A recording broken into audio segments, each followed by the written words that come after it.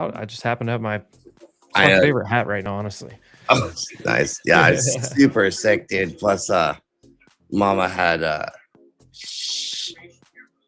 not feeling well with whatever uh morning sickness stuff, so we had to go to the ER last night because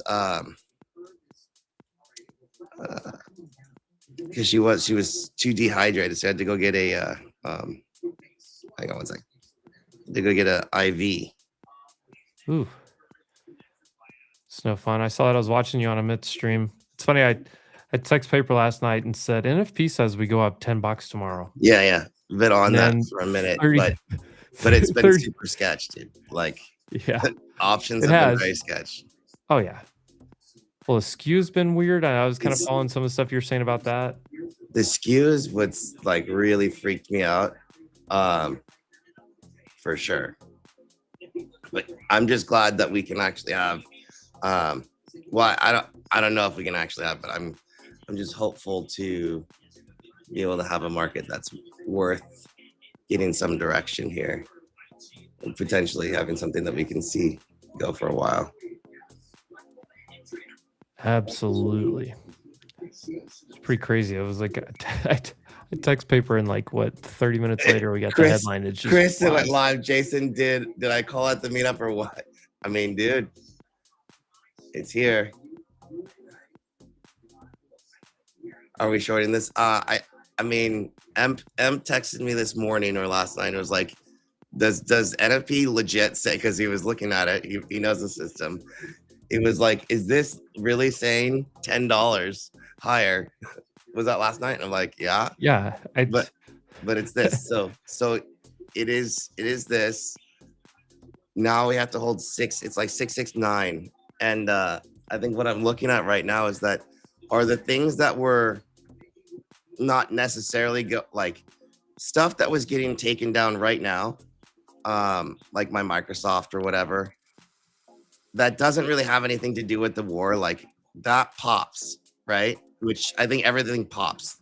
I'm just kind of going across the board and saying, if something like a Microsoft holds, or some of these things like Google that popped, that wasn't even beaten down but popped aggressively, I'm watching it get sold off intraday. Did these things get sold off? What was real? What wasn't? What stays? I'm watching my Oxy bounce up a little bit. I don't know. So this is the moment that I was actually mostly concerned about. When everyone's expecting a flush, we're not likely to get it. So right now is probably when people are potentially going long. That's when it could happen. And I don't think downside protection is going to be very expensive right now, but let's check it out. It's less than it was yesterday on certain things for sure.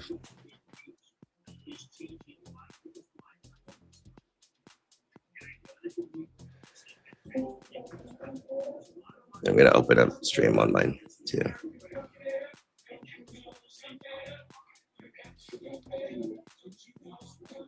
Yeah, what a night though.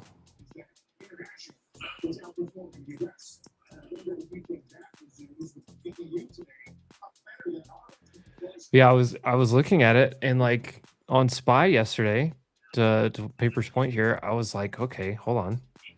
Low of the day. I mean, we opened up. Yeah. Opened above and closed above. And like I know it was kind of like, yeah, you got to put the news with it as well, but like we came down, held perfectly here again, and then we got good news. And I'm like, well, we're going here. I said $10 higher, not 18 or wherever we it's right there, but you have it right there, 669. That's the level. So it can pull back to that as long as we close. Yeah, that's resistance. So it's all up in resistance right now. And then if you look lower, coming right off support, there it is, right? It's November. So look at QQQ gapping above it, coming back down to touch it makes sense too, right here. Yeah. But yeah, here's November. It's that's the big box, but look at the November low. Well, yeah. So, that's where we came off of. Literally, that's the range. Here we go, short for a near term. Yeah, no, last night, just I had 250 on NQ. So, well, I had a couple spots. I I traded back and forth last night, made 40 bucks. You know, it wasn't even worth my time. Nice. Just ended up giving it Tesla all back. But now this one's bouncing, or I think this one's rejecting. Finally. Tesla is on my spot. 356 was a huge pivot on Tessie. So relief bounce up over. This is one again where it was getting like absolutely decimated, but has nothing to do with oil. I would not think, or at least the war. Anyways, what are they doing to Nvidia? Microsoft 379 coming in hot. $5 downside a lot on SPOOs 670 put. No, I mean, you have to think anybody that was long is going to be taking profit this morning, especially as it starts to come in. They're going to start getting profit. You hit Yeah. you hit the 50-day, so this is your opening. Why does Oxy look like it's going higher? Spice sitting on the 50-day right now. You lose this 675, and yeah, you should see 669. Yeah. Also, look left. I don't want to. all these lows is what happened. There we go. There's 100 something points on my short.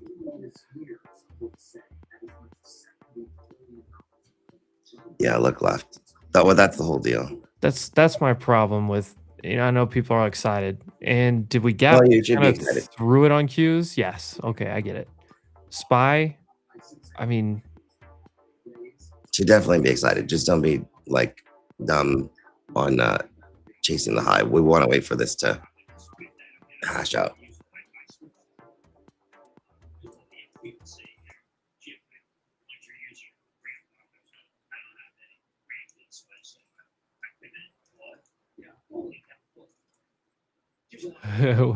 Chris, put this in Chris the link. Get him to stop by.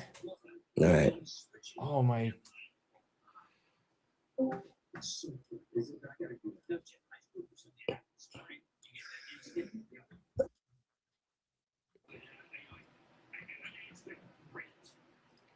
Yeah, this is on the 50 right here. The other thing on just the macro front of everything, like, yeah, the ceasefire is great news. Like, and kind of like Paper said, you should be excited about that. It's great news. Oh, gap rolls 62. Half gap. Gap rolls here now. Yeah.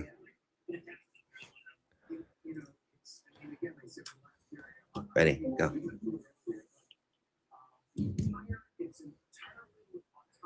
December's NFP breaking right here.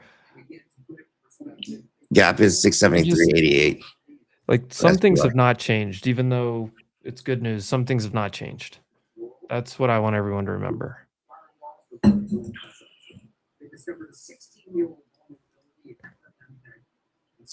Q's on NFP level, but gap is 605. When I say gap, I'm not talking about the overnight gap. I'm talking about the gap between Asia and London sessions. Correct. Yeah, that's what. So, like, there's multiple ways to look at that, but gap system that Paper uses, where does after hours close? Where does pre-market open? Yeah, Asia to London. So 673.93 on SPY, 605.24 on Q's. Q's is on a NFP level now, though. Yeah.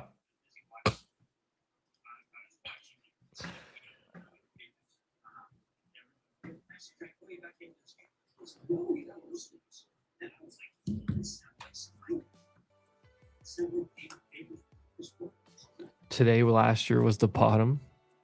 Mm-hmm. Does that mean today, this year's the top? Son of a bitch. Why they gotta be like that? I did tweet about that. That was rude. Oh, this tick, opening tick, 1300. It's pretty hot.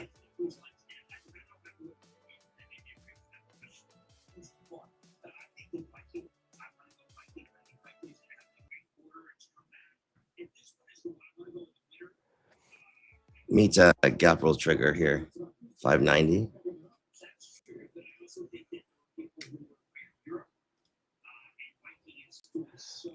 I covered my short. This looks weird. Pretty much like everything there. At the index level, it looks fairly neutral, slow bleed, but I gotta go meta.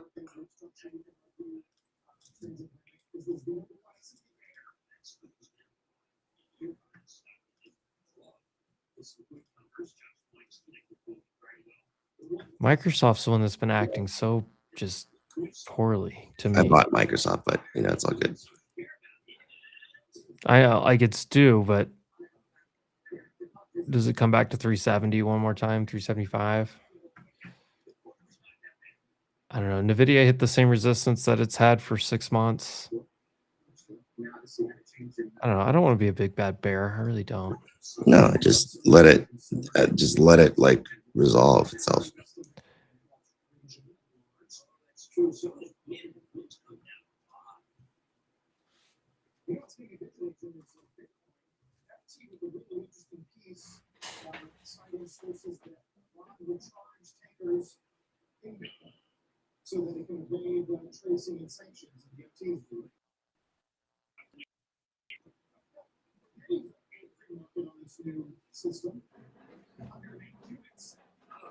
I tried to turn on this other computer 5 times. Just keeps getting stuck in the like loading screen. There's a little bounce off of NFP. A little bit. I need 676 on what is that? And 676 is what? Half gap. It's NFP high in March 606.0. Yeah. The low right there, 606 spot. Oh, for Qs, yeah, for sure.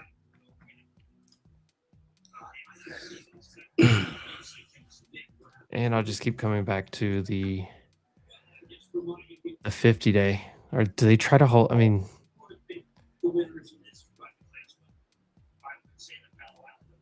I don't know. You get some euphoria. Hold on, they're just dumping in 676 here.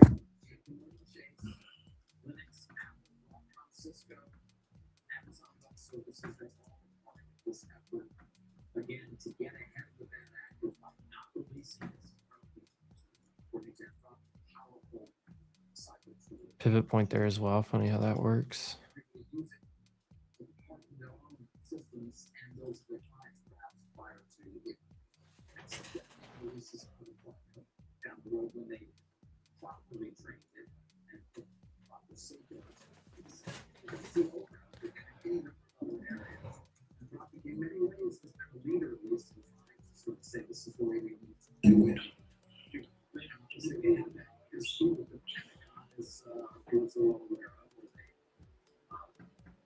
I wonder how long it's going to take people to like rebalance this moment and like decide what they're going to do from here. Yeah, I mean, is anybody buying up here though? I'm sure, yeah. I mean, I guess like a simplistic person is going to say, "Oh, well, I just got left behind." Not simplistic. There are certain things that are not like you. If you liked Microsoft and you were looking for like a way, okay, like, I'm talking about the indice level. That's fair. Oh, index level. I mean, this is the moment that you would be cautious. Literally, this. Yeah, I don't know. I don't think the people that are buying. I don't think they're looking at buying the index. That's fair. I think the people that are actually going to be buying are going to be looking at individual equities. And when you go and look at individual equities, you're like, okay, what's going to happen to this thing? Where are we going here? It's like it's a little bit of a mixed bag. I'm surprised my voice is still somewhat alive right now. Because it was absolutely posed. Yeah. Look at this guy. What's up? Oh, what's up, Chris? Nothing much, man. Camera on for you. How come it's not? Dude, Camera? I feel a Starbucks. I feel like a Starbucks is gonna come back. Does anyone get that feeling? I like Starbucks. Me and the wife, we went to Starbucks this morning and it was packed, and they're actually starting to select good drinks again. Like they have like these new energy drinks. Starbucks has been turning around for a minute. Yeah. Like for a good minute. Dude, that last CEO, like olive oil infused coffee, I was like, bro, they have lost their minds. But I mean, I think they could end up turning around a bit. You know, Yeah. I don't have I don't have a position in Starbucks, but it's You don't? interesting. No. I feel like you've been talking about that for a minute. I've been doing the research on it because the thing is, my concern with Starbucks has always been around their unionization efforts. So anytime you go union, dude, Oh, just kiss your marches 100%. goodbye. But you are a Brian Nichols fan. Yeah. Oh yeah. You know, speaking of unions and potential things that could turn around, what are we doing with the? I know you're a value investor, bro. Mhm. UPS. I'm not in it, man. But look at it right here, right now. Like, Yeah. is this not it? I'm just not a fan look of at it on like a very long-term chart. I'm just not a fan of the Good business God. model. That's typical right there, though, right? That's the setup, man. No, I Yeah, mean, well, it's hard. It totally break the is hard. downtrend after years and then retest it. Yep. It's here The now. pattern people will tell you the inverse head and It's shoulders. here now. Literally And here now. Oh yeah, look at the shelf that's here. If you like the transports, And with oil coming in, like It's here now. that's gonna help it. But yeah. just a question: what is the catalyst that could drive their leg up? Like, what's the main thing that could Here's it done. possibly give it juice? It is, so they have a turnaround story. You have to talk. The CEO has always been like, it's 2027, right? And so I think it's more, there's a little bit of automation. They have two storylines fighting. If you're short, start to take profits, by the way. Two storylines fighting. One is the unionization, two is the automation. And I think that's in reality probably a multi-year turnaround process, which I feel like is right up your alley. Plenty of time to research things. She said that 2027, I believe, is going to be their year, 2026 or 2027.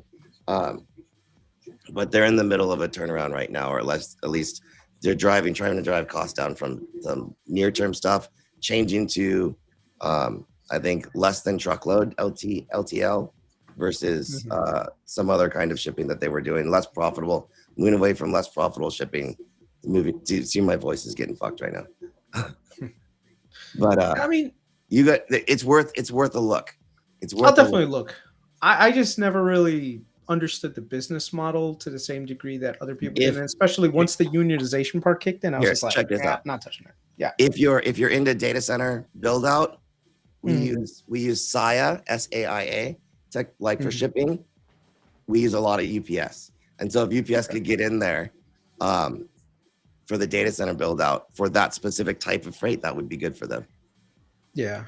The only thing that scares me about once a lot of these companies go union is that anytime they start to hit some levels of profitability, the unions come in and they're just like, hey, where's our cut? Where's our money on this? And that's one of the reasons why, if you look at like the auto sector, like especially American auto, has never really gotten above like a single digit PE for the most part. Like GM, Ford, and all of these guys, they all trade at single digit PEs, because anytime there's any sort of expansion in profitability, they're just, like I said, the unions just jump on it instead of, and the thing is, like, instead of a lot of these companies cutting people in as equity holders, I think that would probably be better, because then the unions would say, wait a second, we need the stock price to go higher. But I feel like bigger employees. Oh no, it's my employee stock purchase program, like hefty stock purchase program, ESPP over unit. If they could make that kind of, I mean, that's like a cultural change. New lows on booze here. A company that does it really well is United Healthcare. So I don't know if you guys know this, but in their compensation plan, did you walk through that change gap here on SPY? The stats change, what that all meant. 75. There's half gap. I gotta trim. You guys are real traders, man. You're just like looking at this like minute by minute. Oh, dude, yeah, like I just shared the screen. So like these are my contracts right now that I'm in, and you can like purchase here, exiting, purchase, exiting, and I'm watching. We're watching all this stuff live, but this is what our Jeez. tick like. Yeah. I'm not really like I trade, but I don't trade nearly as much as other people. Like I'm more of a, hey, listen, find mean reversion plays, find plays that are low beta for options, Yeah, things like that make swing sense to, trader, thematic swing kind of thing. yeah, yeah, Yeah. you know. Yeah. And Well, your I position, think, yeah, I would describe you as a position trader when I watch you. Like not yeah, even swing, but like I want something that I can position into comfortably for a while that I don't have to Yeah. like, get hyper focused on. I think we yeah. can do all of it. Now you guys are you're one of the you're those people that actually need those 6 monitor setups. So many people they have 6 monitors, but motherfuckers don't do anything with it. You guys actually are utilizing it the way you're technically supposed to. Yeah. Interesting. Yeah. Are You'll these see dailies? here's a 15-second chart for you. And you'll be like, does this chart even exist?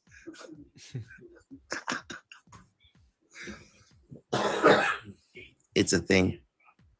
Tick. Emp uses ticks. Let's see. Yeah, this is just one view. Multi views across the board though. Tessie, this is 356. Oh no, if you wanted to hedge Tessie, feel like it's possibly giving you a second opportunity, but I don't. Before this, Tessie probably would have been like the primary short target, as much as I hate to say it. It's the weakest across the board that I can see right now. Nvidia's pretty weak too, though. Ooh, what's going on? The market's selling off a little bit. Well, you're gonna have people taking profits. Yeah. This is to be expected. So like, I just we're just about to. Oops, sorry. Shit. 670 on SPY. This is typical. On the bottom of my screen here, we have something called tick. This is like the market has gauges. Like if you have a car and you're driving the car, there's gauges like a temperature gauge, oil pressure gauge, gas tank, things like that. We were too hot.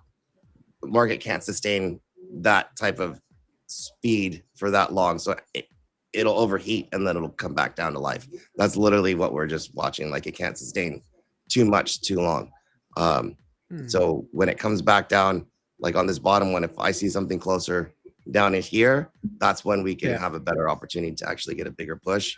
But ADD, ADD advanced decliners plus 2000, you can't sustain plus 2000 for very long. It's just you're overclocked. Essentially, you're going to overheat. It'll be healthy to have a pullback.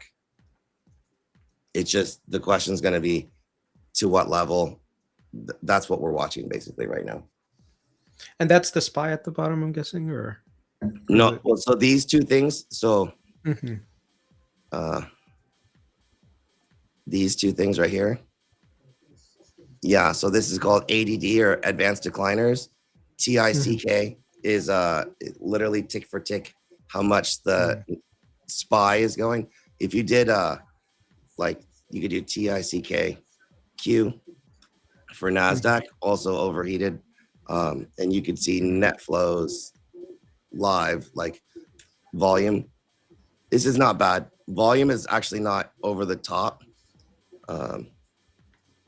So volume's still good. This is coming in hot, but that's just intraday. It's not overclocked. Like if I see 1500, yeah, so we have plenty of time for volume to continue to come down. It's volumes. Am I seeing this right, Em? Volume's low? Well, yeah, because volume's lower than I would have expected. So people are still hesitant. So this is what we use. It's a bit of a tell. A lot of people are waiting. There's still cash on the sidelines still. There's decent. Relatively volume is low, and it's from what I see, it's just some people are taking. Anybody that was long is probably taking some profits. That's like on the indice level. Yeah. Now, like to Paper's point earlier, if you've been waiting on some type of decent signal in the market and you've got 5 stocks, 4 stocks, something like that that you really like that have been beaten to hell, then yeah, you're probably picking up some of those today. You're probably like biting the bullet saying, "Oh, I know I'm late, but it's beating up 40%. Like I'm okay getting in here even if it goes a little lower, but I'm ready to start buying." I have a good amount of spreads on some positions, and I might end up just buying back my short calls today. That was the Not thing. your short calls. Do you have short puts?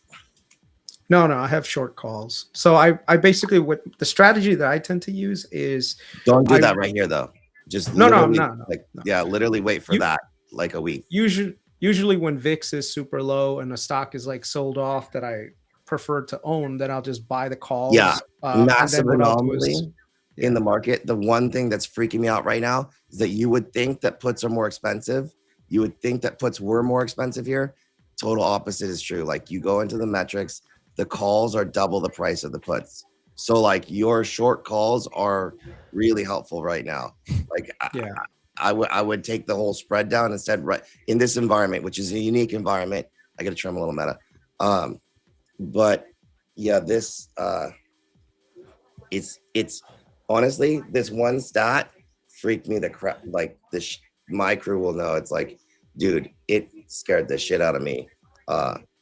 Watching what's going on because the calls should not have been that much more expensive, but they still are. Like looking at the money straddle for I don't know SPY leap options, Chris, and you go like 2028.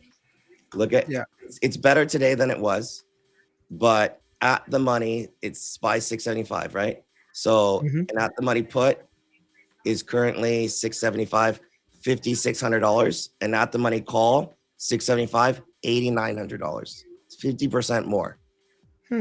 That is counterintuitive to what you would have thought, and what's kind of freaking me out right now. So why I would say like check the stats on whatever. It's not everything is like that, but check to make sure that you are actually getting because each underline is going to be slightly different too. Yeah. Sorry, rant, but super important if you're going to do something like that. That's a good idea. I better double check on that. Yeah, because that's literally that's how they get you. Because then you're uncovered on very expensive call premium unknowingly, and you're like, oh fuck, and that's when the pain really comes.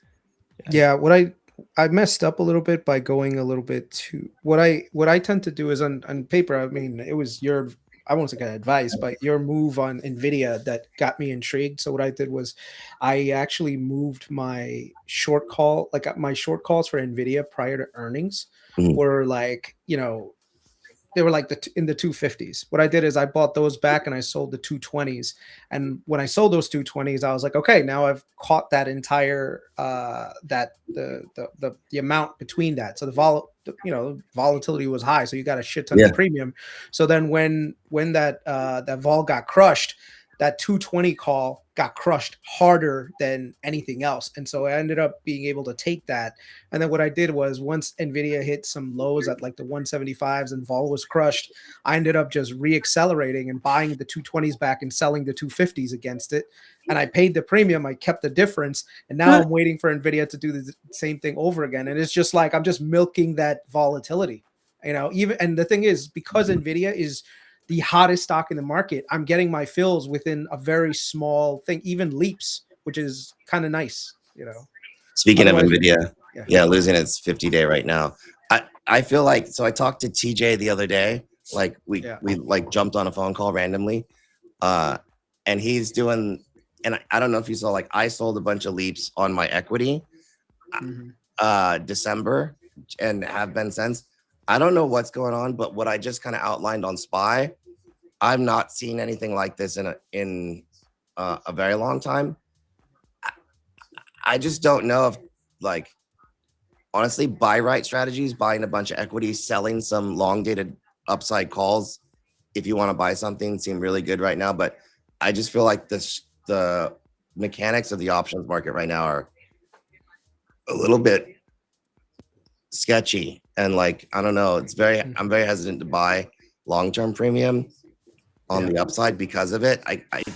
that probably shouldn't be.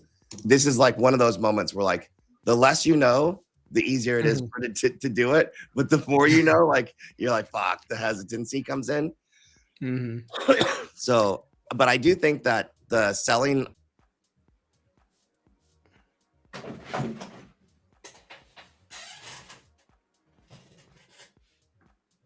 You just muted yourself? Yeah, I think Jason, you might have muted yourself. Still muted.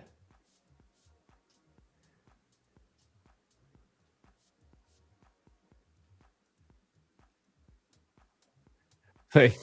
I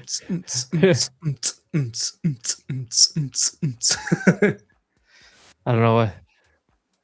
Jason got muted. There he is. There he is. Mic selection or something got all messed up. I don't know how long that was off. But I told you pretty quickly there. Oh, okay.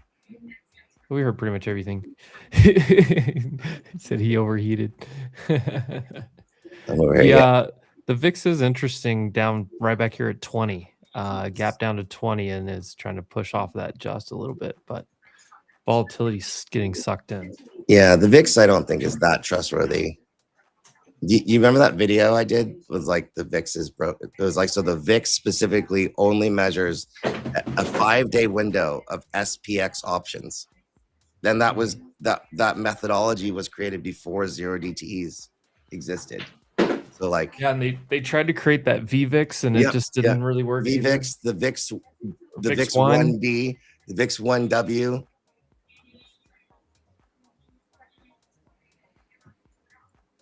Metagap. You guys should look into Norwegian cruise lines, by the way. They fundamentally, they are very oversold for where they should be relative to the changes. They're cheap. They're cheap, super cheap. They refreshed their entire board, and Elliott Management's took a giant stake in them. So they're like pushing for a lot of. Yeah, Elliott's got a lot of cost cutting that they can do. Because, dude, I'm telling you, I read this entire report, and their SG&A was insane, and the examples that they gave were stupid. Like, the former CEO was still on, quote unquote, the payroll of this company, going out and going to like art shows and shit, buying like art pieces to decorate the cruise ships. That sounds like something that like that's something like that's so funny. That's like a small business kind of like play right there. Some bullshit that would happen in a like. This guy was buying like this guy was buying like Fabergé eggs and shit, and I was like, for what? Like, the hell you buying a $5 million Fabergé egg for? And they're like, oh, it's for like, you know, decorating because we want to like present ourselves to be like luxurious or whatever. I'm like, bro, no one fucking knows the difference between a Picasso and something that's like a replica of a Picasso. No one's going on a cruise ship. You're like, you know what? I'm going on an art history cruise. Like, you know, focus on your core customer, man. Stop with this. But that's the thing. Like, a lot of these executives, they get into this like pet project mode, and they start, and because when you have a board that's just a bunch of basically yes men, you could do whatever you want. Look at Adam Newman. This dude was putting money in every direction except the business.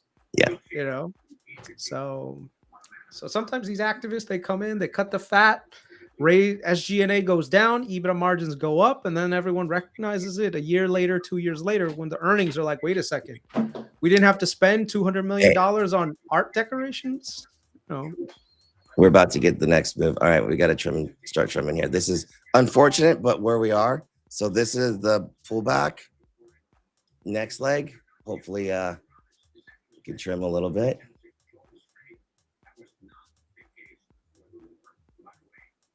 What are we doing on VG? Did you already sell your VG, Chris?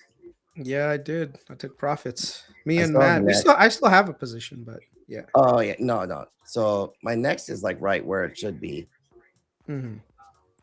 Next is pre-revenue. I just couldn't. I saw it like when you saw it, but like I couldn't chase down there. And then Matt brought. Like, we came across the next. I don't know, but I like the position. Next decade is a nice 10-year like. Yeah, it's pre-revenue. Yeah, so it doesn't have.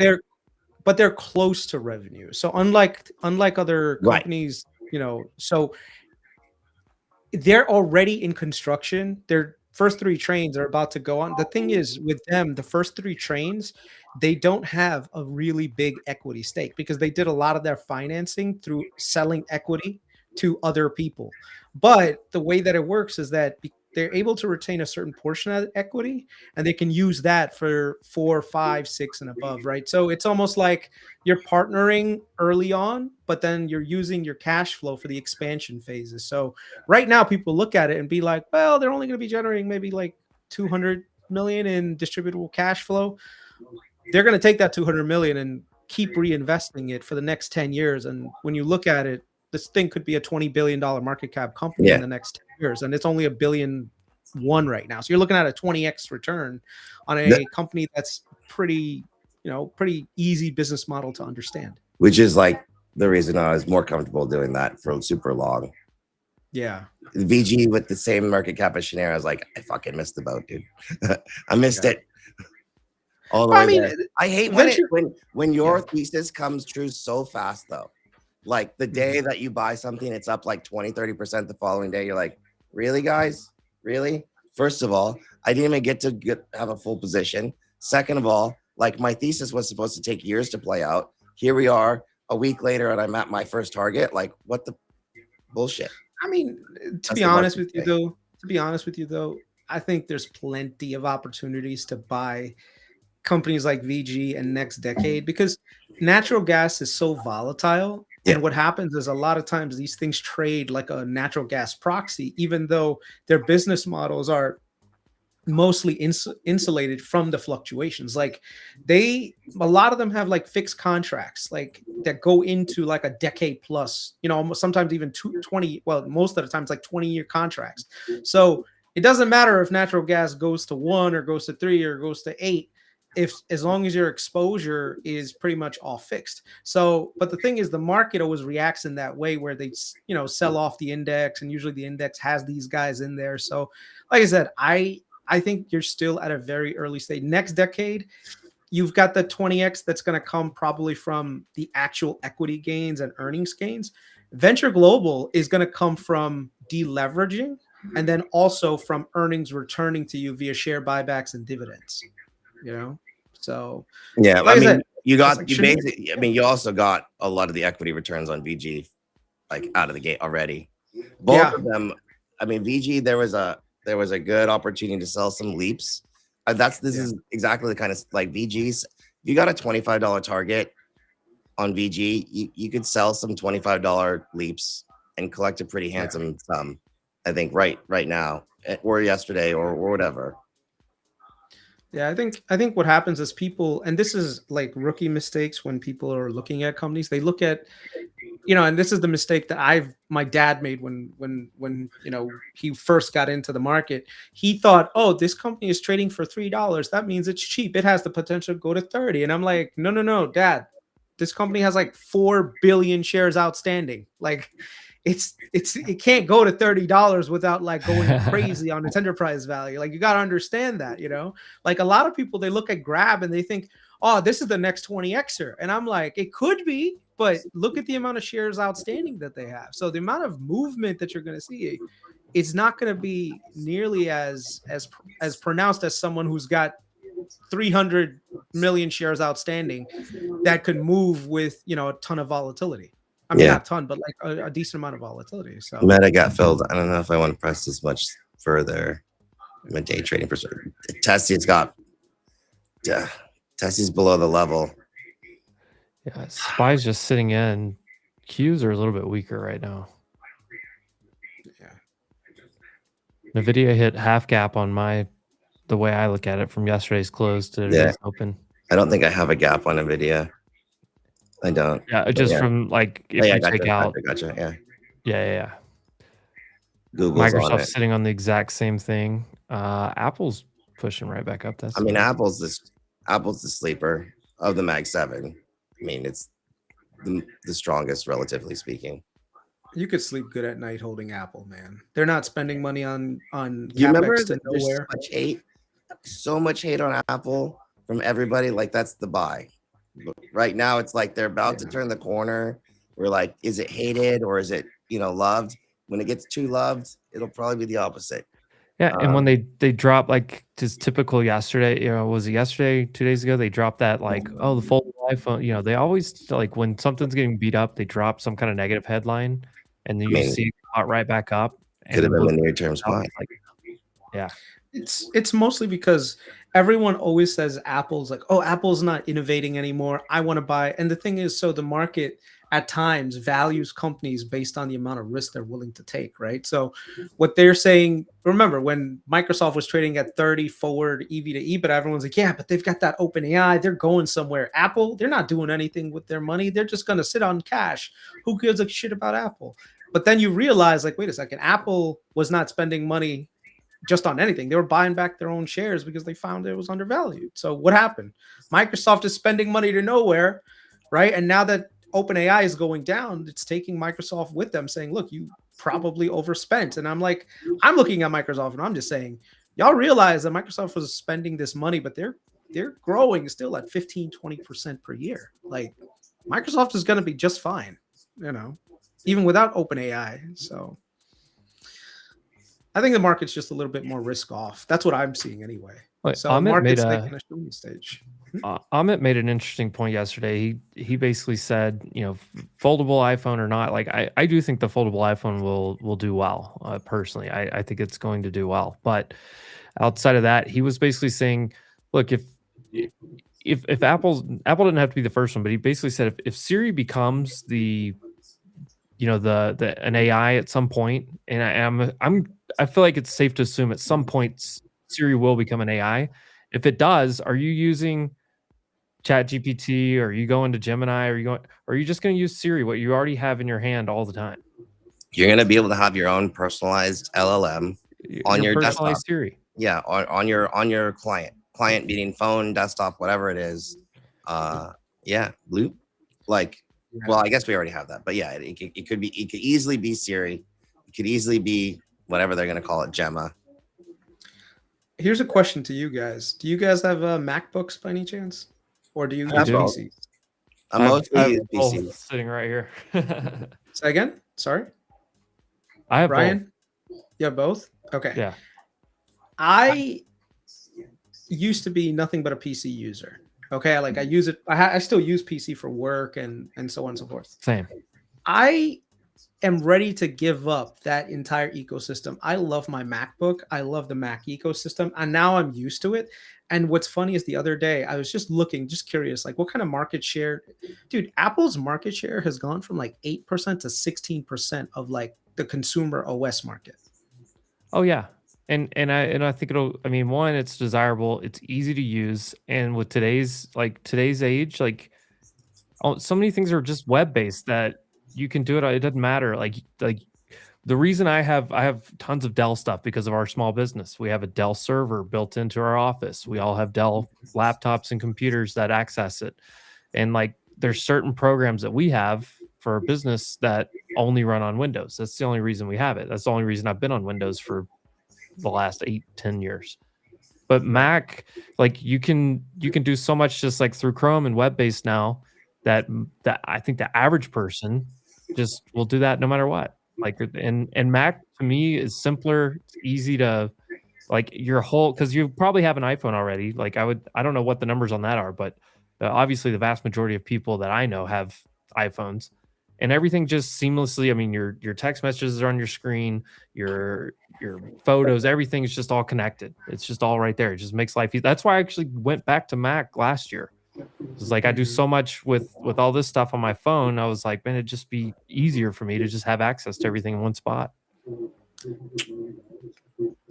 The experience that did it for me, to be honest with you, was, with laptops from like a regular PC laptop, within like 2 years, maybe even like 2.5 or 3 years, everything just becomes super slow. It feels slow. It feels like, and then you've got the stupid, like, what is it called? The fans that are always running, blah, blah, blah. And there's no like standard process. So you don't know which one you're going to get.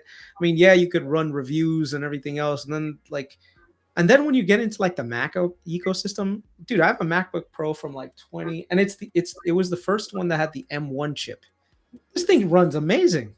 I don't have any issue with it. I love it. Yeah, I just got a new one a couple months ago. I have the M4 with 48 gigs built in of RAM and everything. I mean, it's fantastic. It's running multiple monitors in front of me right now. It's running my camera. It's got, I mean, and I can just unplug it and go. And the battery life on this thing's insane. I left it in a backpack for like 2 days, turned on. Still had like 80% battery. And one thing that might shock people, but do you know what's actually killing Microsoft? Google. My organization, we are in the process of switching right now from Microsoft Office to Google Workspaces. Now, the reason why I say that's crazy is because one of their Microsoft's highest margin products has been their Office suite. And I spoke to so many people. Everyone's like, yeah, we're just switching to Google Workspaces because it's connected with our cloud and everything else. And I'm like, that's interesting. And then what I noticed also was now that everyone can just do stuff on Google Docs and stuff. And I'm like, dude, the only reason I used to keep my PC was either for gaming or for Microsoft Office. Now that I don't have Microsoft Office, I need it anymore because I have Google Workspaces. I really don't need a PC anymore. I mean, I don't game much, but that's it. Like, there's really not much of a moat left for Windows when it comes to their operating system. Yeah, it's still, there's so much legacy there. I get it, but at the same time, I don't know. I don't think it's the same, like you were saying, the same moat as it always was. I don't know. It think depends, for me, like resource intensive. I think you are probably going to build out an actual PC. Like, I mean, heavy traders do it. Like Paper, I know, has got a custom built one. A lot of people that are traders, they have custom built PCs. And then, if you gaming, I see in the chat, like, okay, those are more task specific. But if we just go with the average user, that's why like in what you're saying is kind of like what my point was, with like everything just seems to be web based now. Yeah. Like I said, this is not a dig at Microsoft by any means, but it's just, I feel like there is an opportunity for Apple to really take market share. And the thing is, even though the iPhone sales multiple is somewhat saturated right now, because I think like, everyone's got an iPhone or a Google thing, and it's really hard for people to switch ecosystems. I actually think the Mac ecosystem could actually grow, and it could get to probably 30-40% in the next like 4 or 5 years, especially if they come up with a great Siri. Siri is their weakest part of their ecosystem, but if they were to improve that, I think they could do it. So yeah. All right, boys. Well, good luck with your trading. It was fun talking to you. If there's any opportunities out there in the market, I will be listening in and seeing if I do want to learn how to do a little bit more technical analysis other than just looking at RSI and MACD and just saying, oh, yeah, this is oversold, I should buy. Oh, this looks like it's overbought, I should sell. That's it. There you go. Hey, well, I'm happy to help. Right? Paper's like the next level here. Look, you and Evan both need to go to the school of TA. Yeah. I swear we're gonna have the certifications soon. But I would just say, if you want to learn, I don't think you have to be an expert in technical analysis, but there are certain things. So for someone like Chris, if we're at anybody that is kind of where Chris is right here, right now, I just posted something that I feel like the biggest thing that look up a statistic called relative strength. It's not RSI, it's RS. You can put a numerical value to it. The things that were relatively strong coming in and are relatively strong today, it's not the first time I mentioned this, I think will be this year's winners, like across the board. And also the things that were relatively weak coming in and are still relatively weak on a day exactly like today, those are going to be probably, if you want to short something, the targets to hedge. The weakest stay weak, the strongest stay strong. And then I would monitor that ratio. But I always thought of technical analysis like it's pretty much like voodoo with like a witch doctor, like you just plug in whatever you want and you just sound super smart, but it works. I mean, you guys are pure proof that it works. Yeah, I think the thing is that once you realize that every price on a chart actually represents an individual or an institution's actual decision, then it's like, okay, we can start to connect some dots here. You don't have to rely on it, but you definitely use it to connect some dots. Yeah, I mean, when I look at it, I'm like, if you guys could take your brain and put it into an AI and have it trade automatically for you and make money, I'm like, I wonder how much these high frequency companies are doing this same exact thing. Yeah. Which also means that whatever you're doing is probably consensus, and it actually means that you're probably more right than you know. Because I mean, if you think about it, what you're doing right now is, it's pretty logical. So if they build the same logic, that means that when they hit the same levels that you guys hit, that means that you're going to bounce, right?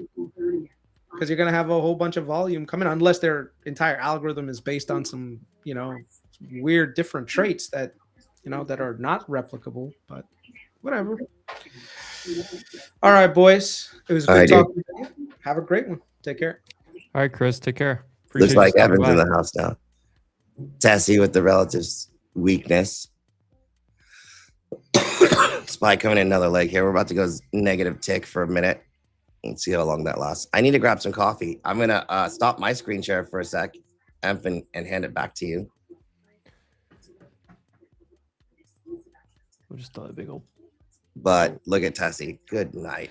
That's what I had. I had Tessa pulled up. At Tessa, that's just the short right now. Yeah. So relative. So relative strength. I saw your tweet. The relative strength. I really like that. Not RSI, but just relative strength.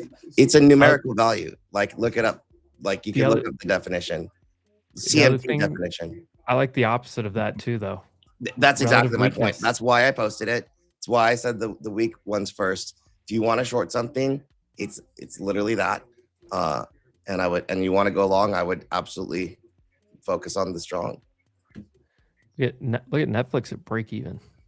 And I like Netflix, but yeah, today will probably be the biggest tell for one of the bigger tells for the year. Like before all this happened, like I was rebuilding back into FCX. I'm relatively strong coming in, relatively strong coming out. I'm happy here. Apple, like we were talking about, relatively strong coming in, relatively strong coming out. Looks good. Doesn't mean it's going to go up. But if you wanted to take your longs, like those are the ones that you want to focus on. If the whole market's going down, then relatively strong name just means it's going to go down less. Or if the whole market's going up, relatively weak name just means it's going to go up less. That's all. But it's important because we are such a bifurcated market, and if it's going to be a stock pickers market, basically, this is the factor to use. All right, I'll be right back. Though. You're good, Dell. New all-time high today. Interesting. I have not even looked at my all-time high chart. Yeah, I haven't looked. I was just going through some of the stronger names based on that. Did you see Jim Cramer, his last post? No, did he cook us? He said, "I think Apple goes higher." Bar for bar. So he cooked me. He might have cooked you.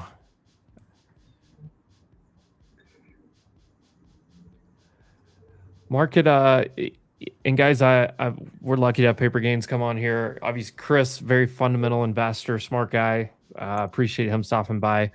When you gap up like this, like, yes, you want to trade. There's some movement and stuff, but there's not a huge edge here. So I'm happy to have some of these other conversations there. Paper, obviously multitasking, hitting a couple shorts there.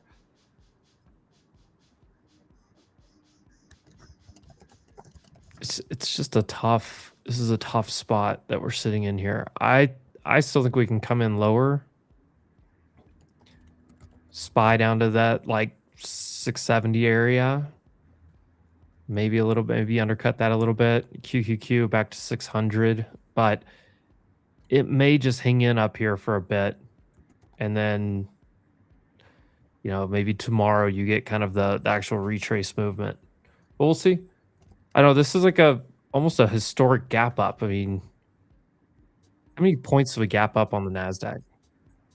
700?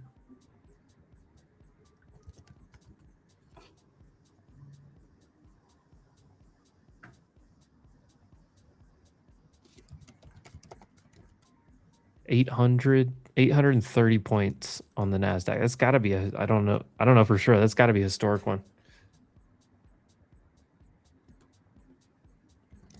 Is Tesla going to zero today? No.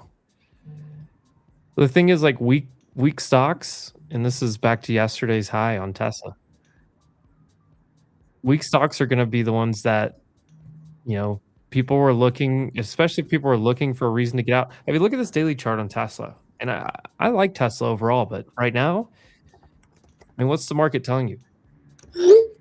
Heavy downtrend, and look, it gapped up to here. Now look how different that is compared to this chart, gapping up to here. Look at Nvidia, gapping up to here, not in a like crazy downtrend.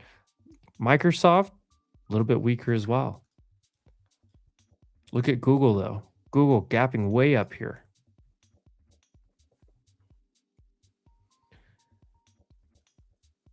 There's some pretty interesting relative strength tells there. Paper needs to come every day. I would love to have paper come by every day.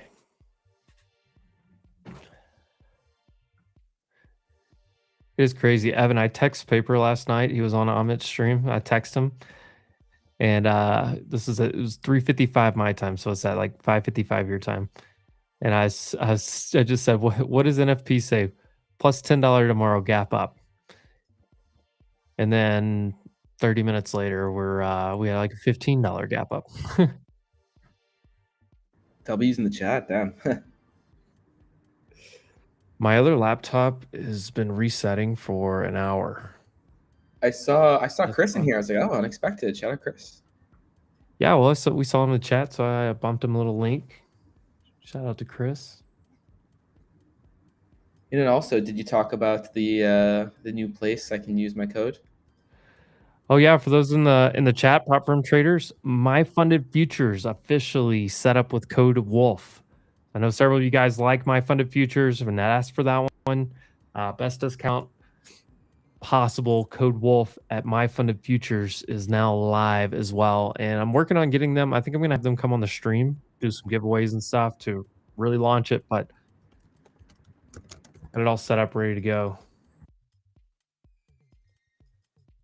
A lot of headlines. Do you guys want to hear the squawker? I don't want it to be too much with people talking on here. Because I listen to two squawkers, it's going to be a lot. The only reason I have it on right now is because I don't have my other computer is, I don't know what's going on. Like turn it on and it wouldn't do anything.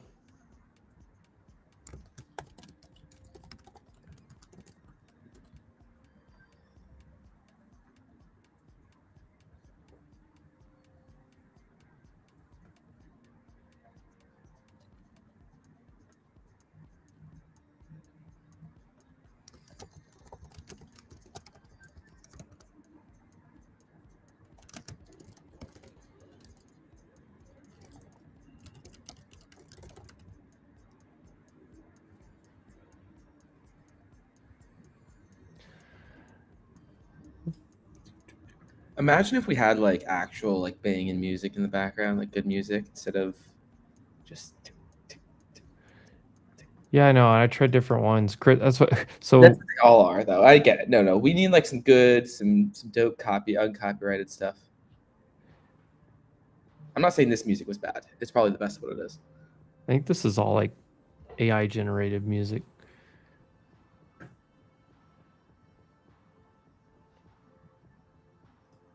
I know Chris was on here and he was like, here, we'll try the squawker part for a little bit. And if I get my other computer booted up, I'll flip it back.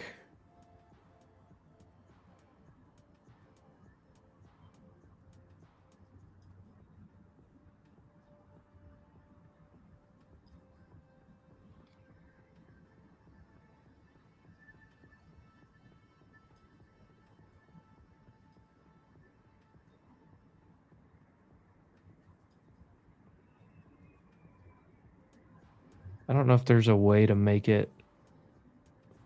I don't think I can. Can I hide it?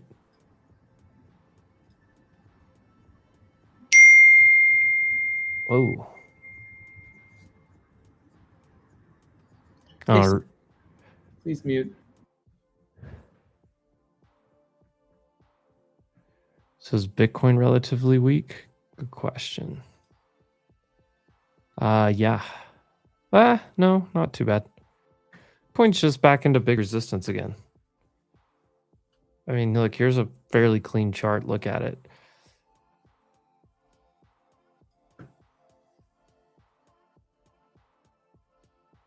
I mean, look left. Resistance. And it accepted back into this range. So right now it's hanging out in that range. So your resistance and your support and your resistance are in that box. Uncle Frank, what's up? Hey, good morning. Nothing really to do here. That's why I was glad Paper and Chris stopped by, because it's like, what do you trade here? Right.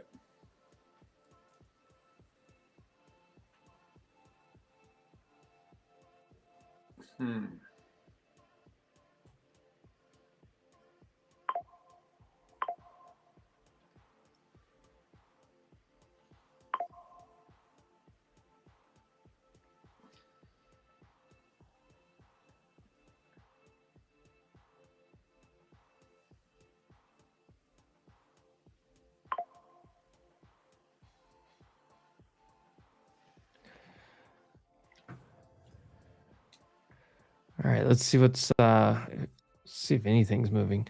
I mean, Nvidia, I mean, I just don't know, like, Frank, when you gap up like this, what do you, I mean, there's not a whole lot to do, but I mean, you almost have to wait for it to come down somewhere to find some people that are willing to buy. And I just, Right. this large of a gap up, who's willing to buy? Right.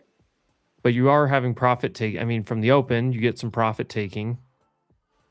So, like, I mean, that part makes sense, but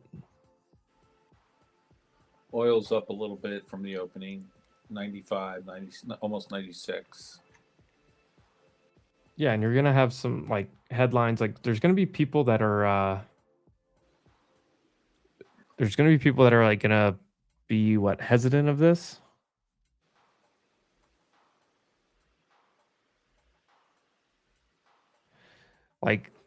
Like okay, you got the good news, but like somebody's going to what do you like, break it or violate the, put the deal into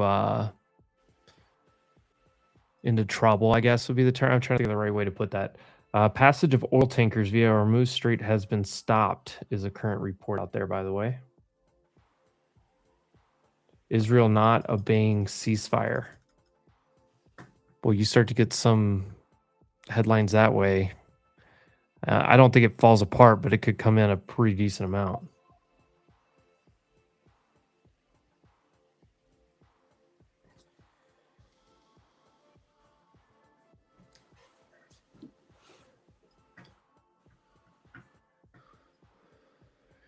We did lose the 50-day. QQQ most likely coming back to there. 6015 right now.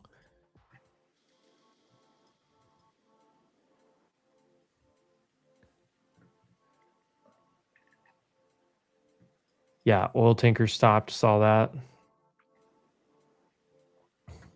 And I just keep looking back to, I mean, this box here, which is below kind of this box over here.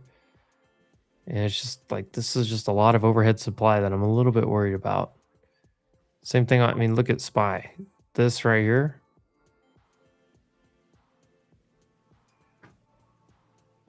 All you did was come back to these lows. Dude, Tesla's dying. prior day high already. Yeah, accepting Give it in. all back.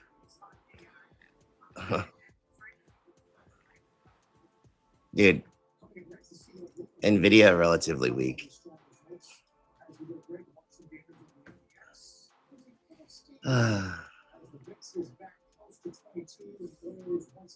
Meta may be the next domino. Yeah, I have it up. I have it up there. We'll see. Big bounce on Netflix though. Netflix gonna be strong all year, dude. Yeah, I like Netflix. Did you see Dell new all-time high today? Dude, Dell's the one. It's been contrary for a while, but I like Dell. Caterpillar was pretty strong today too. A lot of these names are giving them back, but I mean Caterpillar right back to that previous all-time high, basically a little bit short of it, but I don't know. Part of me is a little bit worried that this is just a huge overhead supply. Yeah.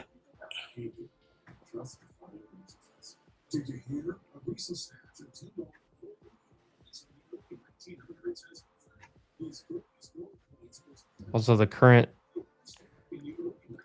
headline is that oil tankers via Hormuz Strait has been stopped. That sucks. We didn't even make it in an hour to the next day. But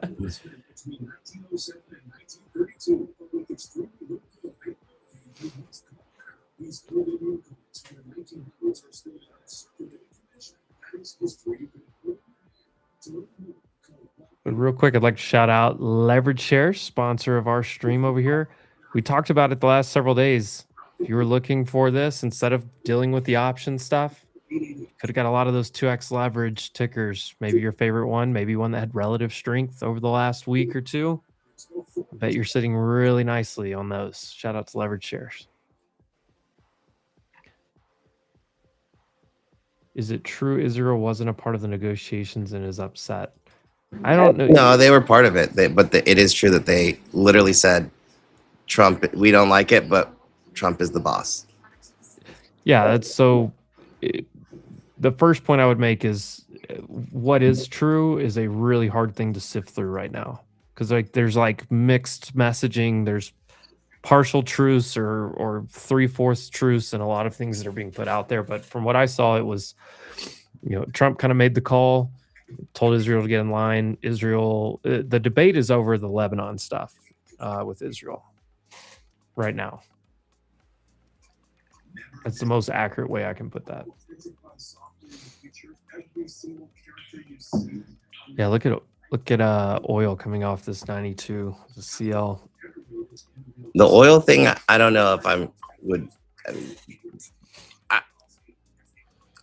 think $70 is the level for me that crude needs to really get below and stay below.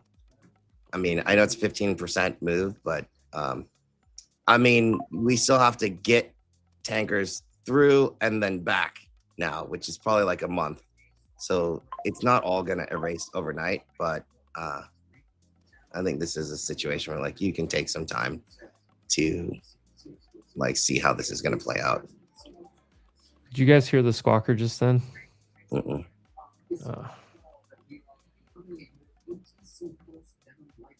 I'll try it this way.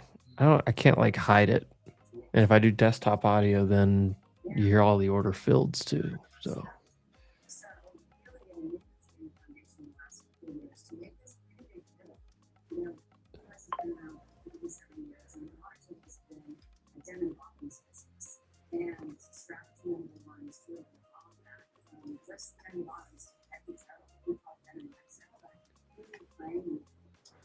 bonds with a little gap up today. Dixie coming in, that's helpful.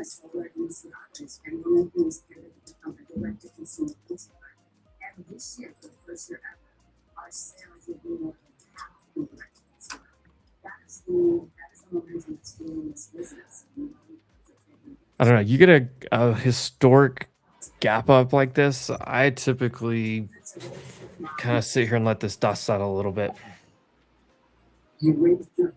Palantir. I mean, I was short going into the open. I was willing to take that shot just based on, some extension stuff that I had. But we got back to where I wanted to cover everything. So Mita coming in. 595 is that immediate support. It's a $10 range though. 595 to 585. according to reporting by the Financial Times, calls for Pakistan to broker a temporary Iran ceasefire in the White House originally. I don't know who this guy's voice is. He's like the utility player.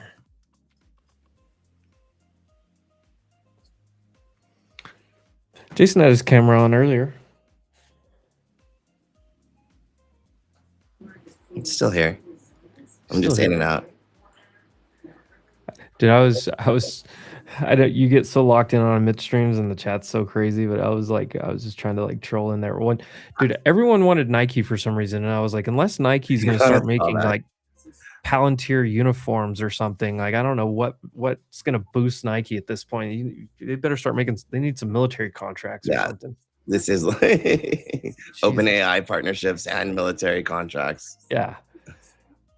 And I was like, I kept saying, I bet you've never taken a drink out of that mini fridge. No, I have. What is it? Is it all Celsius? Right now, it's just water. Oh, okay. That's a good choice. I'm kind of over Celsius. I definitely don't want Red Bull. I haven't decided on what my new drink's gonna be.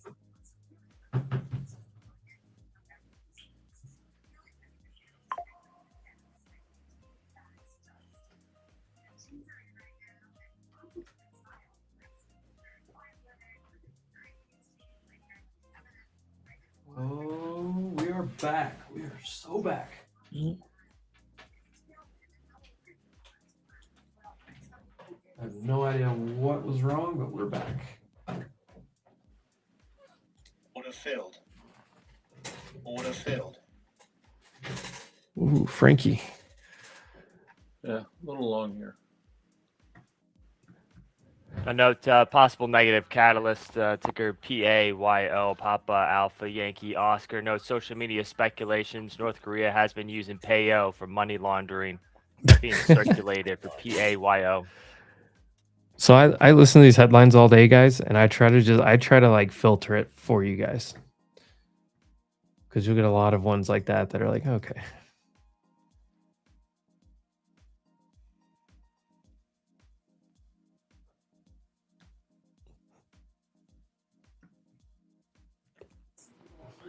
Nike This is is disgusting, Benzinga. dude.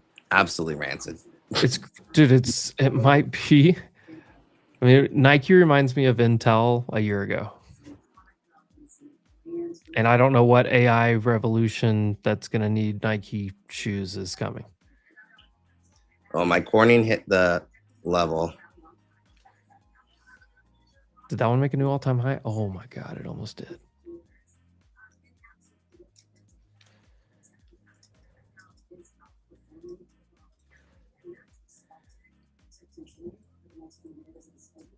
It is interesting seeing some of these stronger names just giving back, like Nebius, gap up, and just instantly. I mean, it's up a lot. I guess. Nike Quantum, maybe that's the answer.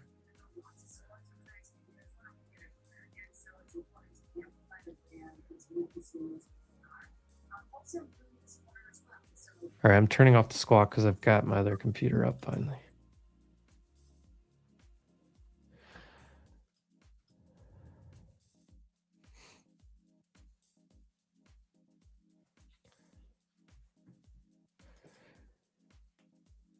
Chad, you guys trading anything long, short? 25K. Frankie was buying that little tick down right there, overextension. If I had to guess. Yeah, I bought it from 18 all the way down to the figure. Yeah. Scaled up. So I'm pumping it out here. I'm not staying long.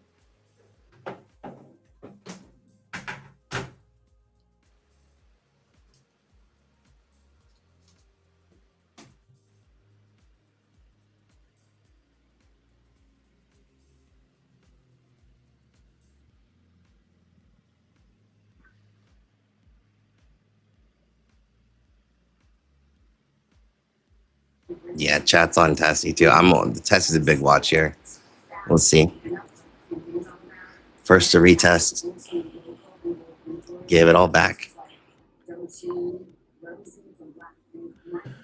Oh, I finally Microsoft is not too far behind it, damn it.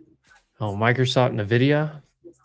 Like Nvidia, it's the same box, Microsoft is triggering same box here. forever. I mean, Mother. gap up into 185, reject to go back to 180. Like that's been Nvidia's story for literally 9 months.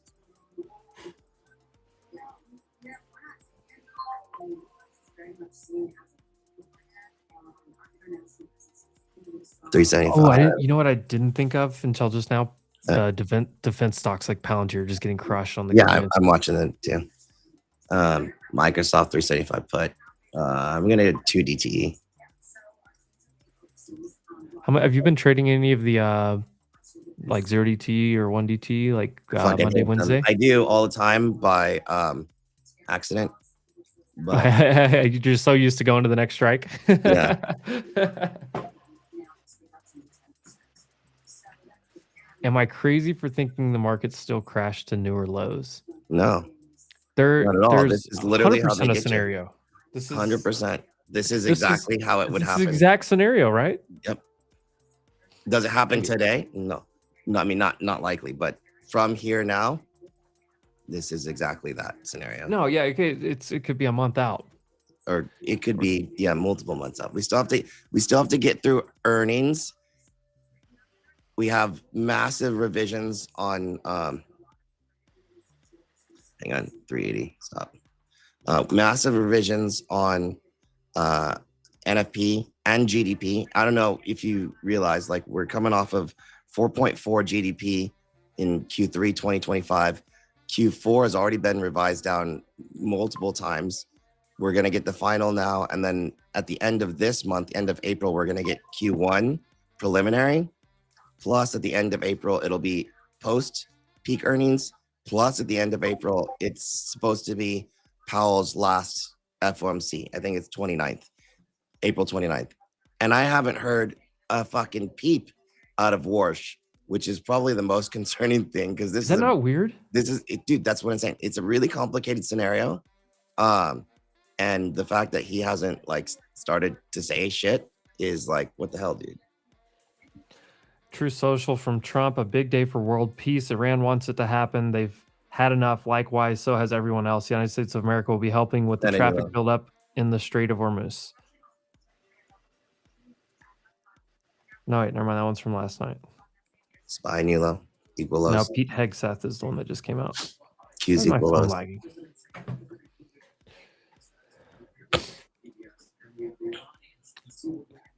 I would love to see SPY accelerate right here and just get down to that 670, 669 and find out what it's going to be made out of. I mean, I know that's where, I mean, I don't know, but like that's what I'm trading for right now.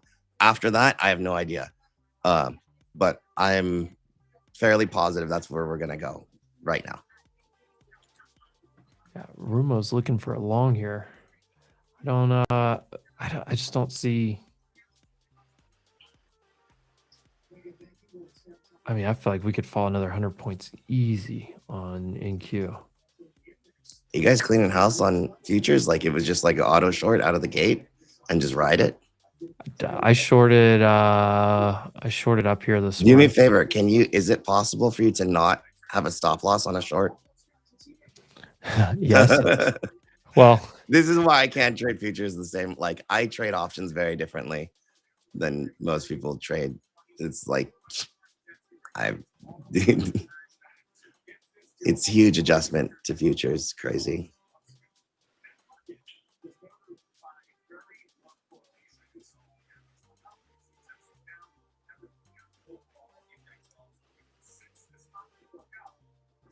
I'm watching AMD with that 227 level also. I've not traded it. That would be really good for AMD to hold.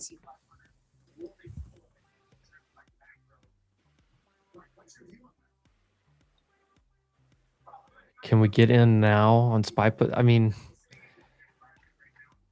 you don't have to get in now. You could wait till 675-ish retest or 674s. Yeah, like 674. Yeah. I don't know. It's tough. I don't see any strength. VIX new high of day as well. I think this is the moment where they just kind of like say, fine, I'll let it go. I'm going to stop trying to jump in and buy the dip. Yeah. And see where it bottoms. Yeah, that's right. I think it could just roll off the table here. Yeah, that's exactly that. So I don't mind it regardless, but if you want a better place, then I'm not expecting a huge pop. But if we get it, cool. I would just add meta new low.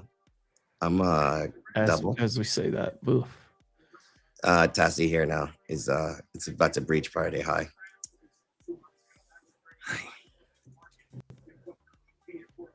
God, I should have pulled up Palantir sooner. Yeah, Palantir here now also. 150, I have a level. This looks like we're going right back to where we came, like with the quickness. If you look, like big names are selling off, and the ones that were strong in the previous market, Costco, Walmart, are pushing up. Exxon is pushing back up a little bit. This looks like back to normal, or whatever the normal was. Yep. There you go. There you go.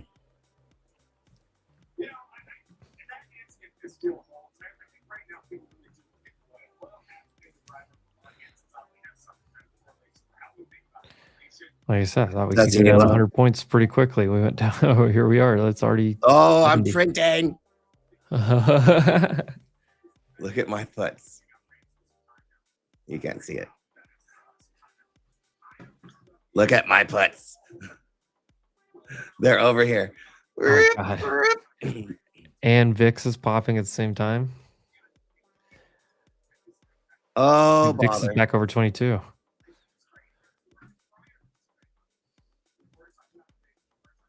We're accelerating.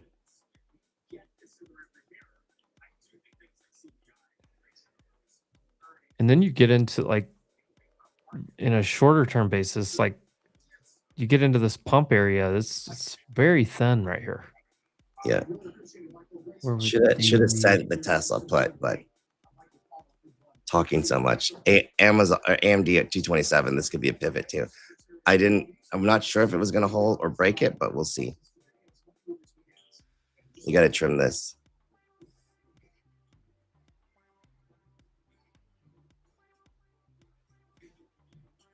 Then at the 20-day.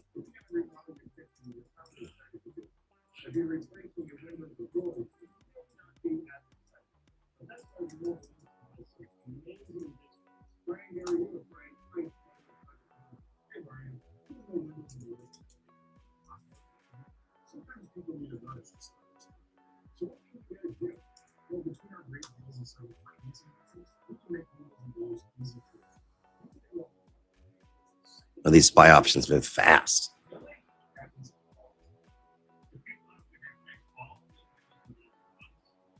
Oxy new high. Bro. FOMC meeting minutes today. Does anyone care? That's it. Yeah, I think they would. It's like we can start to, well, hopefully we can start focusing on the macro. We don't know. I just go back to your point. I just go back to your point earlier. The real stuff. Yeah.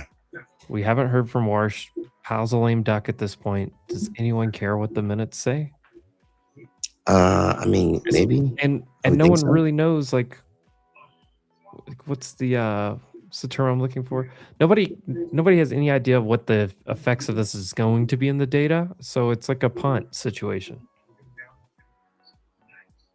Ooh, was that it? I don't know. I feel like you could we're gonna see right here, right now. Do I have to close or can you reshort this? We didn't even hit that big of a negative tick though. We did on NASDAQ. It's a 50-day on Qs. We're below March, so we can go to 598 on QQQ. We have 670 on SPY or lower. I have 601 spot 5 on QQQ for the 50-day. No, yeah, I meant NFP level 601.50, give or take QQQ 50 day. Just the general area. Yeah.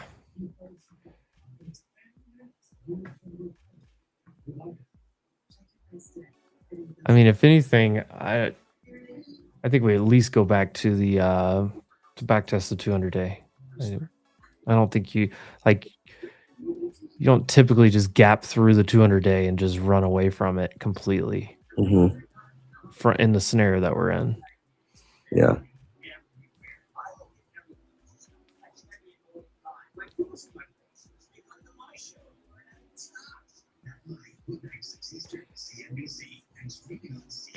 Like this 2022 is what keeps coming back to me. Huge run up it's here. the closest. It's the closest parallel, but the biggest difference is at the Fed level. Where like 2022, we were at 0% rates, and the Fed was able to hike into that to curb inflation from Russia, Ukraine, or from whatever. But that's the difference. The Fed can't hike to curb inflation here because of the weak GDP. Like our GDP is going lower. And then 2022, the revisions were also happening. So like we had revisions to GDP, just like we had revisions to GDP right here, right now. It's like we were coming off of, I think it was like 5.5 the prior quarter in 2022. Hang on. AMD did hold the 227. That's super important. But then we had a negative GDP in Q1 of 2022, which is coming off of like epically high GDP. That is the same setup right now. And then they got it wrong, and they temporarily showed 2 negative quarters of GDP for Q1 and Q2, and then started. But the numbers, which were revised into that, but the numbers were like coming out better as those prior revisions were happening, which is exactly what's happening right now. So it's like, I don't know if we're at the end of 2022, like October's, or are we at the beginning of 2022? Still, like that's, I think, TBD. But the end of 2022 would be best case scenario. My issue is that from an index perspective, if we only had like a 6 or 7% drawdown for the year, like if you're going to call the bottom, I'm pretty sure that's the shallowest midterm election drawdown in like modern history. Yeah. Which would be wild. And when you have a very shallow to no drawdown on midterm years, it's like the next year is pretty weak or pretty choppy. So we'll see. It's AI was just starting, like it was just barely becoming a thing. Yeah, off the 50 on Qs is pretty. What did we say? 674 for retest on SPY. Yeah. So that's your 30-minute orb low. Your like opening. Like your opening drive is going to be a little bit more than that. What, 674.75? Yeah, almost 675. Which is back test of that. December.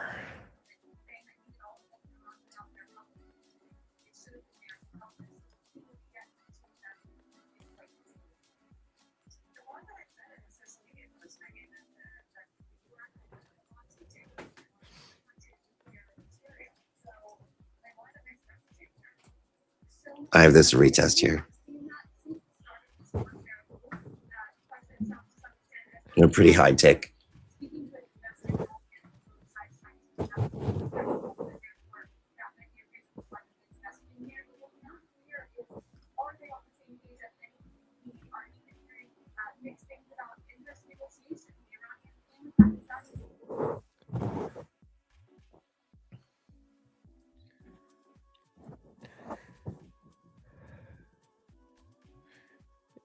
I'm thinking I could press a Tessie short if it goes. I think you could probably reshort this. Yeah.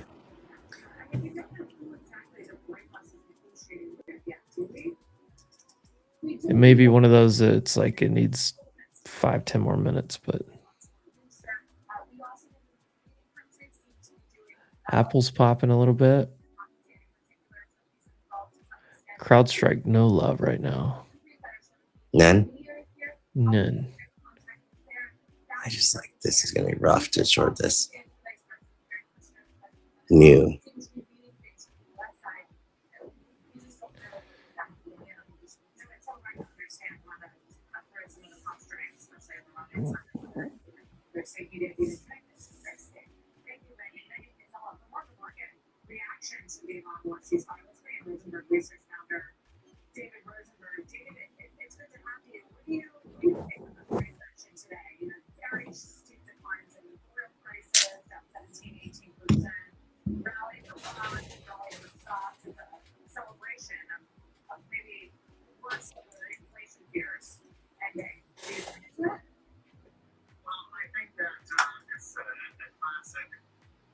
I did it.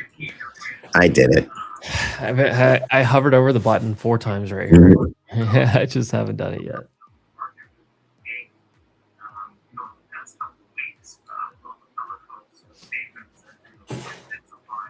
I did the testy as we go through daily range lows and prior day high. This is weak. We'll see. I'll quickly close this though if it bounces higher. That's your IB low too. It probably is the spot right here.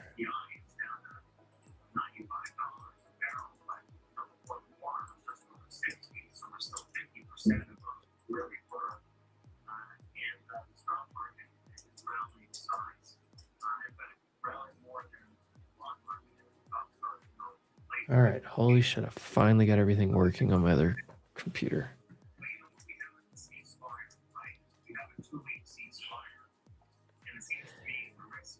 Yeah, news-wise, like, there's not great headlines going on, to be 100% honest.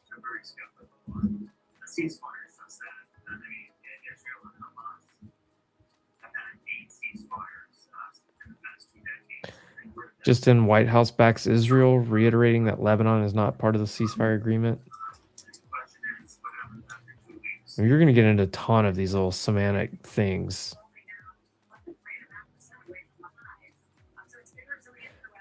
Basically, what you're looking for is the strait to be open, oil tankers to be moving through there, and the U.S. and Iran to actually diplomatically have some meetings in Islamabad and talk to each other.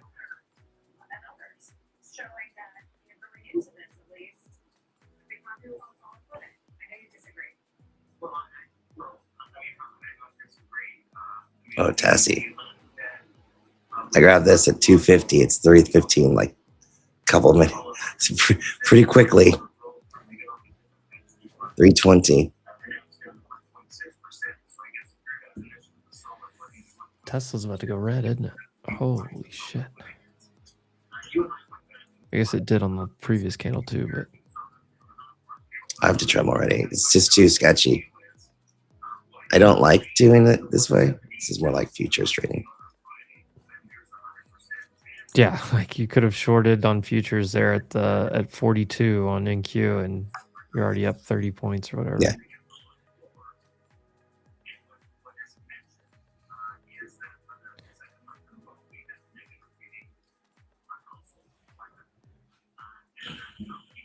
That tick.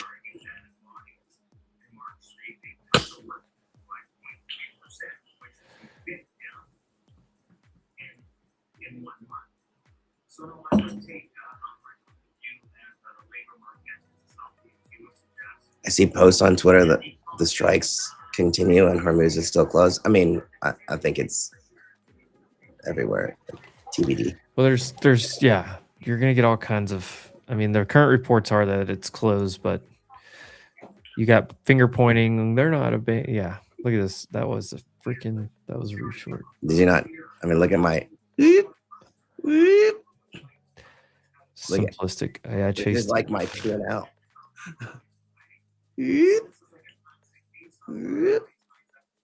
this one should go slower. We'll see. Oh my bother.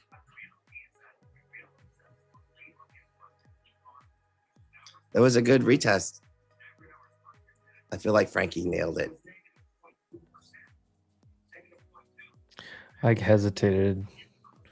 Got in I late. just, I kind of like, I started buying it at like 24,945 down to like 30, and I caught the rebound. Oh, Which okay. But it was a little, but I was going to stop out. Like, I'm not playing the game. I'm not going to get blown out because it's risky here. It's Yeah. like, you can keep going. I think it is going to keep going. I'd like to see it down around 24,800. Another 200 points lower. I'm gonna move down to runners on Tessie.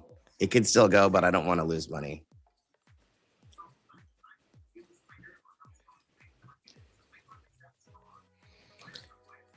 You can easily retest again, but I just got a pretty quick.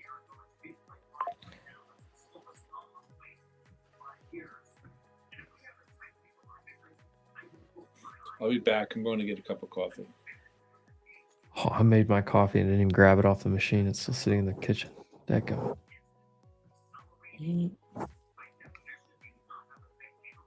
Palantir, dude, 145s. So I'm saying, like, this was a sketchy setup for a lot of these things.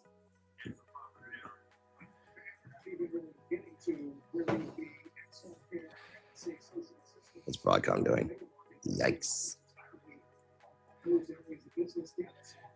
Broadcom should come back in.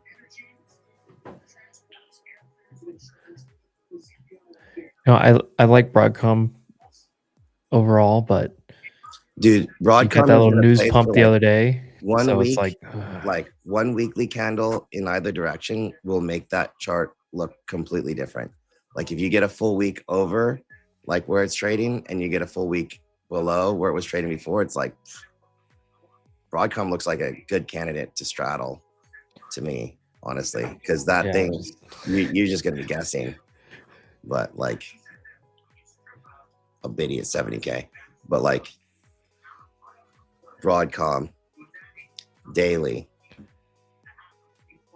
And you're safe on earnings on that one too, because that one's a while out. Yeah, but or actually the problem weekly. is the other. Well, in 2 weeks when all the other Mag 7s report, you get a lot of information about Broadcom from like if Broadcom Google, had from a candle Microsoft. this way to the downside, dude, that would be massive acceleration.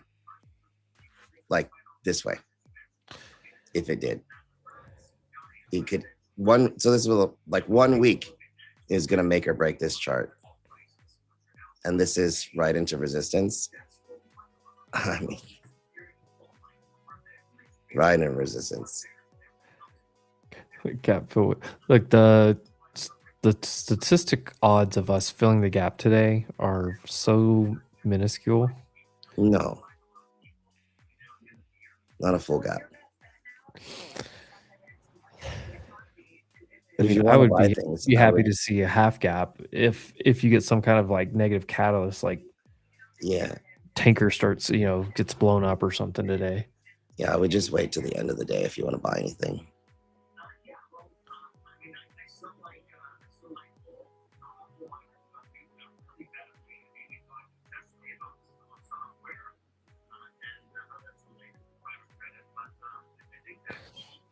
So this is why I didn't short it, because it's like, I think if you pop like a little bit harder, get an overextended tick, maybe. I mean, right now you're just rejecting a 5-minute 9. Yeah, simplistic view is why I trimmed. Same thing down to runners. I take my principal out for sure. Maybe leave a piece of profit in, but I think another trade is going to show up sooner than later. AMD held. Impressive.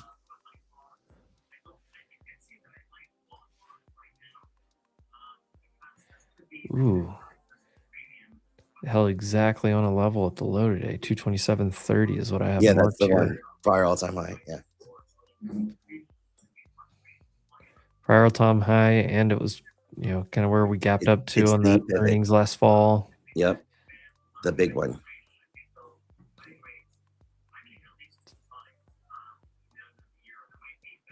So that takes you to like 237 and then 242.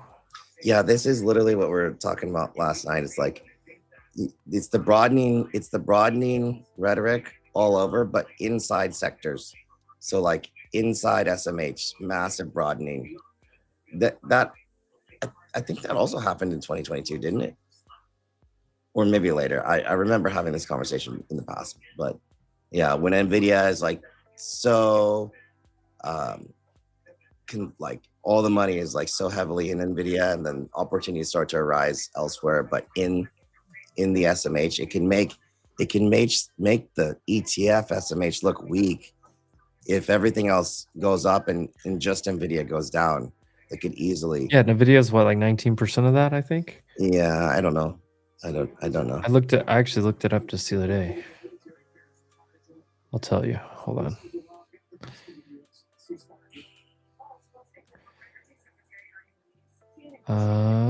Where are you? Where are you? There we go.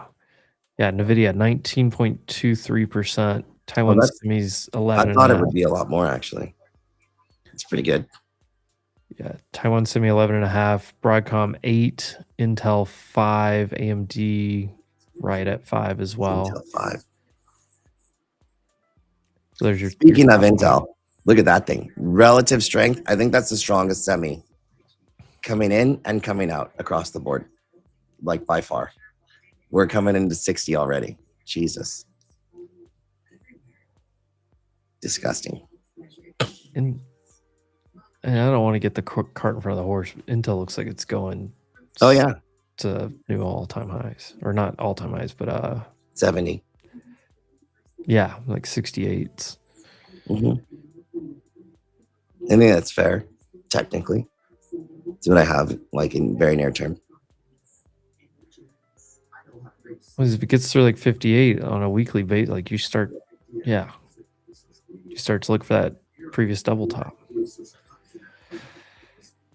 All right, what are we gonna do here? I got a feeling I'm gonna do a lot of watching. I mean, I'm looking at the tape within this. Yeah, the DOM. The DOM and the time and cells. There's just not much happening. Yeah, I believe it. I mean, there's decent. There's just not like tons of size. Tessie. But the amount of people that chased this last night, dude, it was already going before we closed, and it was going heavy.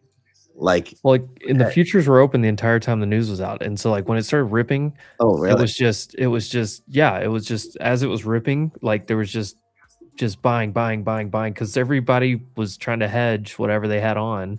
Because what they used the futures for, right? And then they just kept pushing it all night. Asia and London did the same thing.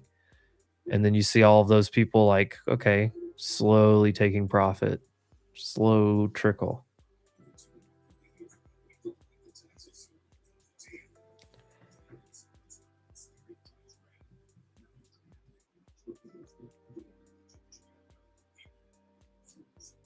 Who are you holding? Boeing I had, I think it's like Boeing looks good, dude. GV. Yeah, energy, a lot of energy still looks great. So they're gonna have to stock split GEV. But no, that's perfect. Energy, dude. Energy, what I have eaten, GEV. I got a bunch of shit in this sector. PWR, dude, like yeah, well, all energy, of that. Energy in the grid's going to be a theme for the next 3 to 5 years. Yeah. So that's what I'm saying. Like, I feel like you're comfortably long there, right? No doubt. Because no matter what happens, that's paying you. The grid build out. Look at AMD. AMD.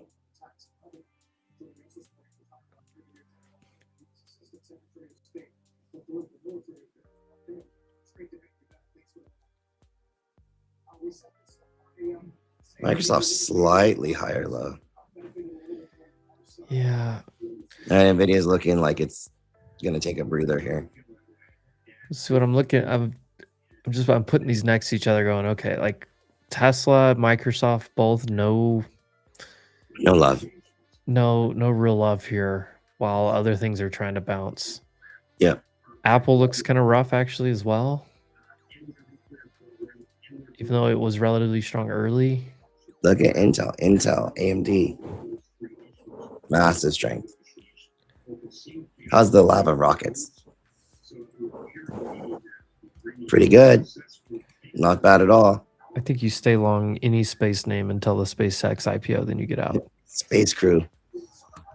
You stay long space until that IPO hits, and then you Yeah. get out for 9 months.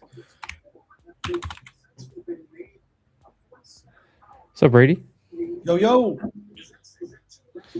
Trying to alert these people on my Instagram that wanted to join in the chat. oh yeah, let's go. IGV pretty weak today too. Paper, you see this? Yeah, I do. 50-day rejection. Yep. That's actually kind of gross. Let's see if I can go live on YouTube, or not YouTube. What's it called?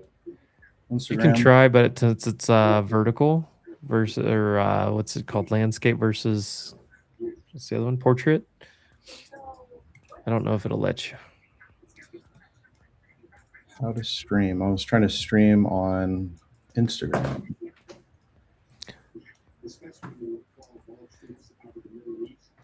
What's going on with Google?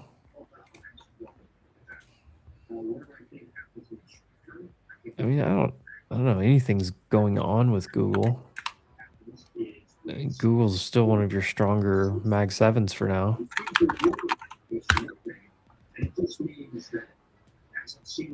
Amazon 200-day rejection.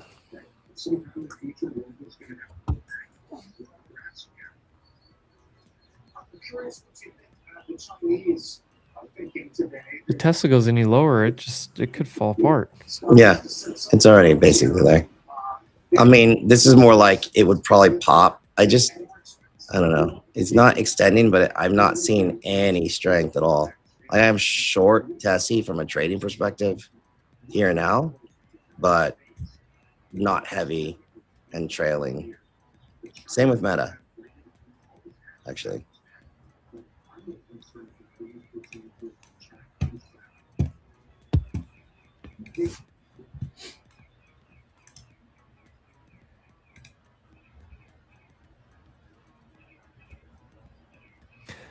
Reservoir Thug says the market was in bad conditions even before the war. I mean, I don't know if I would phrase it as bad conditions, but it was like kind of already rolling over and in a reset. All we've done is basically come back to where we were pre-conflict, and the market likes to overshoot. That's the one thing that's staying in the back of my mind here is like the NASDAQ hadn't made a new all-time high since late October. And we were already trading down, like in this range that we're in right now. We were trading down here before the conflict. Conflict sent us lower, and all we've done is come right back into it. Oh wow, my hoodie hit $78. Son of a bitch. Didn't see that.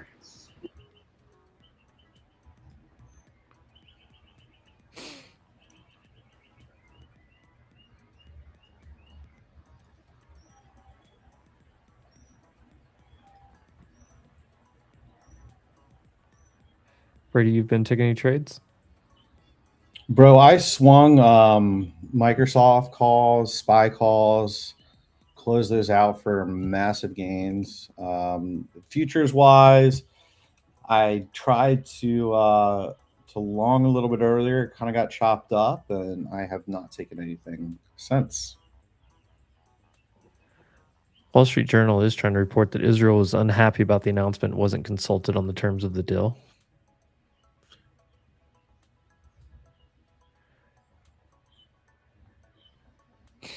I don't know. I feel like at some point today, you probably are going to get some type of headline. All right.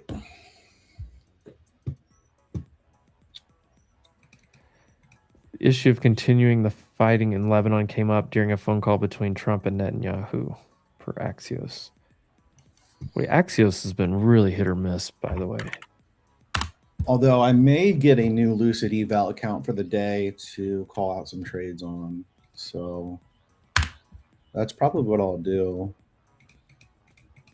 For some reason, not let me type anything.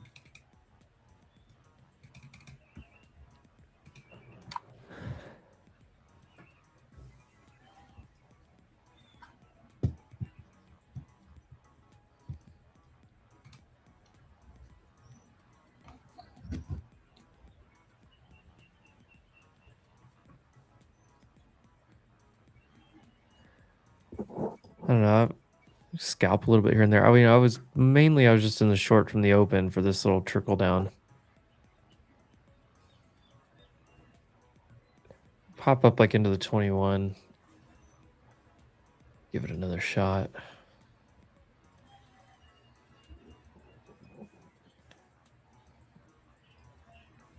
Sell It 46. might just be right here, yeah. I guess I can go live on. Oh, Jesus.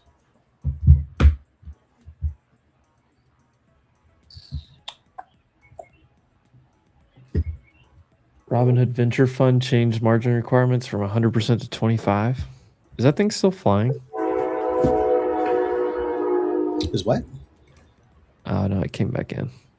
That RVI, the Robinhood Ventures Fund that they came out with.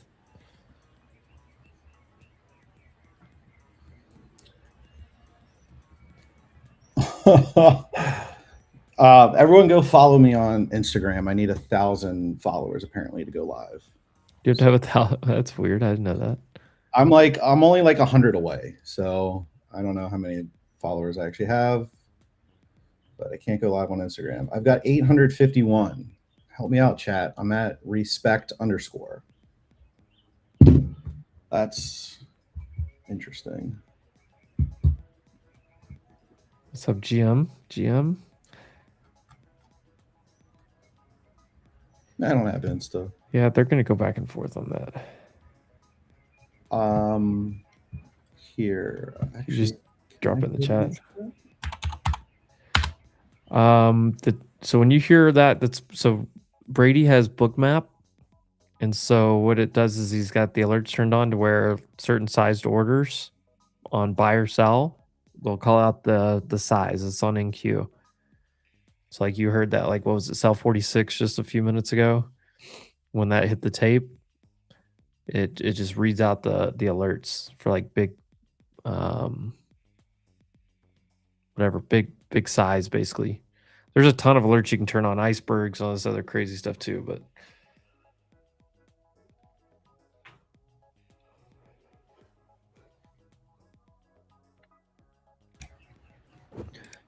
it might be a long day of chart watching for me unless this starts. Yeah, the Stephen Hawking Bookmap Live. Stephen Hawking. So it was funny. I was on Spaces a little bit earlier, and Jordan's like, "Dude, can you change that voice to a female?" I'm like, "Stephanie Hawking? That'd be something." But no, I can't. Bookmap, we got 511 orders up at 25,050, 25,060, another 500. So we got about looks like this price is 1,000 orders floating above us. Oh. Yeah, I see that. I saw those on the DOM. What is that? 600 or so sitting in one spot. 050s. And I'm going to take my screen share off if you want to pop Yeah, I it got up. it. There's Sally. A lot of times those big orders, like the price will just run away from it. Because anybody that was going to long right here is like, wow, I'm not going to long into 1,000 orders.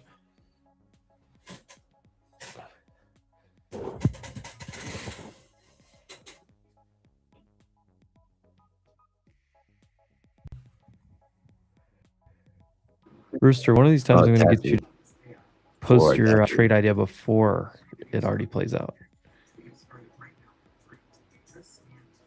Let's see. NVIDIA. Microsoft maybe Yeah, double but bottom for with the lows. The now. Instagram is respect underscore on Instagram. I tried to type it in the chat, but I don't think it worked right. Go to you'd have to go to actual YouTube. I did. And I noticed the delay, and you're talking about book maps, so I didn't hear everything you were talking about. Oh. But yeah, it's just respect underscore.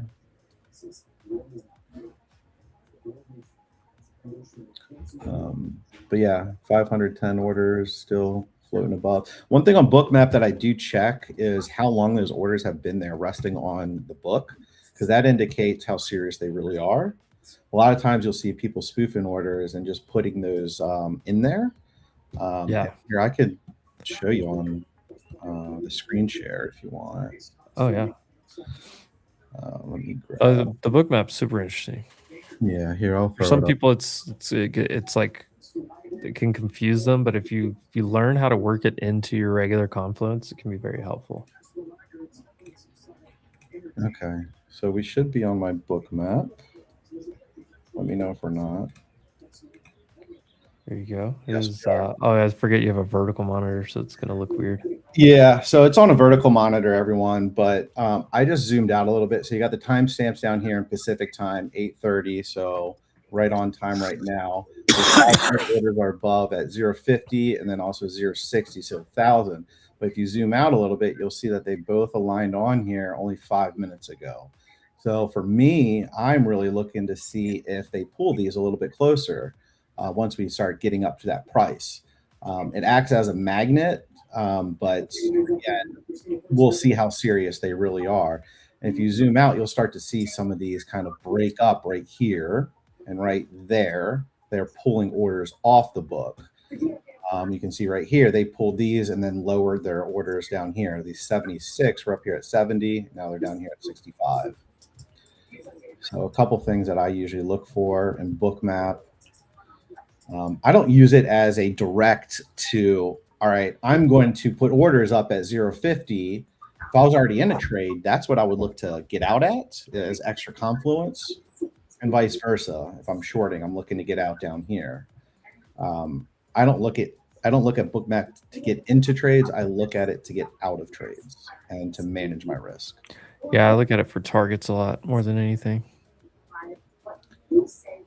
So, and then you can see the cumulative volume delta. So volume positive right now it is for the time being, it just flips. But then when you zoom out more, you can see how it changes from the time. It's flipping. It's trying to get all the data in there. And you can see those 500 orders just pulled above. So there's still 500 at 050, but no more above at 62. So we can see this in live time if those get filled up here or not. Yeah, like I'm looking at the DOM right now, and I can see them sitting there at 050, 511 total orders sitting right there. So we still have a lot of buyers right here, like cumulative volume delta, more buyers than sellers. So let's see it push up to here and test this.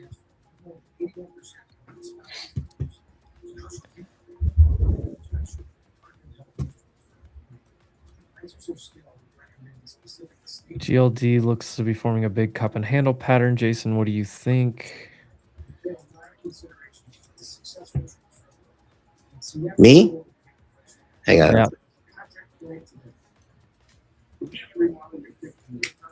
GLD is doing what?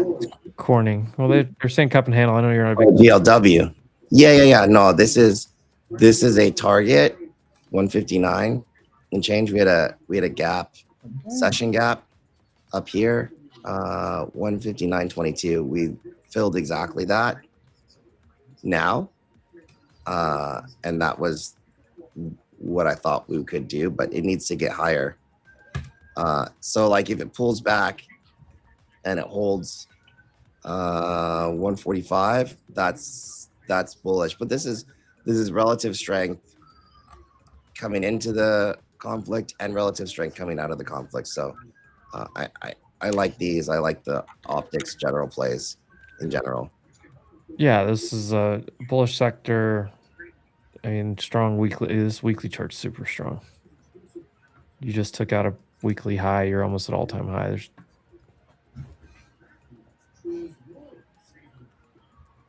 I'd like to see like a overextended tick here into 50 where these guys are sitting.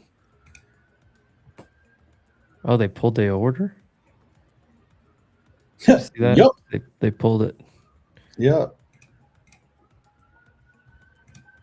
Here, I'll flip it back real quick just to show everyone if it's helpful. All right, there we go. So you can see those orders right there stopped. Well, they stopped here, and then they left these 500 here. But once this volume bubble kind of got up to there, they yanked them. So a little spoofing to pull the price up higher. Where are those orders sitting down there below? I can't see it, so small on my screen. 76 orders at 24,965. And then there's that bar that's been sitting way down there forever. Further below 900. Or is that 96? Is that 965? That bar right there? This is 962. It's vertical. It's hard to see on the screen. Yep. What That's about 962?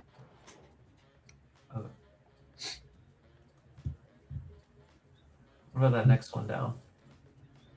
950. It's not big. 13 or so down there in 950. But for me, I would be looking for longs at least to tap up on VWAP. So again, this is how you kind of use Bookmap and then your other tools in conjuncture to form your confluence and your bias. Broadcom's just trending up right now, by the way. Tesla, Yeah, absolutely. Some days orders get pulled more often than others. And then sometimes you'll hear it say, buy 500. I think Emp and I were on one time and there's 1,000 filled. And it got filled like in two different. It was like 850 and like 170 or something. Yeah, it was nutty. Time it sells because they couldn't fill 1,000 in one spot. Yeah, I mean, you have to have buyers and sellers on both sides of it. So, are there enough orders right there to fill at that price? So that's why they stack them. You'll see a lot of stacking orders, and you'll see people like Rizza that says, I'm going in with 5 clips. So he's just spamming 5 on the bid, 5, 10, 15, 20, 25, 30, all the way down. By 35. And sometimes you'll actually see that on Bookmap. You'll just start to see it layering in those different colors. And you'll start to see some consistency. Those are likely firms. Part of me wants to short this thing here. I know SPY's kind of breaking the downtrend here. Oh.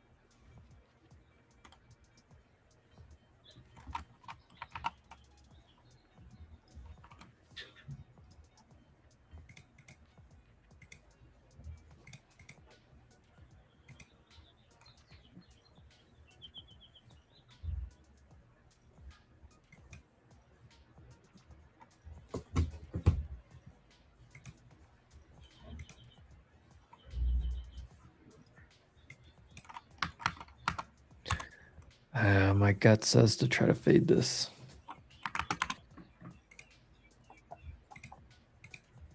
Right there on VWAP. Yeah. Okay, it could pop a little bit higher, but all right.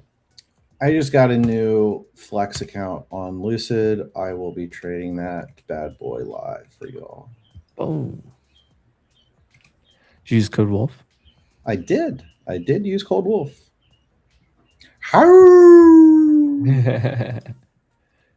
Did Dude, I gotta get more sounds on my soundboard. No, you just need me. Okay, that's fair. My favorite one of all time was Jason used to have it on his, and it was that I came in like a wrecking ball. Dude, I would just die. Miley Cyrus. Bro, my office got broken into yesterday or over the weekend, I guess. Whoa, They where'd stole you go? all my camera gear, dude. All the recording shit. Like, so like Roadcaster gone, cameras gone. Like just it's Damn. very lame. So I'm gonna be stuck Was at it- HQ2 for a minute. Was it a small guy? Because like I saw the window broken out. It looked like a small entry. Dude, there's a lot. You'd have to go into the server. They cut the power to the building before they broke in. Oh, And this is a full-on operation. yeah, it's very wild, dude. Very wild. I mean, they didn't take any big stuff. We had like 3 offices in there. No monitors gone. And there were monitors like sitting like on the floor, like Try to short against 50 right here. probably 10, 20 grand worth of gear just chilling. They took maybe like, I don't know. I think they probably took about 10 grand total of what they could have taken, maybe a little bit less, but there was another 20 plus thousand worth of gear they could have taken and they didn't. It was very much like smash and grab, dude. Like file cabinets like literally thrown across the room while testing new lows. Ay.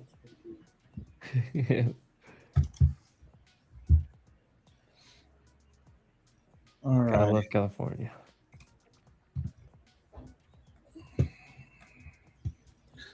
All right. I'm going to jump in. I think along. I got a little short starter here, and maybe add a little bit more at VWAP, but this thing may go back to 100. Yeah, look at ES on the 5 minutes, reclaiming the 9 and 21. Yeah, first touch of the 21 though, like even though you can pop through it sometimes, I mean you did get a pullback there exactly to the 9, but All right, I'm taking how much drawdown do I have in this?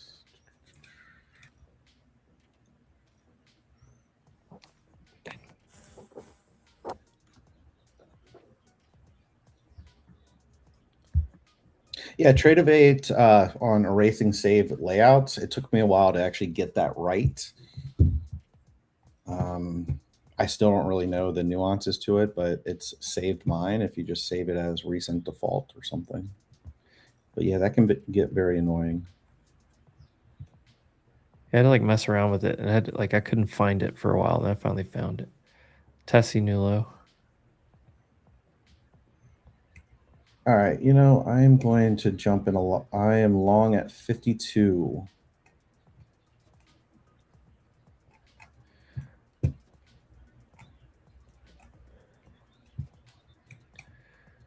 This is great. I'm short. I'm short at 50.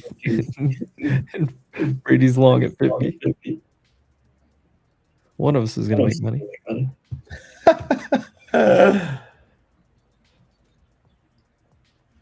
The reason I'm long, I looking at Qs on the 10 minute. It's the 9 EMA is pushing up.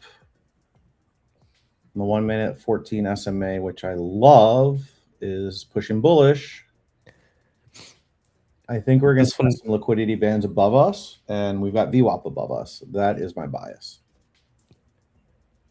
This one doesn't work. I'm gonna do another one at I'll do it at 95 again. All right, that echo should be gone, Emp.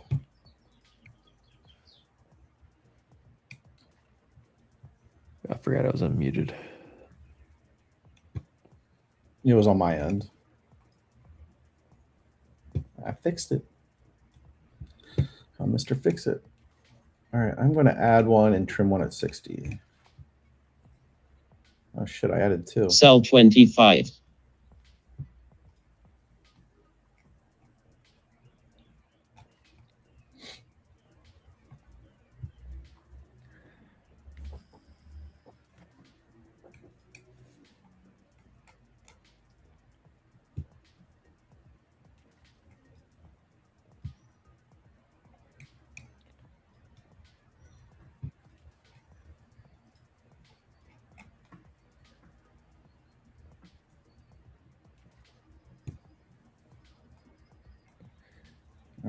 right. Let's get those ads off here at 59. Filled, order filled. I'll trim more up at 75. We've got 2 left from 4 down at 52.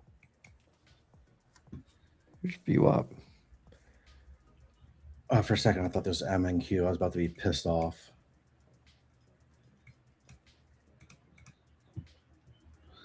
Stops are at 56, right below this 1 minute candle body. Actually, I'm going to slide it down a little bit and get it underneath the 10-minute candle body. So if that 10-minute candle flips red, I'm out.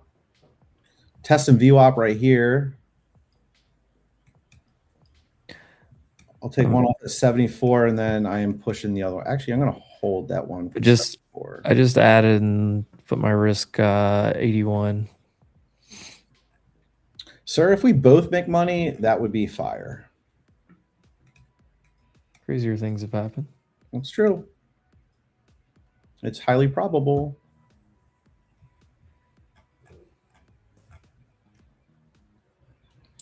The next trim I do have will be testing the 21 EMA on NQ on the 10-minute, which is at 0.88. Pushing through VWAP right here.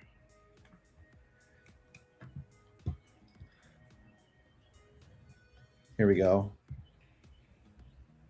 We got orders up at 100. Yeah, if I stop out of this at 80, I'm gonna reshort 95 to 100. Yeah, it's pretty thin above that. There's really nothing above us on there that's significant, in my opinion.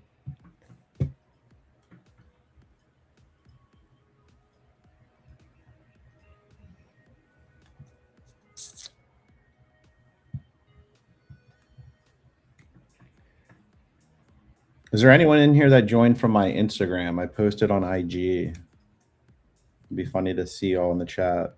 Probably roasting me.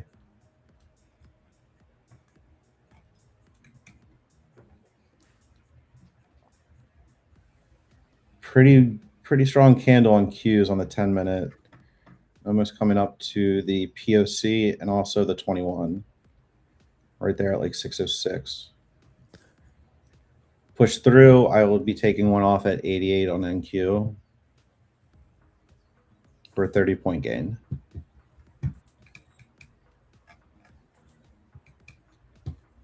And this is all on the new eval account I just got.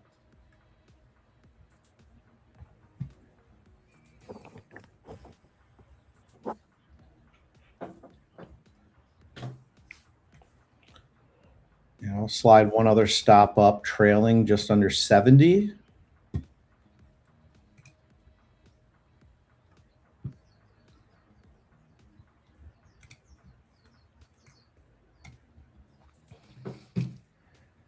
Actually, it's 66.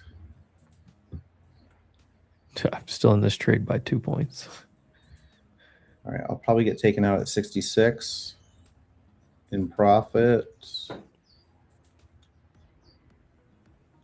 And then my other stop is at 61.75.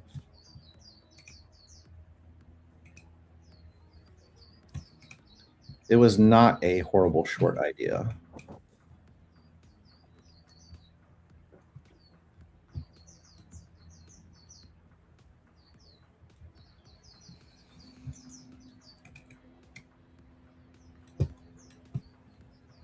Priest, I don't see it on your IG. What do you mean? Don't see what? What's it? I got some followers. Some of y'all. Did I forget to even use my IG half the time? I But get yeah, on there, I see Paper Gains videos. That's about all I see. it's just respect, which is under my name, REECEPECT, and then an underscore because some turd out in Ohio or whomever. By has that. 29. All right, my stop just hit on that one. Testing orders up here to short again. I'm taking this off at 88 and I'm looking for 98. So squeezing 10 more points. Yeah, I stopped out, but I've got resting orders at 94 up to 100 to reshort.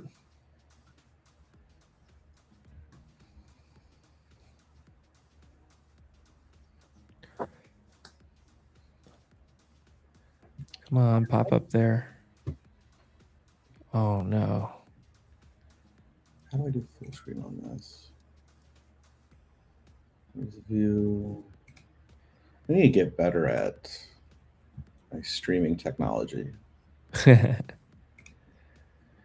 do this. We do this every day. Paper Games isn't live on YouTube every single day, but the cool thing about this technology is we can send this to multiple places. I'm live right here on the Wolf Trading YouTube channel every morning. And by every morning, I mean market open to market close. Oh, Jarrett, thank you for confirming. So I tried to go live on Instagram and I don't have 1,000 followers because I'm a scrub daddy under like 900 and I can't go live because of it, which is why I asked folks to follow me on here, give me a little boost. But I just posted a link in my stories. I had some interest yesterday from just, people that follow me that want to get on the stream to see what we're doing here every day. So I was just checking to see if anyone from that story link joined.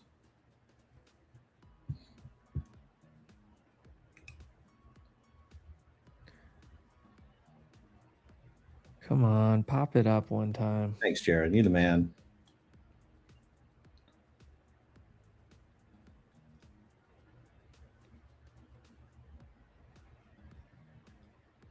So I'm still in at 52, looking for 98 to take a trim.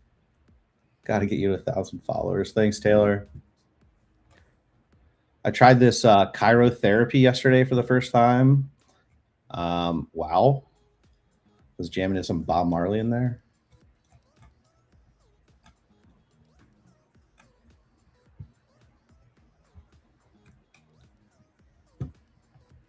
About to hit the NFP on SPY. We're about to crack through this 21 and snag my TP.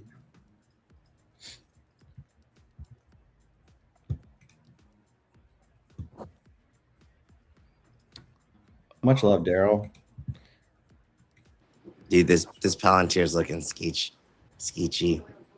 It's stuck in between the 20 and 50 at the average daily range low, but she cracks. I don't know. Was it really being held up by defense spend? I think people just bid it because of the war, and so people are like, "Oh, okay, let's go." That's why I'm that saying. money Like, somewhere else. Is that really why they were? They'll come back to it though because the budget is 1.5 trillion next year for. Yeah, come back to it, but just had 77 orders pop up on NQ on Bookmap at 135 in the past like 3 minutes. So they're going to try to pull the price up to that level. And they'll probably pull them. They did it before with 500. But you got about 52 and then 35 just south of that at 25,100. So I'm looking to get a trim off from 25,052 at 25,098. So about a 50-point gain. Well, I'm about to get filled on my second shot at the short here. Yeah, I see that too, right there coming up on the 21. Don't blame you. Hardest thing is to not just want to chase it right here. Come join me, brother. QQQ is right against it. I'm going to just take a little starter here. Dude. Q's just had a new 10-minute candle print, did they? No. 5 minutes till the top of the hour. Okay. Yeah, so something also to keep in mind, if you look at VIX, it's right here at the open at the gap. So like at 21.04, we're a gap down from 26 overnight. And I move my stop up to 75 in case we start to flush. I want to get some more points out of it. So I'll probably get taken out right here if we don't hold. Asian Steve is one of my favorite nicknames in all of all the traders I know. Whatever. That was such a great one.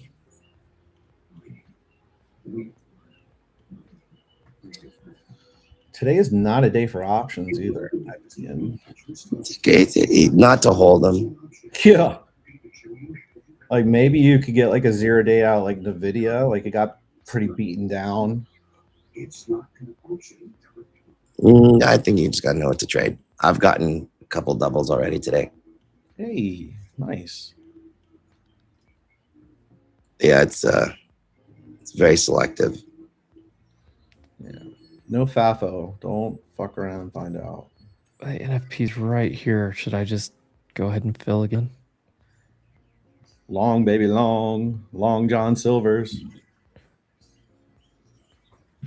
I'm kidding. Don't You listen. get this hourly close into lunch. Maybe it'll wick up and fill some more of my orders. I took starters here again. 84.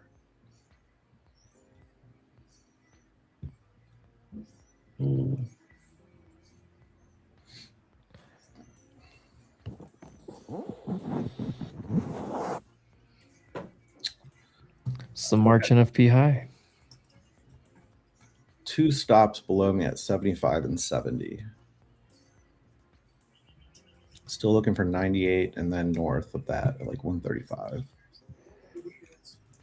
David, I was wondering who Showcase Wood Floors was. I was like, this random company account just likes my trading posts. Oh, Showcase Wood. You follow me too. Yeah, that's I didn't know that was my man David. Yeah. No, you're active on my IG. I see that. I'll give you a follow back, bro. Tomorrow we do have This Core is a short PC. video. This looks good for you. Yeah, no, I wanted to pop so I could get a few more fills here, but I'm trying to be patient because like I don't want to fill a full position here and then it go, shoot up 20 points. Like it did earlier.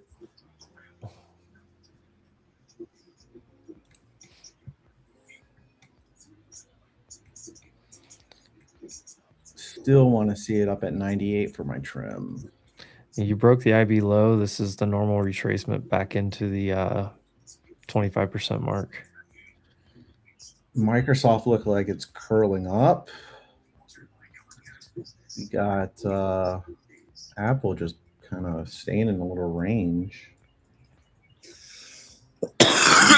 Kramer said buy Apple, so everyone go short it. Yeah. Kidding. Palantir breaks that 50-day. It could get ugly. I still like us to go higher with VIX coming down. It's got to stay below 2101, in my opinion, for us to see more movement up.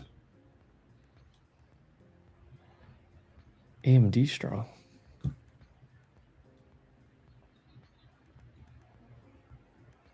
I don't know. I see a lot of things.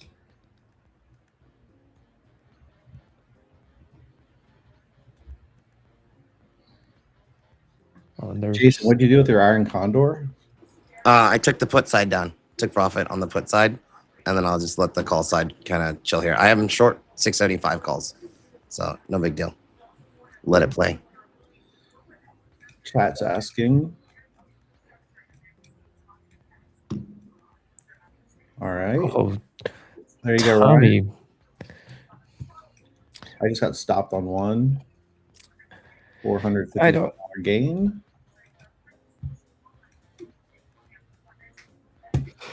I haven't filled enough orders yet. What, 30 seconds till the hour? For condors, like typically you want to take profit on the profitable side, and then like you'll have one side. Like mine is, I'm short 675 calls. Like I'll let it go. If it doesn't come down, then I can still sell higher puts. Like if we hold 670, I'll probably end up selling 650 or maybe even 670 calls against it. Mhm. and then let it just chop for a bit. But Might I'm be not helpful just to kind of explain the basics of a spread, just so people kind of know what that means. a spread like selling closer to the money options and buying further out of the money options. It's like instead of a directional bet, it's like you take a directional bet, it's going to go this direction, versus a bet like it can go up to but not over this range. So this is just barely my short strike. It's a very tight condor, so like it's actually like $5 wide. So I'm short 675s, long 680s. In this environment, like I'm definitely not taking down the 675s. No, and with VIX coming in by 20% today. No, yeah. I got bottom ticked on that wick, and then it shot up. Look at me to bounce right out of support. I still got one contract in from 52, so about 50-point gain here.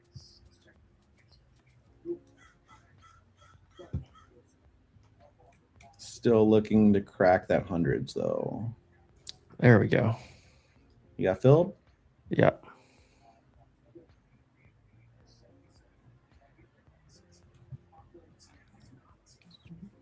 Move my average to 89.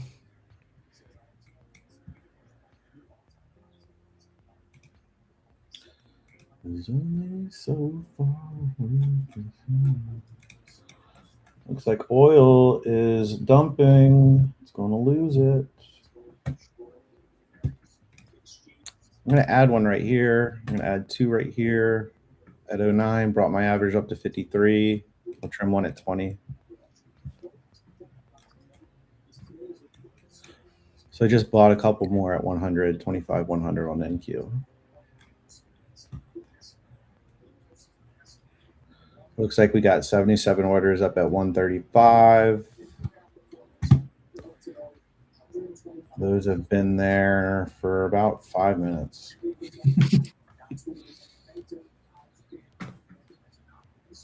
No, 15 minutes.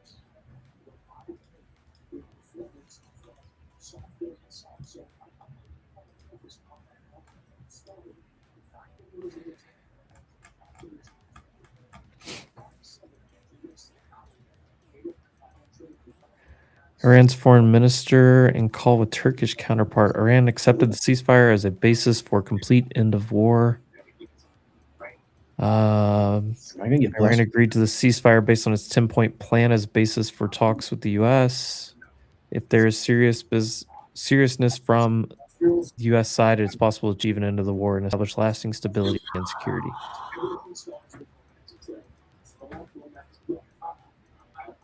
Come on, let's go. Push it. Push it to the limit. Monty over in Jason's chat, Paper Gains chat, for someone adding a new hedge today, what's the cheapest hedge or best value ceasefire not holding? VIX, oil, or puts?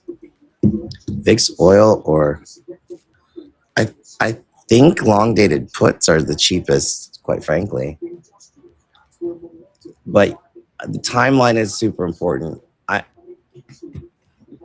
I feel like it's not gonna happen in April because we have earnings. So you'd have to be looking at like September's or further. All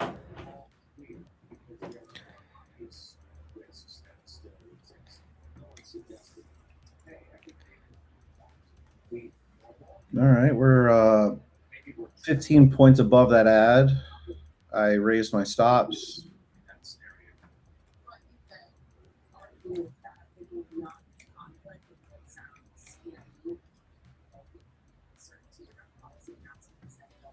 But options, generally speaking, are cheaper at the close than they are in early hours of the day. So there's that too. Yeah, I took SPY calls right at the bell last night for like $1.50, and they went to $8.50 this morning. Yeah, I mean that's just if you trade options and you're familiar with volatility, that's an easy edge. And I just stopped out in profits and flipped short. I got one contract short.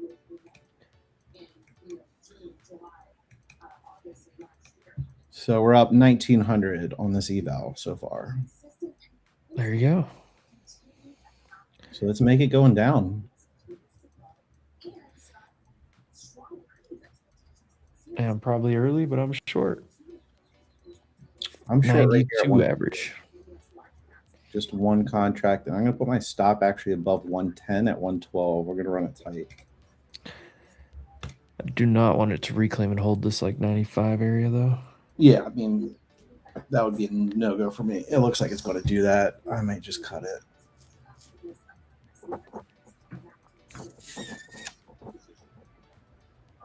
Microsoft does look good.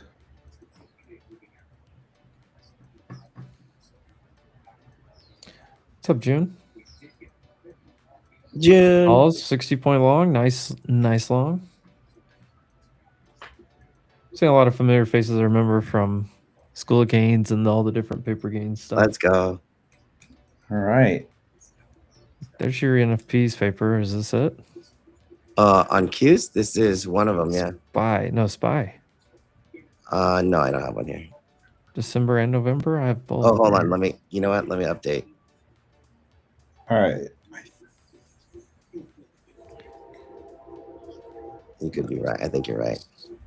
So like yeah. You're right. November You're right. was You're up right. Yeah. below yesterday. 35. Yep. Here's the high.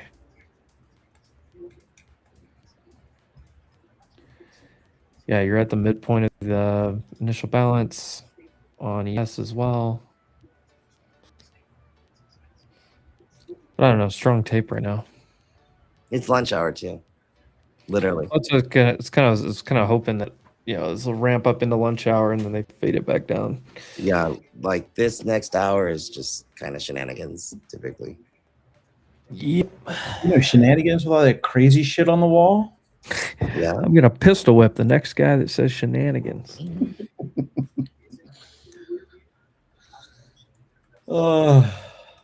Congrats on that long, June. Whoop.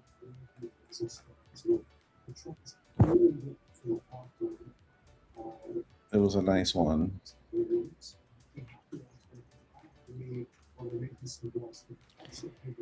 Hey Farva.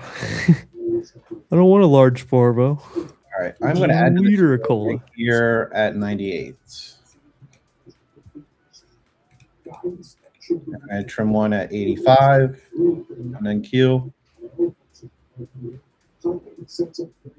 So did we confirm Israel actually broke the ceasefire? I don't know that they broke it because they're like contesting that wasn't part of it.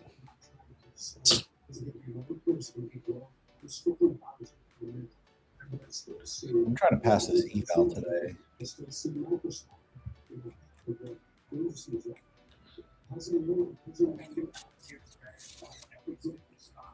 All right.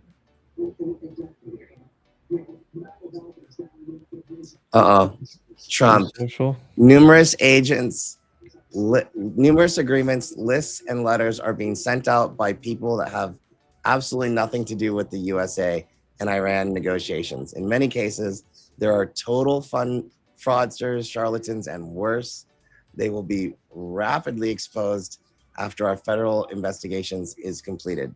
There's only one group of meaningful, quote unquote, points that are acceptable to the United States, and we will be discussing them behind closed doors during these negotiations.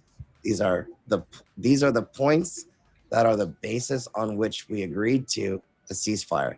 It is something that is reasonable and can easily be dispensed with. It's very much like fake news CNN last night headlining a source, quote unquote, that had no power or authority to write a letter claiming great authority. President Donald J. Trump. Wow.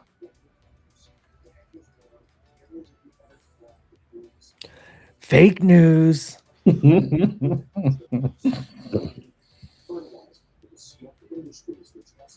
But I watch a lot of you, and you are always fake news. Should be in jail. There's fake news and fake traders. We call them paper traders.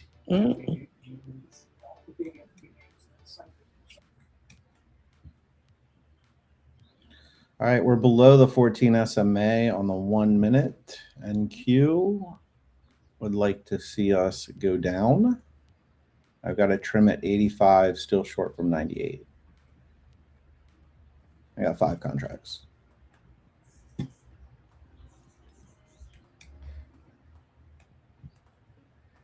It's still wild that I have to have True Social pulled up for trading the stock market.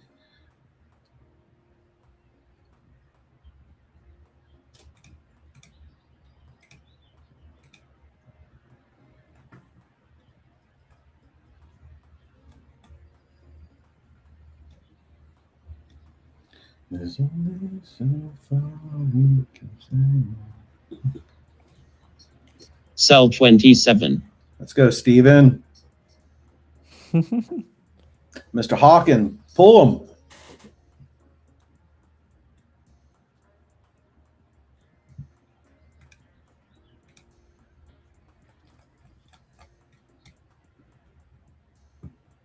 The source is not the source. I'm going to throw my stop just around break even in case the 21 decides to be a catapult up on the 10 minute.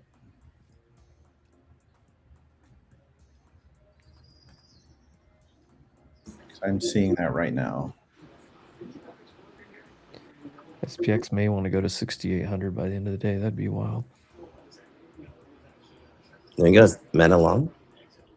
Flip it, flip it. Philadelphia. All right, I just stopped out right there, like 2 points in profit.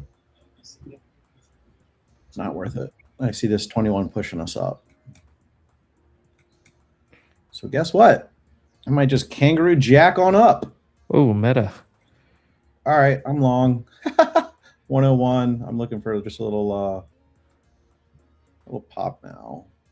Why is meta up 5% out of nowhere? 21 can jump us.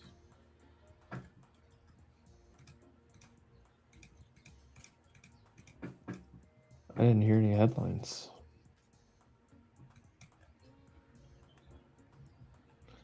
Meta launches Muse Spark, its first AI model from the Builder. Muse Spark. Yeah, that moved way too fast for me to send anything. Look at this. Meta debuts new AI model attempting to catch Google OpenAI after spending billions. Well, Meta's debuting its first major artificial intelligence model since the costly hiring of Scale AI's Alexander Wang 9 months ago. Right. Originally codenamed Avocado. Holy shit, Meta. Yeah.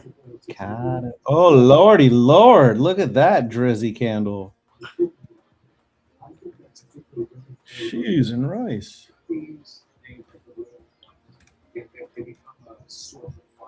Well, let me throw a wrench in my short for a second. But is Google or Microsoft or anybody else getting hit on this? No. Where's this money coming from? The Saudis.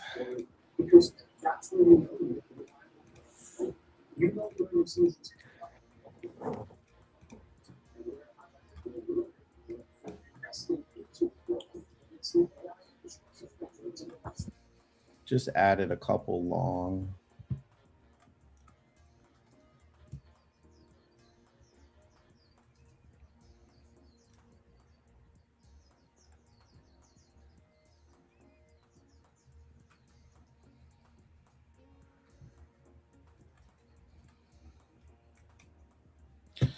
There's only so far we can say.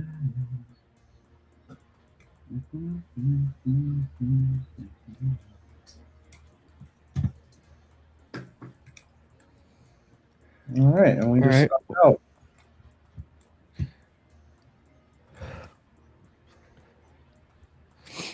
All right, let's make some money back. Come on. You guys crack me up.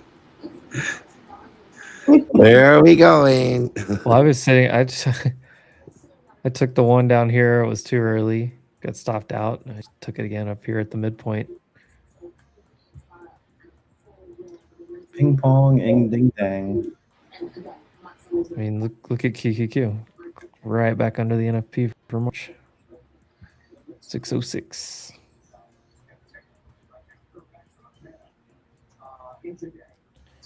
Is crypto winter over? Crypto winter? Oh my god, it's still going, Mita.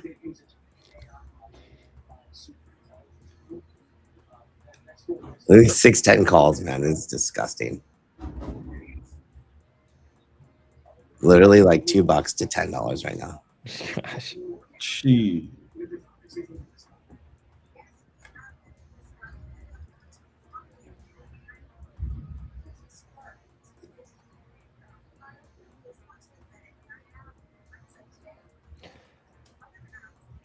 Iran preparing heavy response to Israel's attack on Lebanon.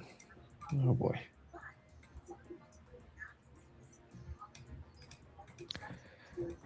Oh, I probably should have trimmed. Surely we can get to like VWAP, right? Watch Palantir coming in the lows.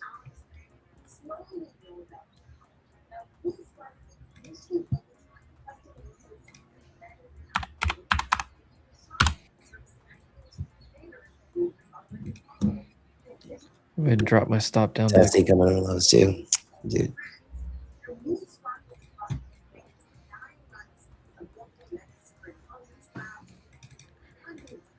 The video looks like a bear flag. Meta ripping. I mean, 120 or 625s or something is like upside, but like Jesus, can you really chase that? I guess. Look at this 15-minute setup right here on Qs. Oh, there's a 0 day on Meta. That looks nice. What is this magical level? NFP. What does that stand for?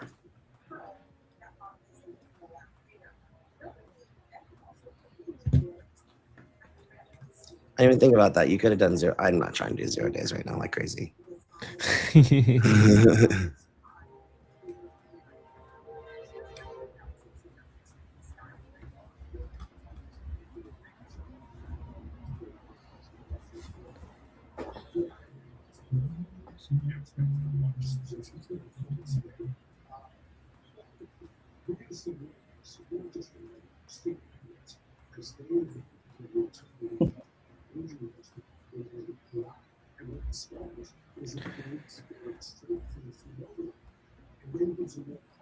Palantir new lows. Yep. Tessie coming in for new lows too. Hoodies rolling over. Don't talk to me. I'm sorry. Yeah, Palantir just broke. It's breaking the 50-day right now. Yeah, it's in a. It could be in a massive squeeze, dude. I know it's beyond what it typically trades, but like, it's setting up for a squeezer. Hey, look at this NVIDIA try to roll over right here. Dude, these Meta 610 calls for yesterday or for tomorrow are like, dude, what the fuck? What's a 620 for today? 0 day. Oh God. $1.50. It's within range. Oh my God, it's still going. Well within range. I don't need to do it right now.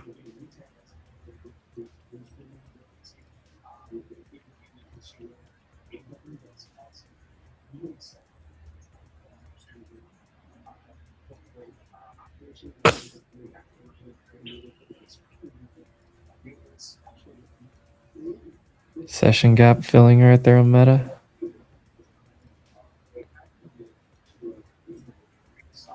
Daily close gap next, 615. That is a crazy candle. Meta wasn't doing that. I feel like the market would be rolling over hard right here. IWM just had a huge volume sell.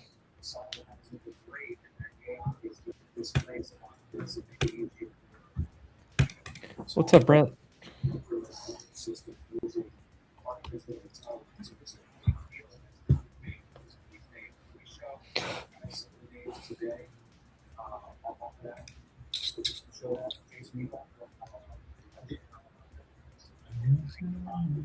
Keep getting alerts on Tessie.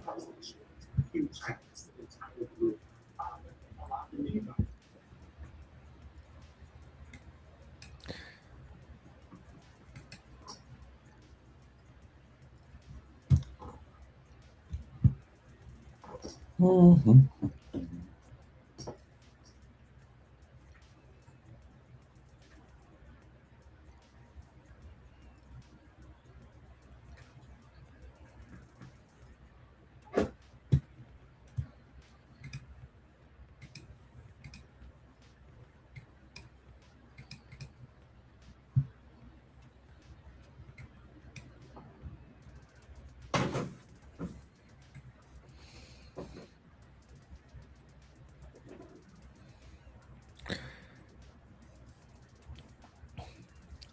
Iran, we're preparing for heavy response to Israel's attacks on Lebanon.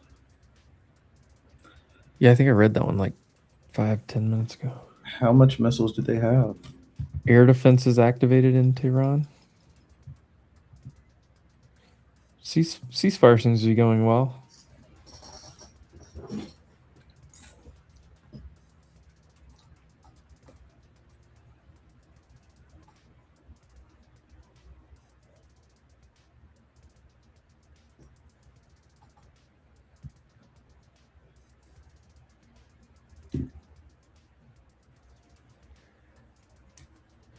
Oh, don't hold right there.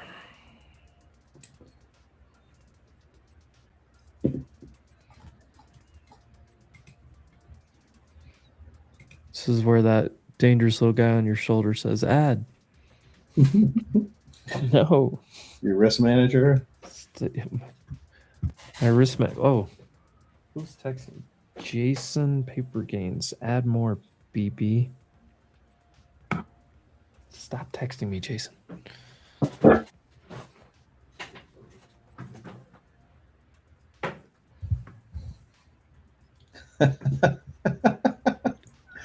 we seeing a rejection on SPY? I mean, here's a 15-minute candle. That's for me. I mean, we're seeing a hold. Little bifurcated again, or still rather. I need to see a confirmation candle or two, but 675 right here is kind of like where I would expect traffic to continue to hold, and then towards the close. I mean, Palantir new low, Meta continue to go.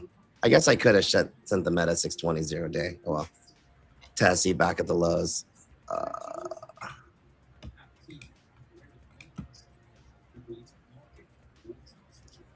I think this is also the 50-day SMA on SPY as well. So we're retesting. Oh yeah. Right here. Right now.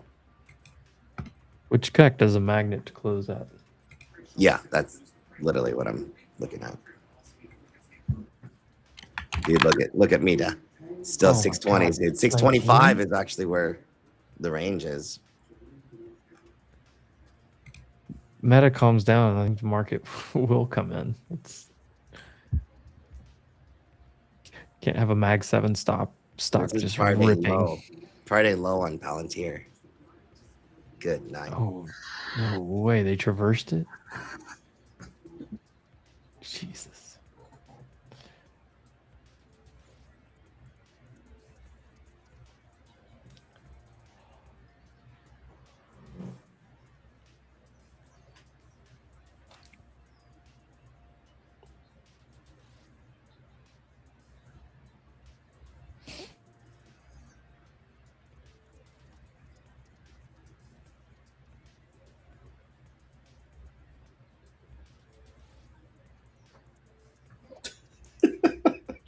This meta's crazy.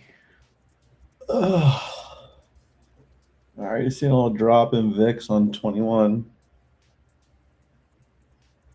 Still floating above that opening print on that gap down.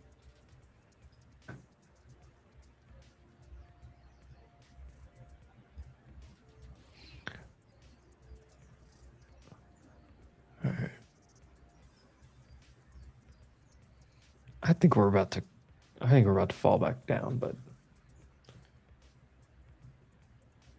MITK breaking out of its flag to the upside.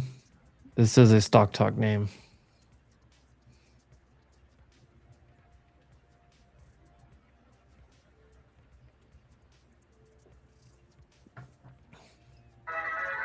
That's a pretty good volume on that too.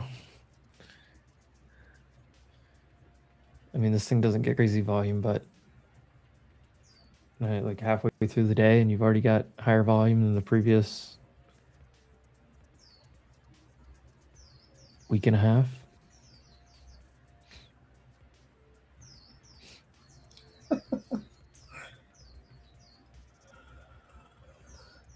God, Meta is... That's what I was going to say. Like, this thing probably goes back to 22, 25, 27. It's getting kind of crazy at this point. It's a full extension of the IB range from this morning.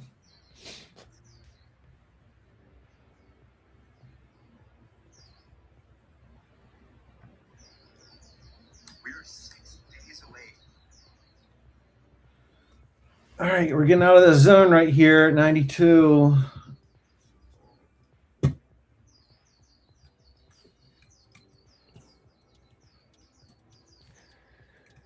Yeah, right back to my average.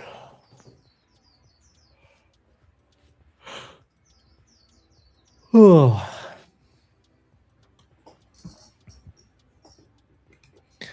Microsoft AI voice command needs more work per semaphore. Jod, did you get in those, or did you just see that Meta contract run 25K%?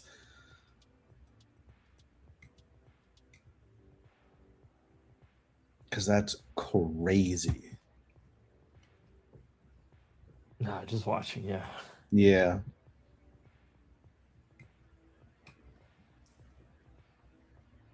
I stole it. Yeah, I actually had this conversation not too long ago. I was talking to some AI guys. I think can't remember who all it was. Some of the guys that hang out on Amit's stream and stuff. And I was asking, I was like, you just have this arms race, and like it seems like everyone says, you know, Claude is maybe the best one right now. ChatGPT is still good, whatever.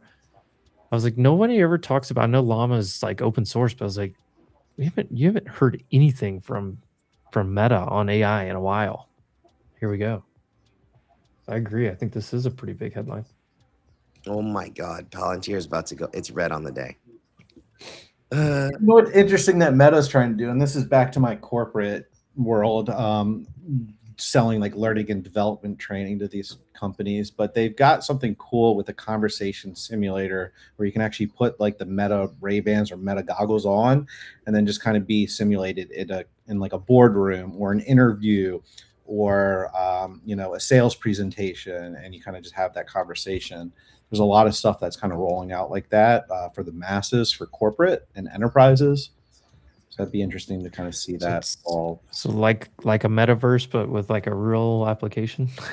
Yeah, well, the thing is that you can also add in like your PowerPoint presentations, your you know, 10K annual reports on the company you're presenting to, quarterly reports, all that stuff to compile in there to give your other the end user kind of a real life simulation. Like, I want my prospect to act as if, you know, they just reported the board of directors and, you know, they're under their estimate of the revenue.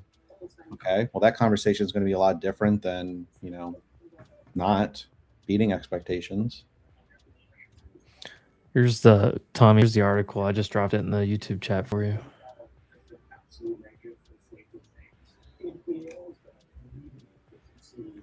Codename Avocado is probably my favorite part of this whole thing. There's a sweet new surfboard from Firewire called the Extracado, which I really like. Yeah, Rob Machado just released it. Oh, look at this pant. Pop up and take me out. Just a little okay. bump. 2 small losses I can handle. Oh man, do I want to find some options? Dude. That is so wild, bro.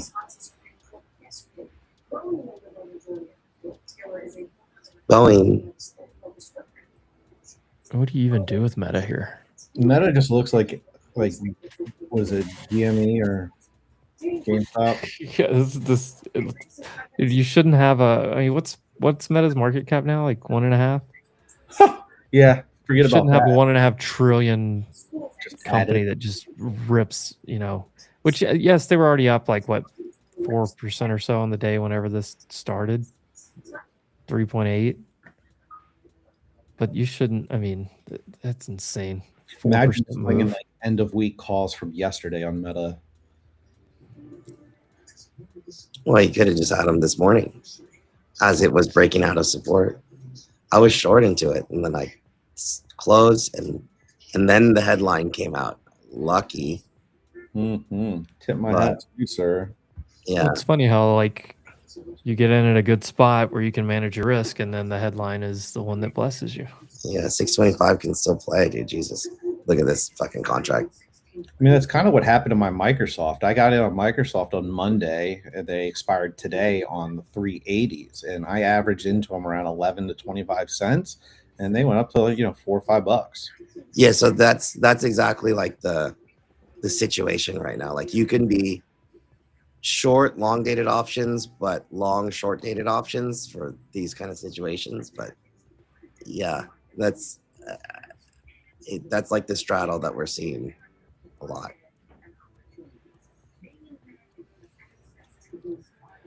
I don't know. I can tell you what Savvy in my option taking. I usually just do naked, so just buying long or short. No, that's what I mean. Like buy long dated puts, buy short dated calls. I understand.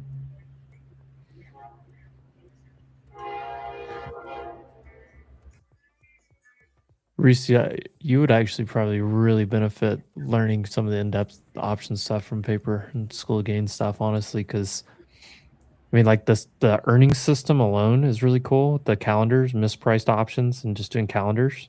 Mm-hmm.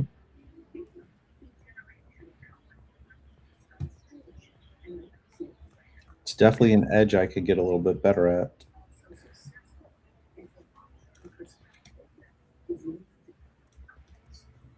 They're gonna pop it up and stop me out, aren't they, jerks?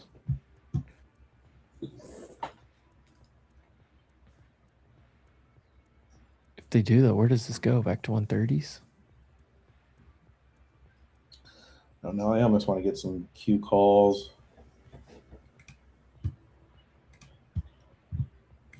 Break out on this double top.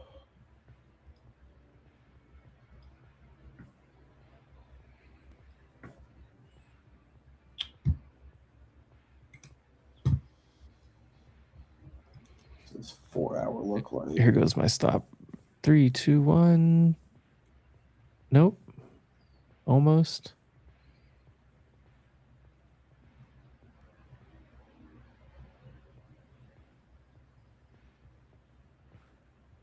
I'm gonna be pissed if this like wicks 5 points higher and comes right back under.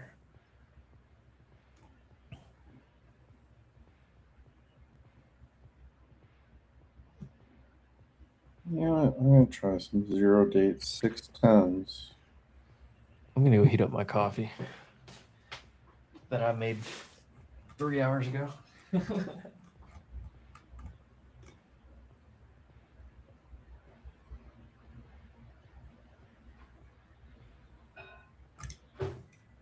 So this happened to Emp yesterday, dude.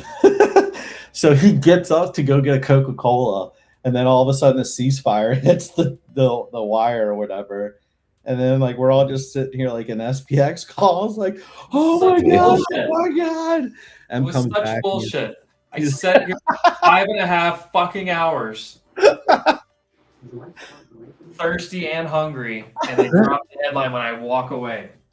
I'm taking some 610 QQQ calls at 15 cents. They get filled out.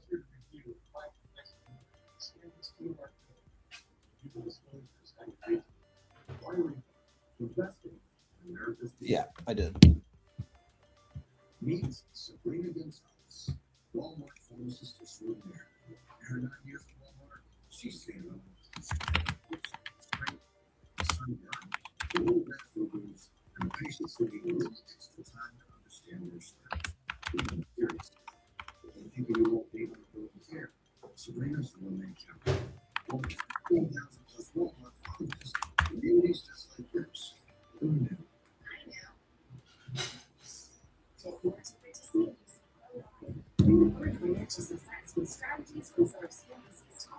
All right. I heard my stop, and it's gonna piss me off if this comes right back in. All right, let's see Q's pop over that little hump from 9 a.m. Pacific.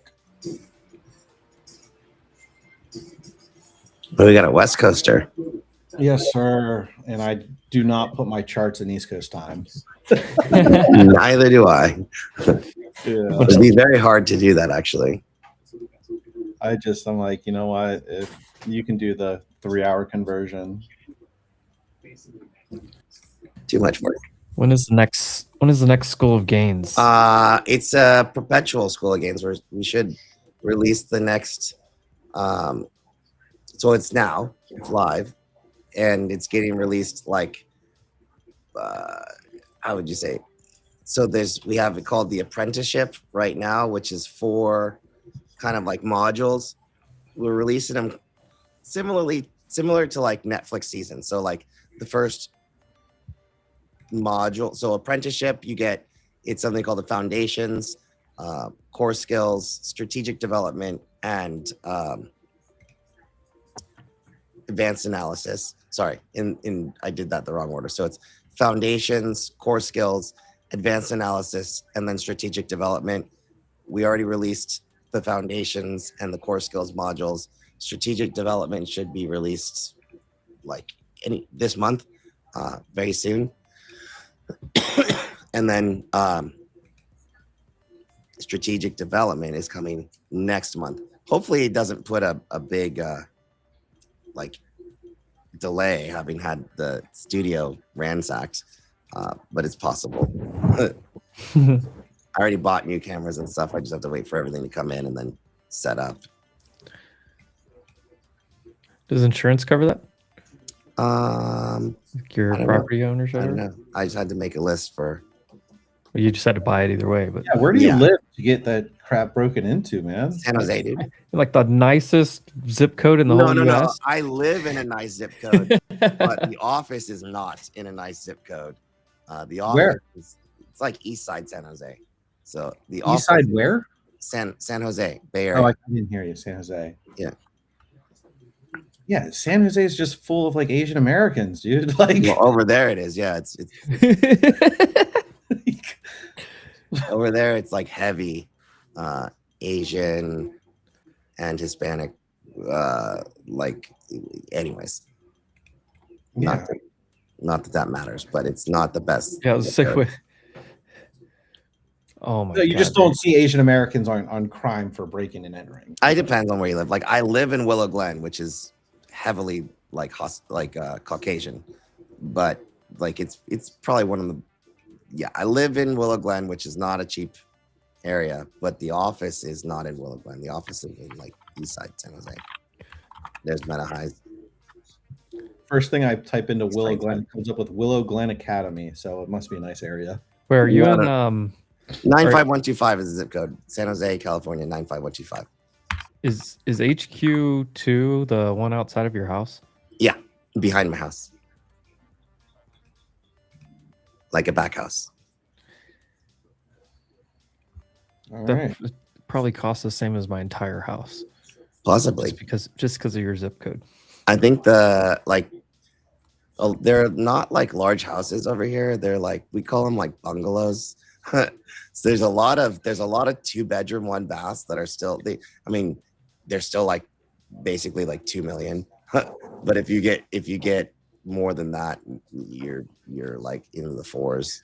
I saw a lot of people in like I guess the whole valley area out there, Mhm. they're all building these like second homes on their property to like rent to people with like a back Yeah, driveway or something. yeah, similar to that. All right. The Qs have pushed over that little hump I was talking about.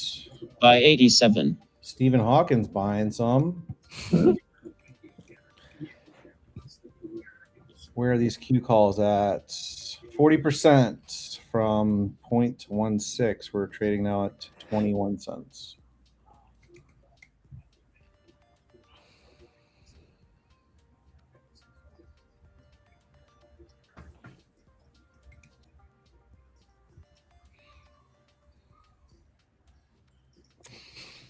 Probably should've DMC, went come long see me with in it. SD, bro. Wife wants to move to San Diego, but I hate paying taxes. So Your just taxes are no fun. kidding. Pay your taxes. All right. I want to get a trim off if I can get these contract premiums up to 50 cents.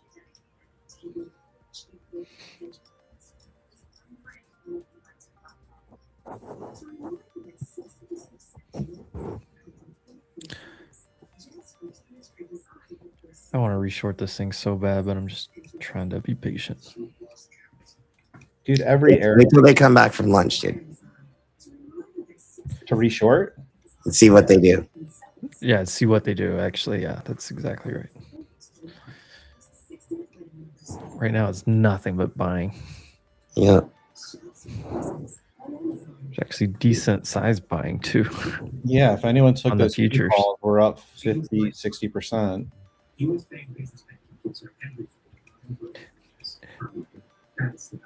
Did you know Hong Kong had 0 capital gains? The strip club, Hong Kong? No, I think even it's like the place. Like, To all my Cali and Tijuana folks. Hong Kong's not a country, but it's something. It's a nation state. Is it? Nation state. Is what that it's the called? word? I don't know. I totally guessed. Special administrative region is what Wikipedia says.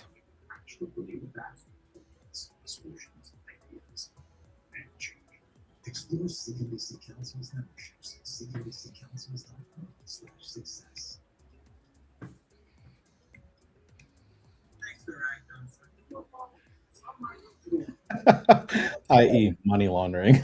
Mhm. Si, senor.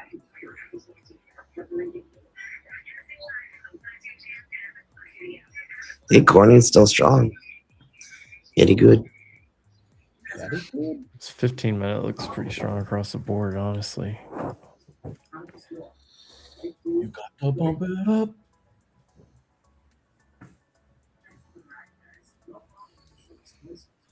IWM not as strong. Qs are just getting into that gap from pre-market.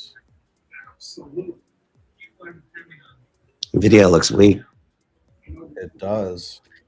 Yeah, no, that's why I keep wanting to short. I'm looking. Nvidia and Microsoft aren't participating at all. Yeah. The video looks really weak. It looks like it's about to lowercase h. Volunteer. Imagine Tesla breaking down here. Oh God. Breakdown. Amazon and Google, however. Oh my God, Meta 626. Yeah, it's at 625. Wait. Okay. Oh my God. There's no stopping 630. Crazy to say that I bought Facebook stock at $20. Yep. Real one. And yes, I still have it.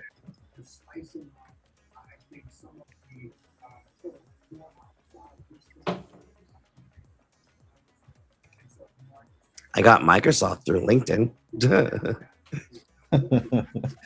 LinkedIn remembers LinkedIn IPO. Wow. How long ago was that? Dude, buyout? forever ago. Like not the IPO, but the buyout. Yeah. I could tell you because I used to work with LinkedIn executives pretty closely at my other job, and they all got super pumped. I was like, it's got to be 10 years ago. 16 or 15? More like. I feel like longer than that. Valentini Low. Probably like, yeah, 15 or 14. I need to go to my LinkedIn because I got to check which year it was on that job. Yeah. Good old corporate America. Well, it's funny. I saw an article that the company that just laid me off, I said this yesterday, but they're about to get delisted from NASDAQ. They laid me off the same month that they misreported their earnings to Wall Street by 50 million. They laid me and like 24 other folks off. And then this just hits the wire this week saying they're in non-compliance with the NYSE. So best thing that happened to me was getting laid off. By 25. Yeah. At this point, I'm just cheering for an overextension into the midpoint. I'm cheering for these premiums to go in the money.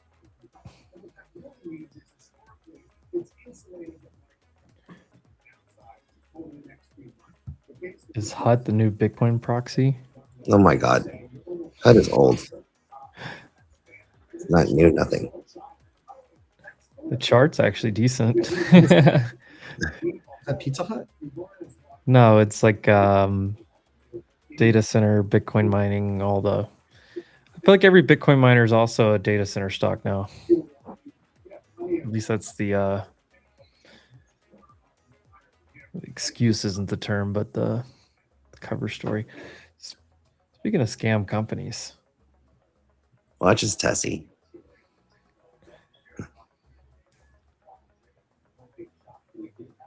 You want to see a scam company? Type in SKIL.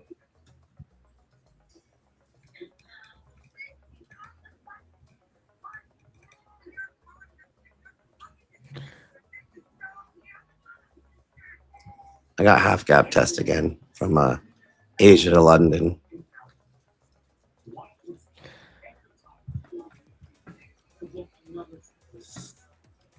Watch this Meta 635 call. It's a $1.40.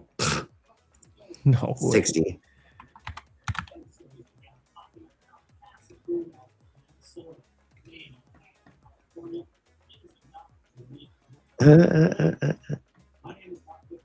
$65.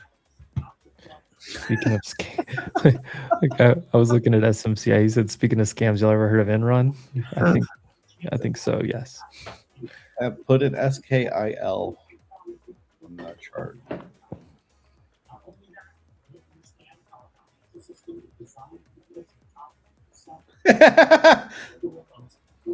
Hell yeah. Burn. Dude, look at the volume on this on the earnings today. Gotta love that. This company I know very well.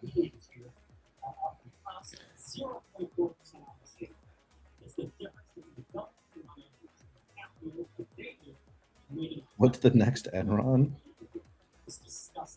Hopefully nothing. ORBS is getting a pop on something with X using biometric authorization. The other one is SKM. I think they own a lot of Perplexity. Perplexity has a headline about their users. This Q call is about to go 100%. Where's Tommy at? Are we shorting the midpoint of the IB here? I don't really want to take a third loss in a row. 10 minutes before lunch ends.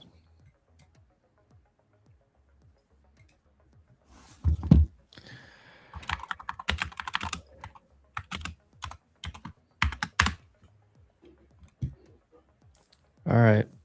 Dude, Intel 5850.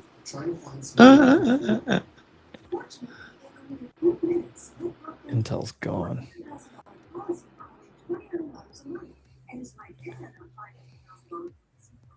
She gone.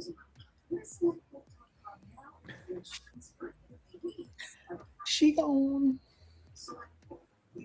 Ooh, that is not a good rejection on Hood. Shut it.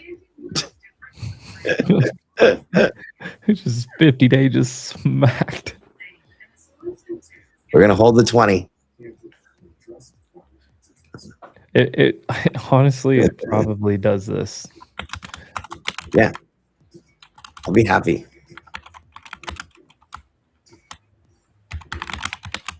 Ooh, we got Levitt gonna speak live in a minute.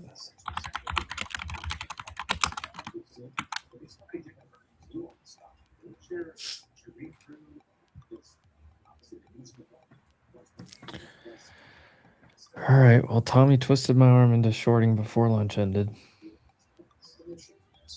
A little starter here. I would much rather see this thing go like back to highs before I try it, but I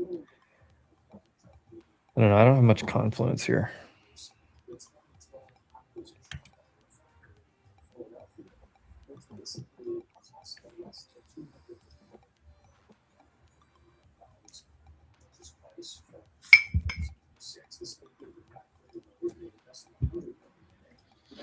Come on, Q's, do the damn thing. I might just hold all these and see if they just go up to 610. What's my risk on this? Not much. Yeah, I mean, what I'm looking at here is just the price action is just 45-degree angle straight, just buy program. It's funny to see on LinkedIn people that get promoted, but they're just moving to a different job adjacent within the company. I don't even like. The only time I ever used LinkedIn was like hire people, like post a job. Yeah. So I have no idea. Like I've never used it for anything else. Yep, I've used it for everything under the sun. Gav, you know, the main guy from Wolf Financial, he actually has a huge LinkedIn following. What's the LinkedIn? I didn't even know that was a thing. His name's Gav Blacksburg, maybe GAV, maybe Gabrielle. CEO of Wolf Financial. All right, there we go. We're connecting. Oh, we're He's got followed like by a couple other people that we are mutually connected with. How about that? There's like 100,000 or something crazy on there. You know, Patrick Zeller. Do you really know people on LinkedIn though? Like, yes, I do. Yeah, I mean, like some people do, but like, I don't know. I feel like you like meet somebody at a conference and like get make a connection on LinkedIn, and then do you really like know that person? You talk to him for 10 minutes at the Bitcoin conference in 2022 or something.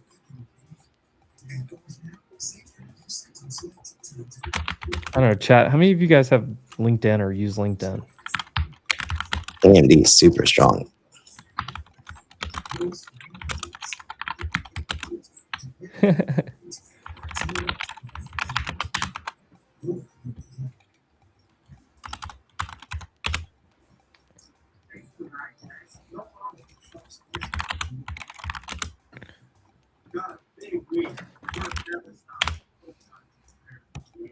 All right, Gav. Well, connect me now. Yeah, maybe I could just get a wolf on my LinkedIn now. A big see ya corporate. Thanks for the ride, Johnson. How was the music?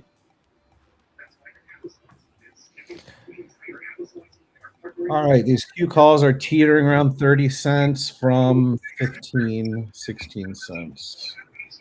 85%. Oh my God, Meta.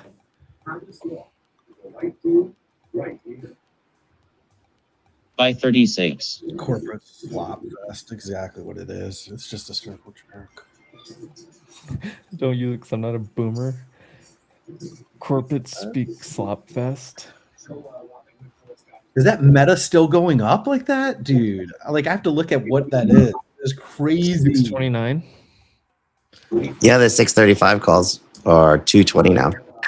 Like, Sorry, Boog. Did anyone take those Q calls with me?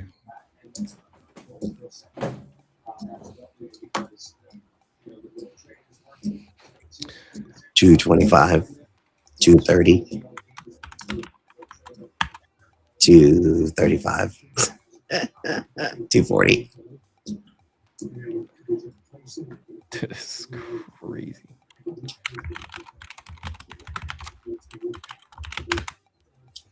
$245, $250. Nice, Ludo. Jaw had some AMD calls. AMD doing well. Headed back to high day. Arshia just won my comment. That's amazing. That's so funny. Which one? Arshia 1698.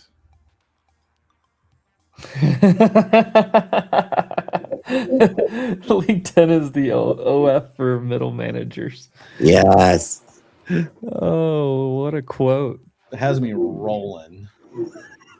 What a quote. I'm recycling that. I'm grabbing that, throwing that in the back pocket. Yeah. It's like, respectfully, I'm stealing that from you. Respectfully. You took the Q calls, Paper Chaser. Nice.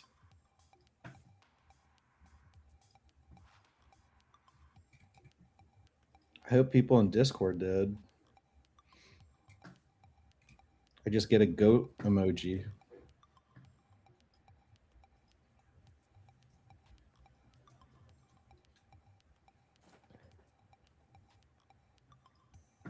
Microsoft head of developer divisions resigning. And now the stock is going up. Yeah. Is that going to be a good thing? Bro, I'm about to slap in some Microsoft calls. No, I'm not. Dude, I want to short this thing so bad. I want to just buy an eval and just full port it. Just to fill something. Nice job, DP. Annual 401k match just came in on Monday. Glad I was able to buy some stuff before this pump. Oh, that is great timing.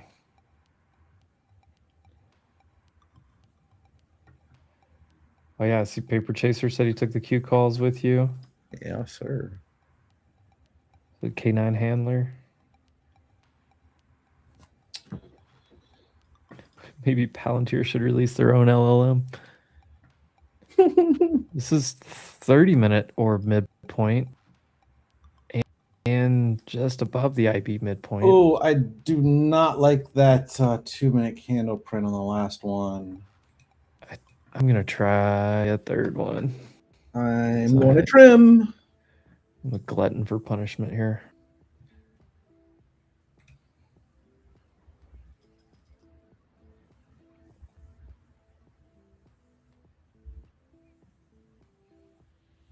What was that? Wow, as someone pings me on LinkedIn.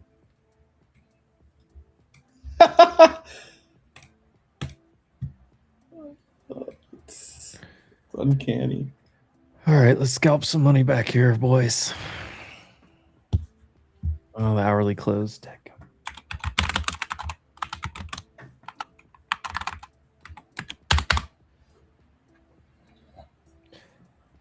Meta puts keep going up while it's climbing.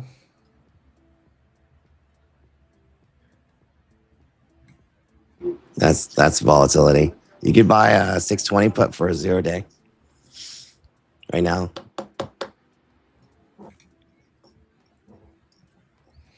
All right, they're back. They're back from Nobu. Nobu boys are back. How long should this bounce last if it is a dead cat bounce? Back to ATH, all-time high. It's a pretty good Jason question when he finishes managing. Oh, I just opened something. I don't know. It's a scalpy. I don't know if it'll work. You're just saying, how long should this bounce if it is a dead cat bounce? Oh, I mean, this would be the top, and then you'd essentially like wait for it to level out, and then later on see where it The goes. difference in the dead cat bounce and a reclaim is, does it hold on the back test? Exactly. Back in? You gotta wait for the back test. You can't. So like, it probably comes back in. It may take another day or so to, start coming back in. But if it's going to come back in, buyers, chasers will get exhausted. Sellers will give it a shot, and then does it hold? And if it doesn't hold, and it accepts back lower, that's where it starts to reaccelerate.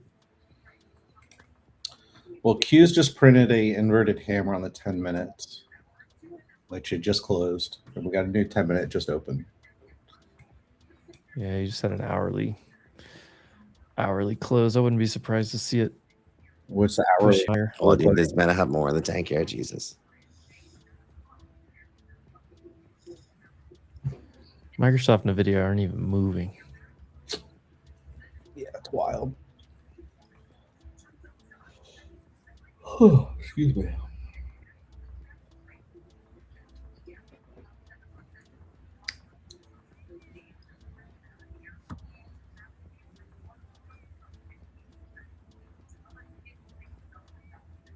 All right.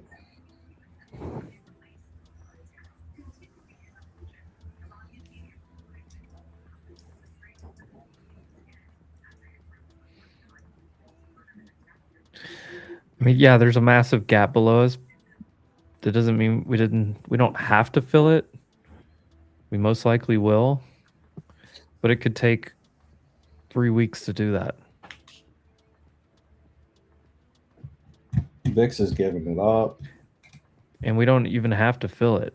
I mean, there's still plenty of unfilled gaps back here. I mean, look at this massive gap back here from May of last year. Never filled it.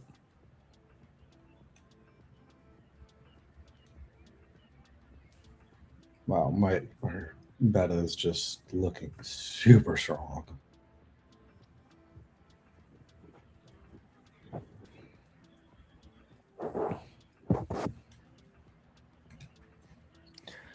Noble in Malibu was my last supper.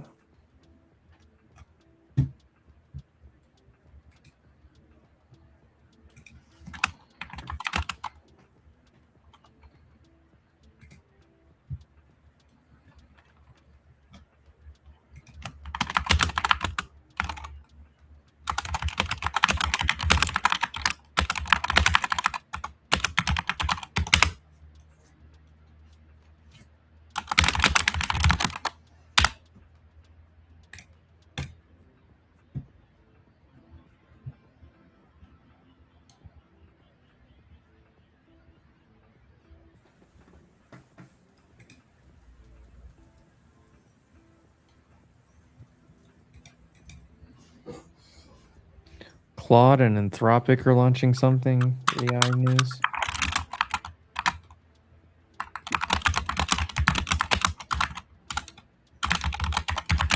Good God, you are typing in my earlobe. About that, my You're good. Mackies. I don't know how you guys use this. I love this thing, man. We have a bond auction going on right now too. I just need to get I need to get a mic.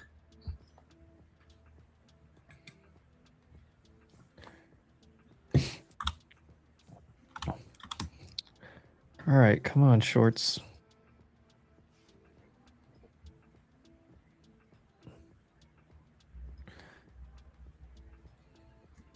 I don't think it's metal. Or is that a joke, Frosty? Is that a metal keyboard? I think that was a jab. You mic the keyboard. I'm getting jabbed.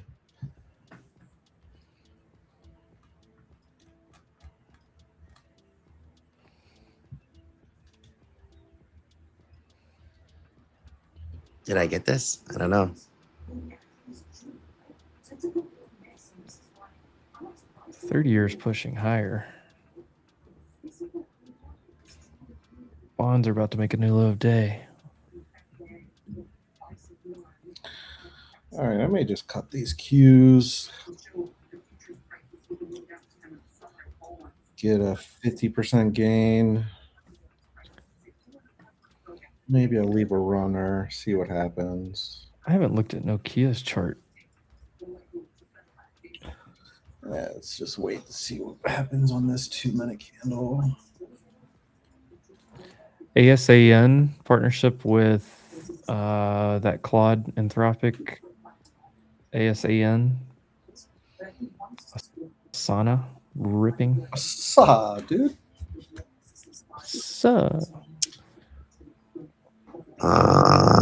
Meta. I don't know if I want to take a safety trim, but stop up for sure.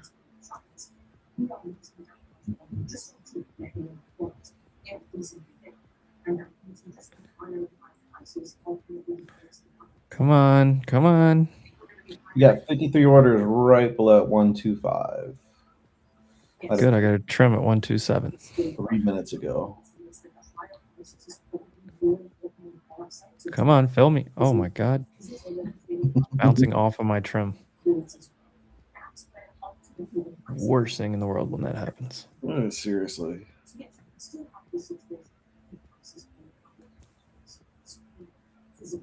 Of course it's NFP level. Of course it is. Why wouldn't it be?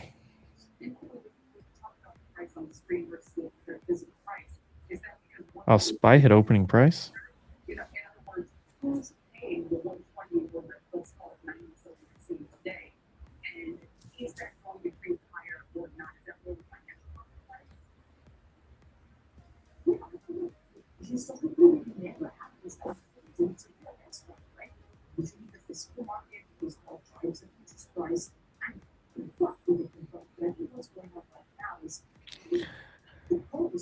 Come on. Need an order filled here. Sell 35. There we go. 30%. Finally. Yeah. God. See if the third time's a charm here. Might have to go make some food in a minute.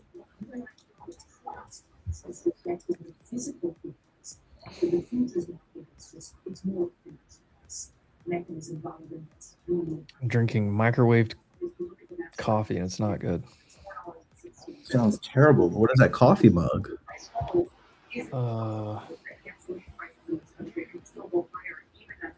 Okay, little Puerto Rico. Estuve en Puerto Rico y me acordé de ti. I was in Puerto Rico and I remembered you. Thumbs up your coffee mug. How did what? If you got to size up, VIX is at 21, so you got to size up a little. Yeah. I mean, that I haven't done that yet because I just haven't had like the confidence in the trades. I mean, like if you're selling 4, you got to sell 6 or 8. You know what I mean? Right. No, what I did, I kept the last couple small so that the losses would stay small. I sized up a little bit more on this one. Just because it's trended up for 2 hours straight. Look in the video. Well, NVIDIA is really going to get a pop right now. You got kind of a double shooting star on Meta right there at the 629. Probably comes into the 9 and bounces. Looks like a decent reversal symbol across the board here.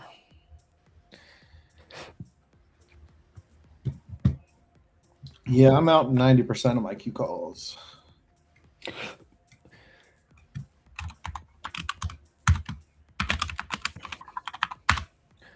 Netanyahu's about to speak as well.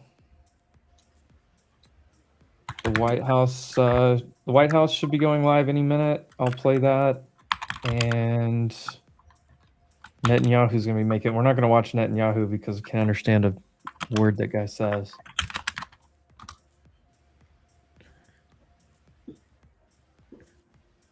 What do they speak? It's not Aramaic. It's what, Hebrew? Farsi, Hebrew? What are we talking about? Who? Israel. Hebrew? Arabic, but is it Hebrew? Arabic. What's the language name?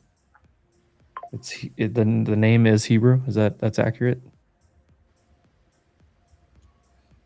I don't know. I know everyone's become a Middle East, geopolitical expert over the last month or so, but I still don't know. I know a lot of the history stuff, but I don't. Honestly, I don't know that much about Israel itself. Yiddish. I don't know. I went to Gav's wedding and they were like, there was whatever Hebrew. They were like singing in Hebrew a little bit and stuff at the wedding. It's pretty cool. What are you talking about? He literally speaks perfect English. Have you ever watched any of his press conferences? He does not speak in English in his press conferences.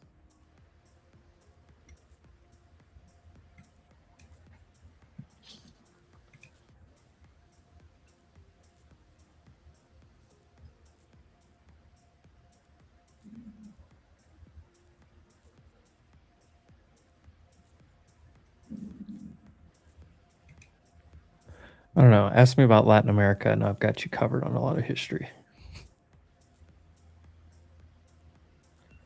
Only speaks English if he is addressing the Western world.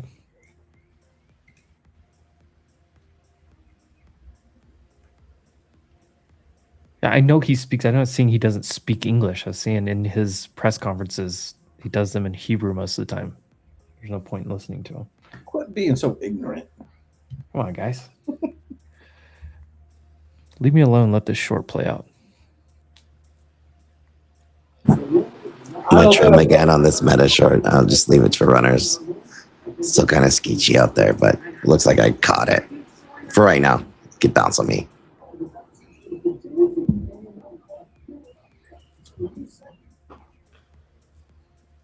Who's taking meta 0-day puts? I literally just did, but 30% cheaper. Like I'm up.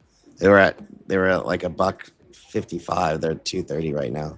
You savage. And trailing. Which you're in the 620s? Yeah.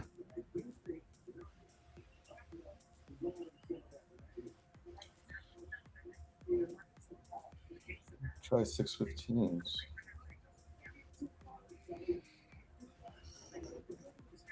Revenge trade. Yeah. No question.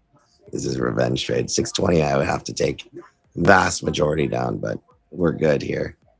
Anyway, you slice it. Well, that IB midpoint, 30-minute orb midpoint is rejecting. 250. Spy. Oh, we're just going to come back into the NFPs. 260. Do I hear 270? 270, 70, 70, 70, 75, 75, 75, 5, 5, 5. I took the beta 615 puts at 112. Hey, 280, 280, 280, 280. Hey. Dude, I would love to be an auctioneer. I can't do it like they can. Yeah, I think you be cautious here because they're still, it's news, so it's not like it's just a technical exhaustion scalp. I think I got to trim a little bit more here. I feel like it should at least come back to 620. That should hit the 21 EMA on the 5. That's what I'm hoping, but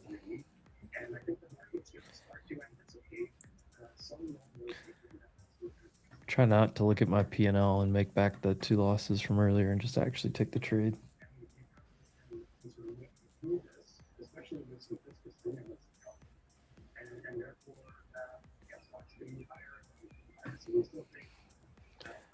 I mean, Meta didn't quite get back to the trend line from before, but you did come into all of these big lows from February and March. Yeah, very close. 50-day was a little bit higher. Get a follow through day tomorrow, maybe you get there. Maybe 260 plus here. I'm going to start scaling 265.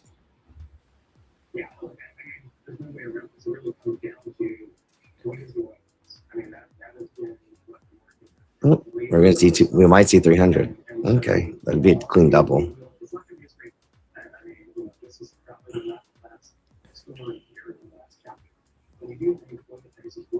Very counter trend. I think. We'll see.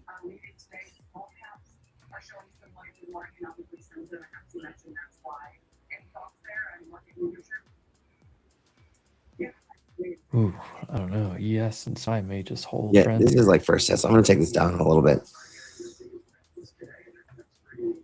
All right, I'll be back.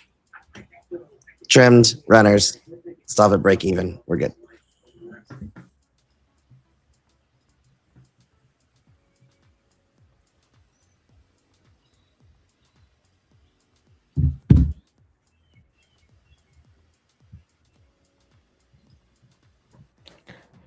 Come on.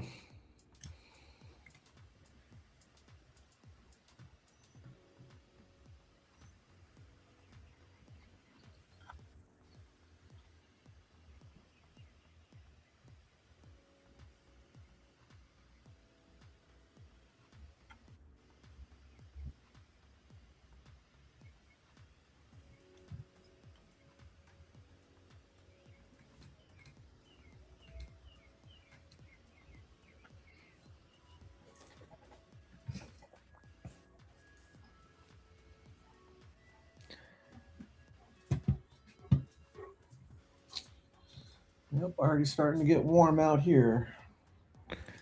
Is it? Yep. Take off the collar, switch to a beater.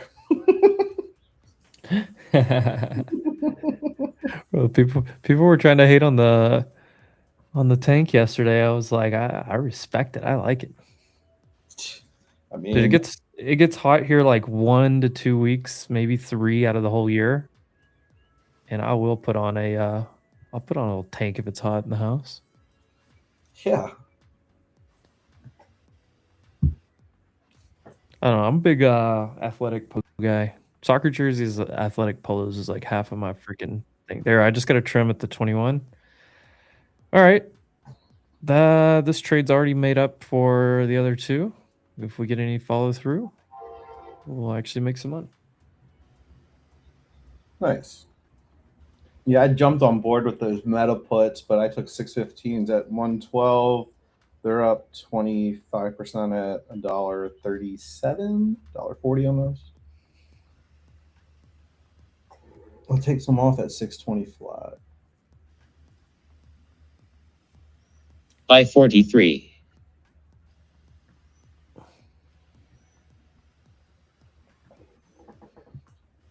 Oh.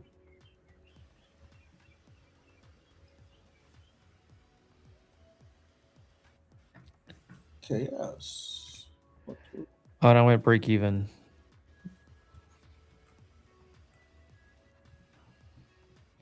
Yeah, Tommy, that's what I'm looking for. Look at the volume profile on Meta. There's like it's pretty thin under 620 from like 619.09 down to 614.92, and then another one at 610 down to 603. What, on today? Yeah. You see the Yeah. gaps? Yeah. Pretty thin down there.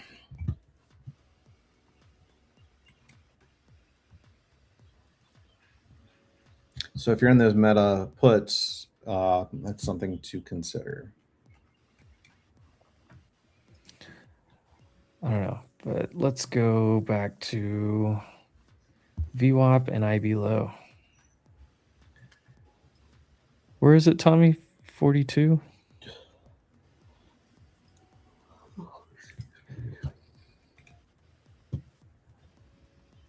Netanyahu's making comments live.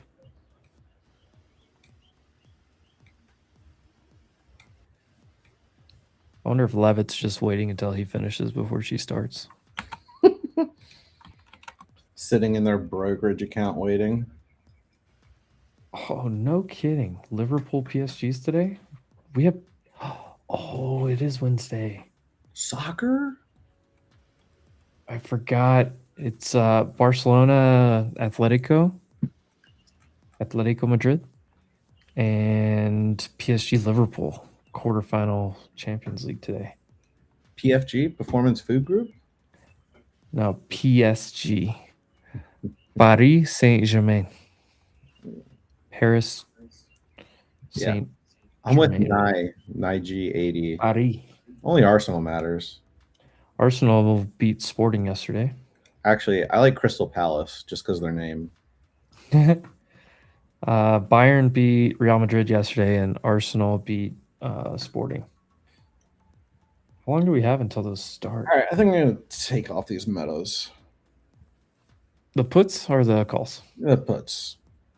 It looks like we're kind of basing here. Look at Microsoft rolling. Look, here's Microsoft back to the lows. Here, I'll go to 5-minute chart. Microsoft not doing anything. Nvidia's straight sideways. Yeah, Google, Amazon are still fine. We're out.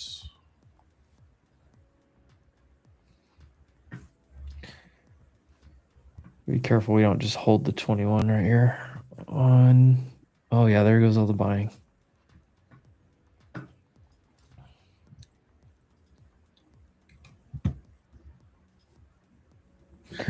Yeah, don't spoil football games. People record them. Oh, hey.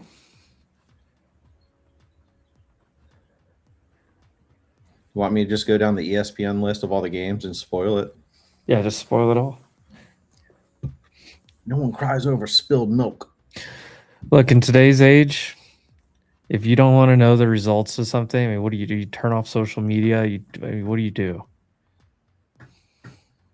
Yeah, you got a point. There we go.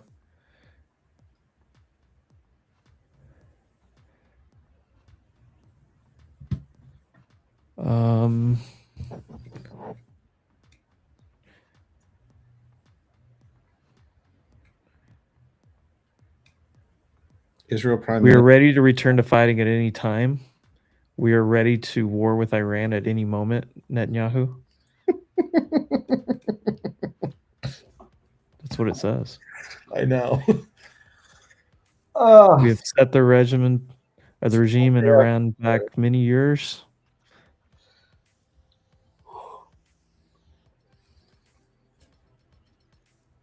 I did get another trim at 95, where my original spot was. Couldn't get down to VWAP though, could we?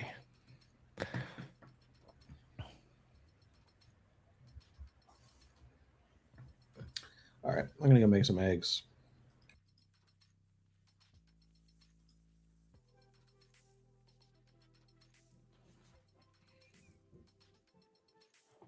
Oh, let's go, Texas. Grab that Apex account, pass it on one trade. It's always nice.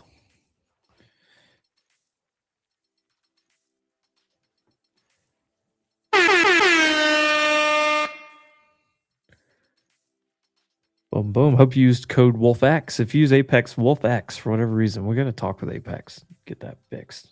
I don't know who has Wolf, but I'm about to big dog him. Netanyahu insisting ceasefire deal will not include Hezbollah. All highly enriched uranium will be removed from Iran.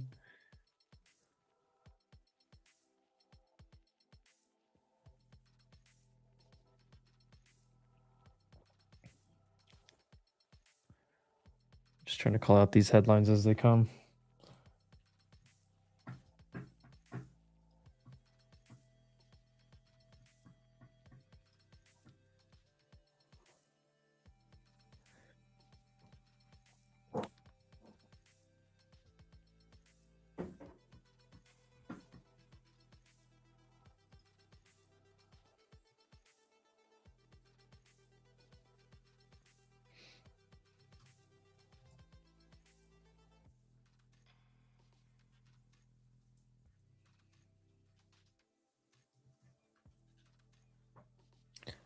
Come on, drop this down. Drop it.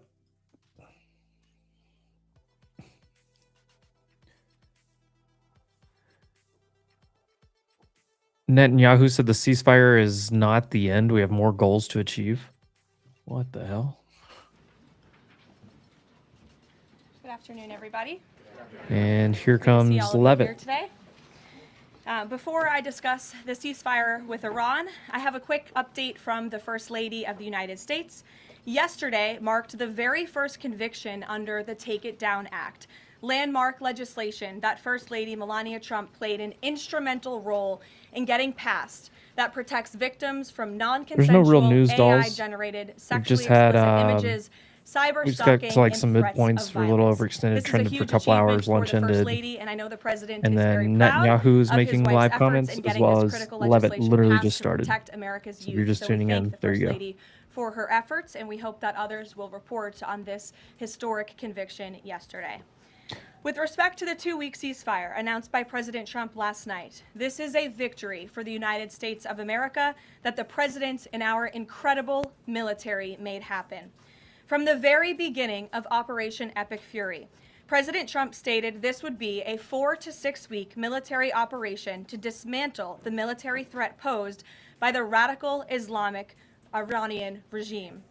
Thanks to the unbelievable capabilities of America's warfighters, the United States has achieved and exceeded those core military objectives in just 38 days. The U.S. military destroyed Iran's defense industrial base, crushing the regime's ability to manufacture weapons that they and their proxies use to maim and kill Americans and terrorize the world. Iran's ability to build and stockpile ballistic missiles and long-range drones has also been set back by years compared to where it was 6 weeks ago prior to the launch of Operation Epic Fury. We destroyed the vast majority of Iran's ballistic missiles, launcher vehicles, and long-range attack drones through more than 450 strikes on ballistic missiles and approximately 800 strikes on Iran's drone launching units and storage facilities. In total, more than 13,000 targets across Iran were struck. Again, this is in the matter of just 38 days. Meanwhile, the Iranian Navy was completely annihilated. The United States destroyed more than 150 naval vessels in total, Right, it just trimmed right including here. 16 entire 76 classes was my fill. of Iranian warships. Despite once being the largest undersea force in the Middle East, Iran now has 0 submarine vessels. 97% of Iran's once massive inventory of more than 5,000 naval mines has also been targeted and destroyed. Iran's air forces are functionally and operationally irrelevant at this point, after the United States maintained total air dominance over their country for weeks on end. To underscore the significance of this, before Operation Epic Microsoft New Fury, Love Day. the Iranian Air Force would fly between 30 to 100 flights per day. Today, that number is 0. Iran's ability to fund and support its terrorist proxies has been greatly reduced. At this point, Iran can no longer distribute weapons to its proxies in the region. And most importantly, Iran will not be able to acquire nuclear weapons. Prior to the start of this successful operation, Iran was aggressively expanding its short-range ballistic missile arsenal. Through these weapons and its navy, Iran was attempting to build a military buildup around their country that would pose an imminent and existential threat to the United States military assets in the Middle East, our allies in the region, and ultimately the free world. Iran was pursuing this dangerous and aggressive strategy for one reason: to hold the entire world hostage to its terrorist ambitions. The Iranians aim to use their expanded military capabilities as a shield around their country to continue achieving their ultimate goal internally, building nuclear bombs. But their murderous and evil plans have been blown up, quite literally and figuratively, along with their military, their nuclear program, and most of their senior leadership, including the former Supreme Leader Ayatollah Ali Khamenei. Their command and control structures were also massively disrupted after being struck more than 2,000 times. Many of their remaining leaders are paralyzed in fear and no longer enjoy the freedom to move around their country freely and meet openly. Thanks to the unmatched excellence of our warriors at the direction of the Commander-in-Chief, the world has just witnessed a historically swift and successful military triumph.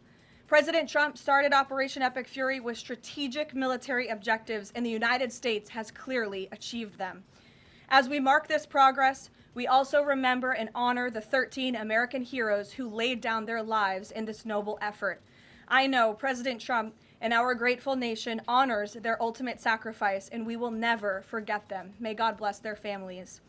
The valiant efforts of all of our incredible service members created maximum leverage for the President of the United States, allowing he and his leadership team to engage in tough negotiations over the past couple of weeks that have now created an opening for a diplomatic solution in long-term peace in the Middle East.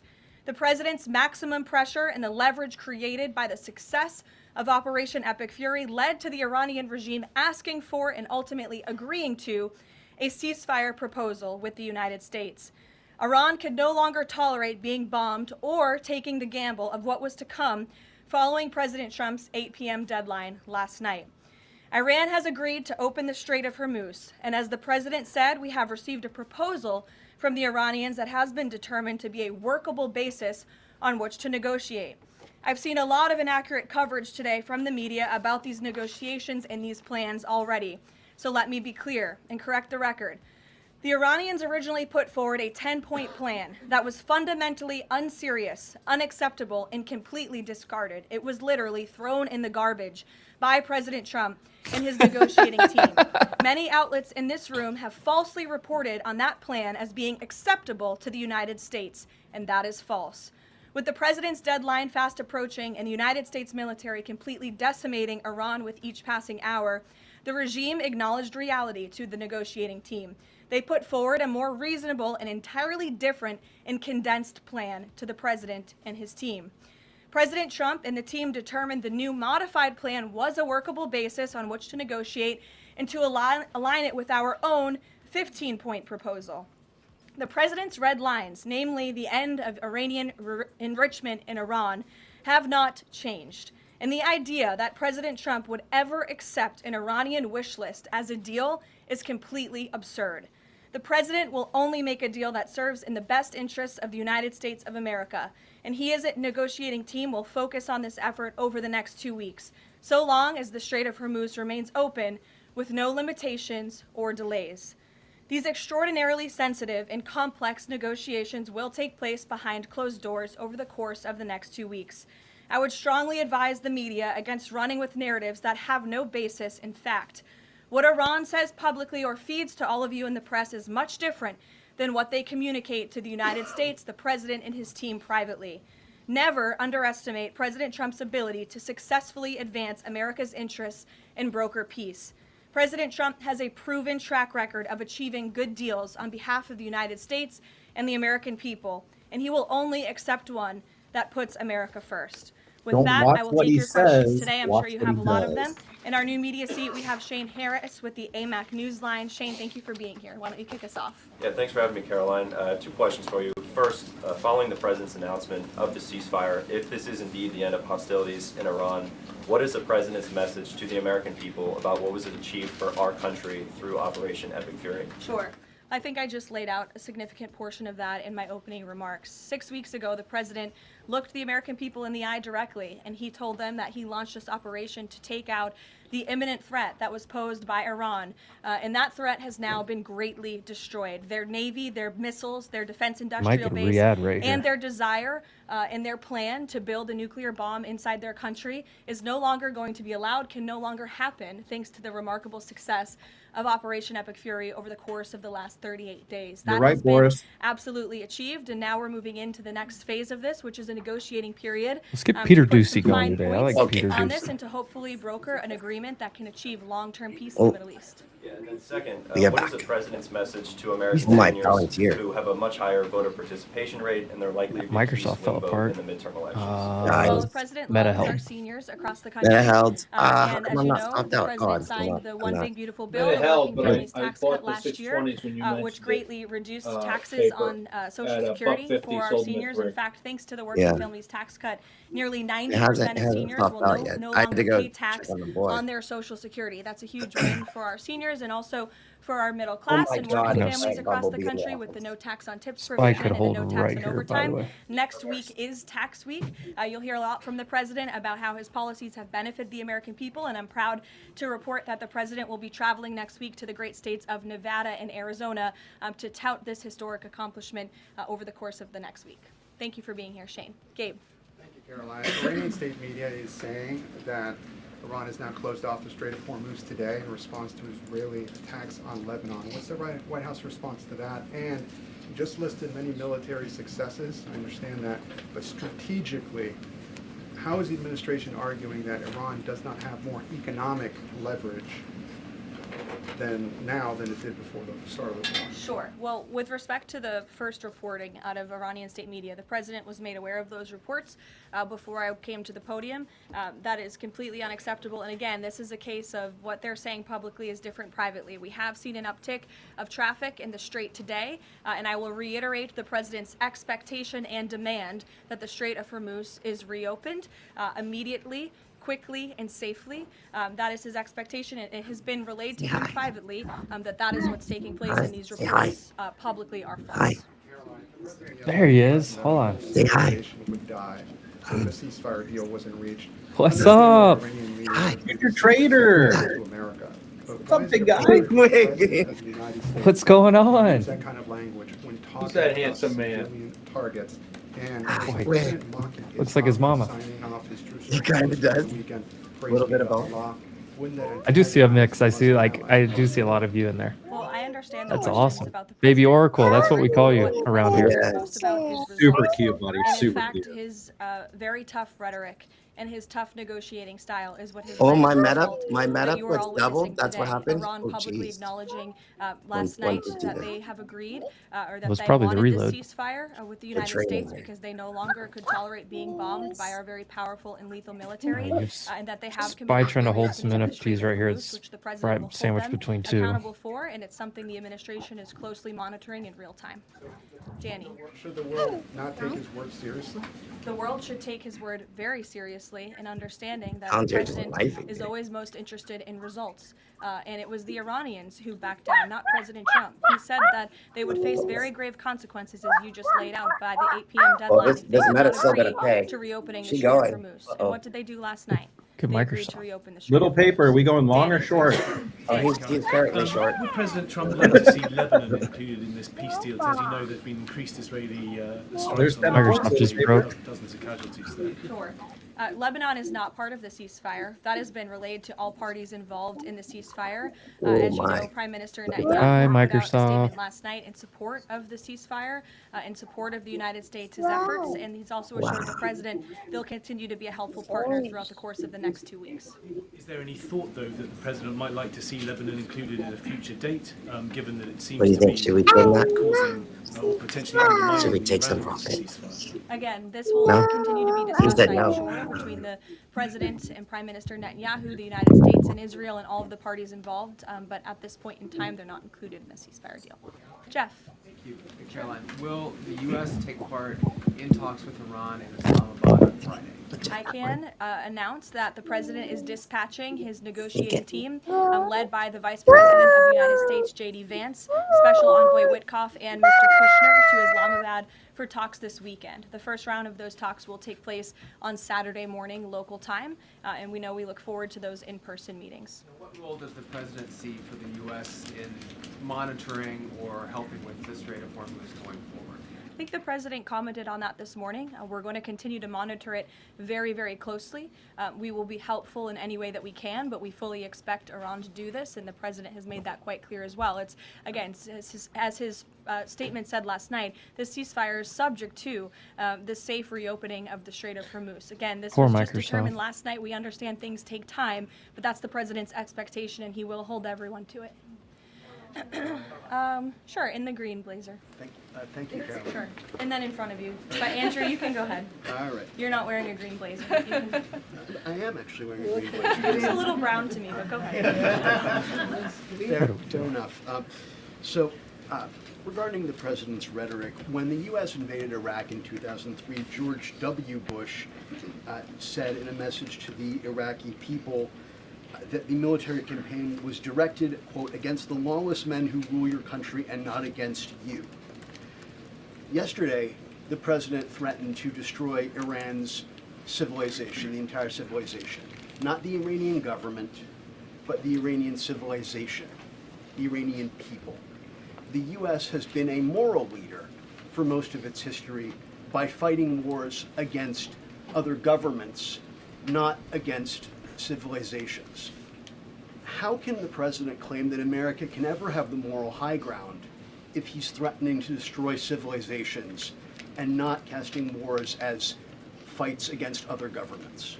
Andrew, I think you should take a look at the actions of this president over the course of the past 6 weeks and the actions of our brave men and women in our United States military who have taken out essentially taken out the military of a rogue Islamic regime that has chanted death to America for 47 years, that has killed and maimed thousands of American soldiers over the course of the last 5 decades. The president absolutely has the moral high ground over the Iranian terrorist regime, and for you to even suggest otherwise is frankly insulting. With all due respect, Caroline, Go ahead. with all due respect, Go ahead. there is just given what Ooh, we've shut seen in down. Lebanon today and the increased attacks from Israel, I mean, is there Microsoft any concern dying. that Netanyahu is trying to kill the ceasefire? Microsoft's going to accelerate. I had those. Prime Minister Netanyahu last night, in that Do like private 3 conversation, cents. Prime Three- Minister Netanyahu there's relayed 375 exactly what he puts said to for the world publicly, tomorrow. that he supports the Earn the money. president, and Israel remains a key ally and partner to the United States. They've been a tremendous partner over the course of the past 6 weeks, and we thank I still them haven't met for her. their This runner, heroic I mean, efforts as well. the smallest runners And- is and a the double. president had But that she conversation goes, last that's a night, and that 10x. was relayed to the world publicly see. as well. Reagan, go ahead. Caroline, I have a question for you on Iran, and I have a question on the Dignity Act as Sure. well. On Iran, it's been reported that the ceasefire was struck after the involvement of 2 unlikely factors, J.D. Vance and China. What role did those parties play in striking a deal? Well, Vice President Vance has played a very significant and a key role in this since the very beginning. Of course, he's the president's right-hand man. He is the vice president of the United States. He's been involved in all of these discussions, and as I just announced, he'll be leading this new phase of negotiations in Islamabad later this There goes week. Meta cracking towards the With 620. respect to China, there were conversations that took place between top levels of our government and China's government. The president has great respect for President Xi and a great working relationship with him and with that country, and he looks forward to visiting China in just a few weeks. And on the Dignity Act, it's getting a fresh push Nita? from Congress. It would give some illegal immigrants in the country a path 150 to citizenship. 320 What's the White House's and position climbing. on this legislation, and would the president sign it if it made it to his desk? Honestly, Reagan, Yeah, I haven't I spoken to the could, president I about could the roll. legislation, but I will have that I conversation. could roll to a and we'll get 610 you if our this goes full any position lower. on it as soon as we can. 617 and a half. I might as well just roll it. Fuck it.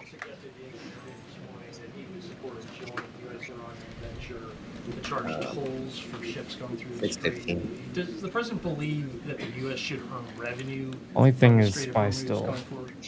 It's I something, know. it's an idea the president has floated, as you know, and it's It's something that will 15 is continue at, to be discussed over the course of the next 2 a weeks. buck But 30. the immediate priority of the president is the reopening of the strait without any profits. limitations, whether in the form of tolls or otherwise. Highly enriched uranium. Has Iran Up given is the gonna be indication 625. that it would simply turn over the enriched uranium, or is this an expectation that the president has? Oh, that there she he goes. Have to send in ground troops in order to do that. This is on the top of the priority list for the president Bet and his pressed. negotiating team as Bet they head into pressed. this next round of discussions. And as I said in my opener, that is Order a red few. line that the president is not going to back away from, and he's committed to ensuring that takes place. We hope it will be through diplomacy. Have they given any They indication have. that they would turn it over? They have. They have. Yes. Trevor. He has to lose this though. Like, it's possible. This chopped around a bit, but what do I have? 618.88. 618.88. She loses. So I will continue to scale out of the As of a few minutes 620, ago? and I'll Okay, stay in the so obviously I'll have to 615s. go back and check with the national security team. I'm staying 620 with is all just a of very you, but I small will do portion of that my and we will profits. get you an answer. Okay? But it's gonna keep the bet on. I was gonna protect the And I larger would just add position. to that point. Again, I haven't seen these reports. I'm not verifying them. Not that I don't trust you, Trevor, but I Tessie's want to go still back short. and check with the experts here at the White House. I would just say, and I would echo what the vice president said this morning, this is a fragile truce. Ceasefires are fragile by nature. We've seen this with with respect to the 12-day war with Iran and Israel last year. It takes time sometimes for these ceasefires to be fully effectuated. And one of the results of Operation Epic Fury was we completely dismantled Iran's command and control center, which makes it difficult for them to pass messages up and down the chain. And so we understand that. I would caution a little bit of patience, but of course we want to see the ceasefire effectuated and abided by all parties as quickly as possible. Thank you. And the American presidential administrations, going back to Ronald Reagan, have said this formulation about nuclear war, that a nuclear war cannot be won and must never be fought. Is that still the view of this administration, given the president's comments about civilization? I have no change in our view on that policy. Katie. Thanks, Caroline. I'm just, given the I gravity want of Peter what he said Ducey. yesterday, what was your understanding of what he meant when he said, this civilization is going to be eliminated? I think it was a very, very strong threat from the President of the United States that led the Iranian regime to cave to their knees and ask for a ceasefire and agree to reopening the Strait of Hormuz. So it was a very strong threat that led to results. And as the Secretary of War stated at the Pentagon this morning, it was not an empty threat by any means. The Pentagon had a target list that they were ready to hit go on at 8 p.m. last Dude, night Tesla. if the Iranians This is gonna get did ugly not real agree to fast open here. the strait, which I they feel like you did, could and I press think that that's too. something we should all be Shit. grateful for. Zero love for this. I was asked this Don't- exact same question by your colleague don't Andrew break. in the back, and I think If again, she breaks, the ugh. insinuation by anyone in Oh, this I room took out yes. that Yeah. Iran What is she somehow even has saying? the At moral high least- ground over the United States Did of you see the America memes? At is least Caroline insulting, will look good considering given the updates. atrocities that they have, considering the Yeah, I atrocities saw that they have committed against our people and our military over the past 5 decades. John, go ahead. Thanks a lot, Caroline. Two questions for you. One has to do with a statement, a joint statement put out this morning by some of America's European allies, our NATO allies. And in that joint statement, they said regarding the Strait of Hormuz, our governments will contribute to ensuring freedom of navigation in the Strait of Hormuz. What's the administration's reaction to that joint statement? Does that smooth things over when the president meets with NATO Secretary General a little bit later this afternoon? I have a direct quote from the President of the United States on NATO, and I will share it with all of you. They were tested and they failed. And I would add, it's quite sad that NATO turned their backs on the just gonna American keep people holding over this the course area. of the last 6 weeks when it's the American people who have been funding their defense. As you know, President Trump will be meeting with Secretary Ruta in a couple of hours here at the White House, and I know he looks forward to having a very frank and candid conversation with him. flag? And then secondly, in regards to this conflict, 38 days, as you pointed out, President Trump has said that there's been regime change. Has that regime change led to more like a bear flag. freedoms for the Iranian people? I think that's a question that's being asked a little bit too early, John, and we hope that is the case, but it's something that has yet to be seen. Eamon. Caroline, on this question of tolling by the Iranians in the Strait of I miss Hormuz, Sarah I've heard Huckabee you Sanders. talk about a number of red lines the president has in this negotiation. But She's I a haven't heard governor you of say that Arkansas now. Iranian tolling Bro, in the Strait of she was a Hormuz trip on is a red stage. line. Would it be acceptable to the United States at the Her end dad of was all governor this of Arkansas if the when I was Iranians growing are up. able Now to she's charge governor. tolls in the Strait of Hormuz? I think the president was very clear and state of simplistic Arkansas. in his language last night in his Truth Social post. Arkansas, where sir. he Don't said disrespect that me this like that. ceasefire is subject to the free, safe, and immediate reopening of the Strait of Hormuz. That's very plain language, and it should be taken at face value. We do have 12 minutes Harry. until the FOMC Harry, meeting. go ahead. Without limitation. including FOMC tolls, yes. meeting Harry. minutes. Quick follow-up 12 on the minutes. economy. Why would the U.S. Allow Iran to collect tolls minutes. in the Strait of Hormuz? That's not something that we've opposed for a number of years now. Again, that's not something we've said that we've definitively accepted. The joint venture is something that was proposed by the president, but Oh, it might he be was an very everyday clear in for his me. statement last night. He There's wants really to see nothing the for me to strait do. reopened Oh, immediately without Pounter. limitation, and that's something we're going to hold them to. Yes, in the blue. And second question on Jesus Iranian Christ. friends in Iran. I myself am Iranian, and I've been talking to them through the blackout. One of my family members yesterday said goodbye to me. So what message should we be sending Iranians when they message me saying, what should they be doing right now? How should they stay safe? Because they really don't know what to do. I think the president's main priority, and my main priority as his spokeswoman is to make sure that clear messages are sent to the American people, of course, which is my job today. With respect to the Iranian people, the president, has taken out the imminent threat that was posed by their military to the United States, to our allies in the region, to our forces in the region, and of course, as the president has long said, he hopes that Iran will be a country of peace, of prosperity, and we're moving into this next round of negotiations to hopefully come to an agreement with this new regime that will create long-term stability in the Middle East. He has said that they should stay inside of their homes and also take back their country. So there's a contradiction there. So how do you address that? Again, we're moving into this next round of negotiations with the remnants of the regime and those that we are speaking with now to hopefully Take reach your country a and place stay in your of house. peace long-term for the region, and that includes the Iranian people as well. In the blue, go ahead. Maybe I'll get together on Facebook or something. The White House posted the statement from the And Iranian Iran did government look that like the passage in the a Strait will be westernized coordinated with country Iran's back armed forces. So, As of today, who controls not the wrong. Strait of Hormuz? Again, these statements were put out 12 hours ago. We expect that the strait will be opened immediately. Here comes As about I a said 1688. earlier, we have seen an uptick in Or traffic in the strait, and it's 1888, something sorry. that we are monitoring minute by minute, hour by hour as the days go on. Who controls the There's strait right about to now? get into this volume gap. One on the deportations. Okay, 620s, 150 to 400 so far. Are there still Good boy. security concerns about 615s, about 30 to 180. talks, I mean, Chair Kushner? And then two, Trail, given the ongoing deportation 620. of General Soleimani's niece, does the Trump administration plan to deport more relatives or He's trying. people in the families Let's of see, Iranian 615. officials that are in the U.S.? Potentially Certainly, down to anyone who 610. is here fraudulently. He loses I that, it's understand gonna one get of the wild. individuals who their visa was revoked by Secretary Rubio and they were deported by ICE. They had a fraudulent asylum claim. That's against the laws of the United States. So anyone who is here illegally Is anybody or in this, or just fraudulently, I'm is subject I'm to just our nation's narrating? immigration laws and will be removed from our country. I And think know a couple this people are in it continues with to you. be a top priority I'm for the out. State Department working in conjunction with the Department of Homeland This Security. is where it accelerates. With respect to This the is where it safety accelerates. of That's the why I Vice pressed it. That's why I President, rolled. we fully trust the United States Secret Service to do their job, to keep the Vice President and the President's negotiating team safe. They do a tremendous job, There we and go. we fully DJ's trust in. them to do that. In the back, go ahead. Design's in. Julia's in. Yeah, you got a lot of people in those. What's the message to the American Joss still in the 620s. Garrett Williams. Oh shit. Oh, you Well, got, look, we got a whole crew in these I putts. think Let's when go. President Trump said that, and he How made much it did very we clear make? after making How that much did we statement make, that How much? chat? Yeah, just, yeah. How the much you Cuban guys up? regime is bound to fall. Their country is very weak. They're in a very weak position economically, obviously, financially. The Cuban people are fed up with their government, as they should be.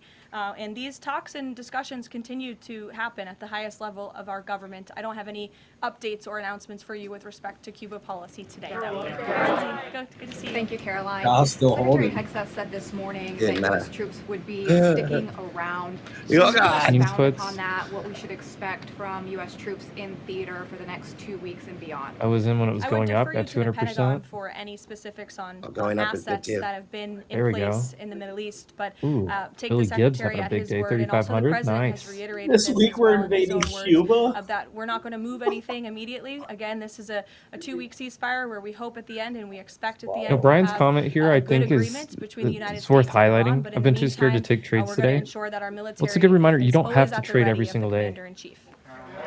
And if you do, you can like size way down. You can take little shots and Yeah, stuff. you On said native, I'll take okay. your question. Go Thank ahead. you, Not On a day like every this, day you is the don't same. need a lot of money the to. United States still You'll considering either make a lot or you'll lose a withdrawing lot. So from like, NATO? Is that still a you don't need to possibility? put a It's lot something in. the president has discussed, and I think it's something the president will be discussing in a couple of hours with Secretary General Ruta, and perhaps you'll hear directly from the president following that meeting later this afternoon. Thank you, everyone.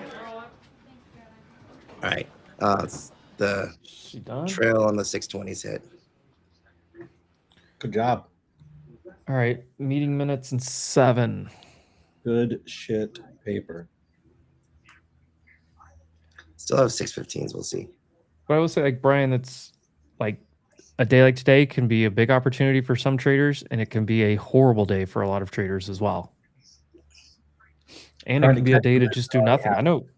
I know several. I got to talk to some of my friends. They like, I mean, Rizzo slept in all morning. I know a lot of people that Yeah. trade options that they looked at last night. They woke up, looked at their phone, and said, "I'm going to go Yeah. mow the lawn or something." You know, like which is what I'm about to do. Dude, look at this meta. It's gonna fucking keep going. Dude, it's coming to 615.5. I mean, it would be 605, right?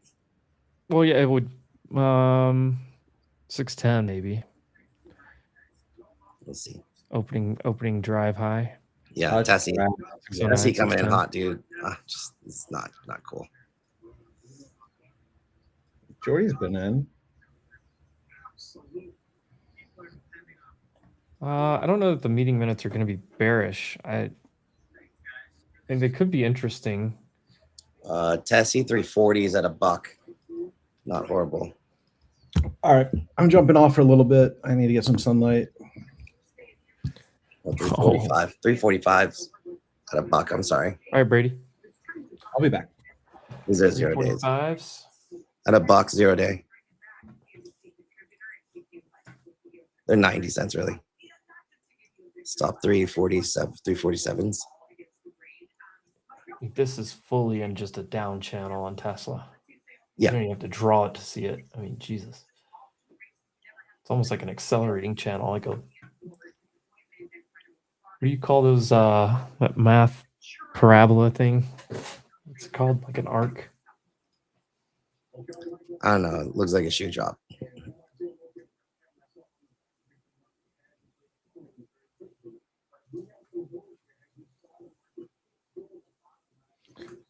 The Palantir's still drilling.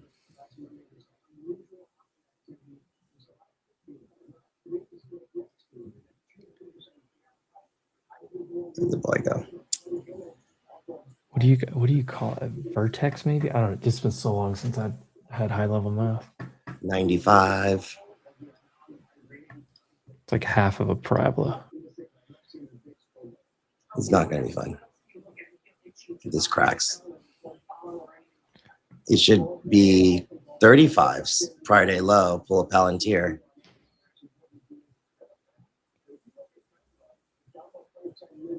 Oh, here they go. They're talking about Tessie on CNBC. So the kid upgraded from Miss Rachel to CNBC? Is that what's going on? He's forced. He's a forced CNBC viewer.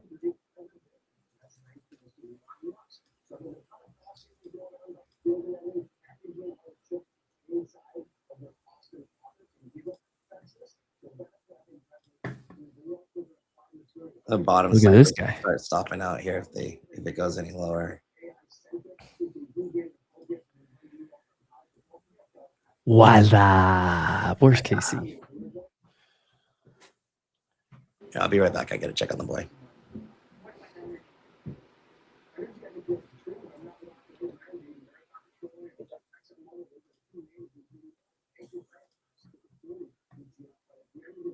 What happened?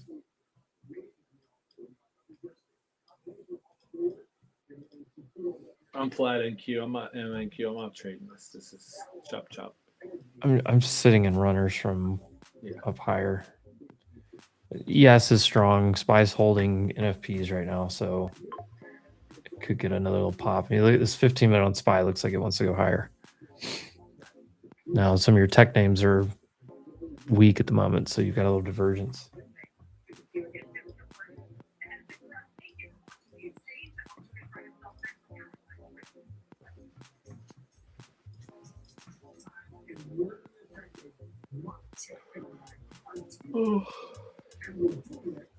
Okay. God, Colin always comes in hot. Fuck, Colin. Kind of holding an NFP here on QQQ as well.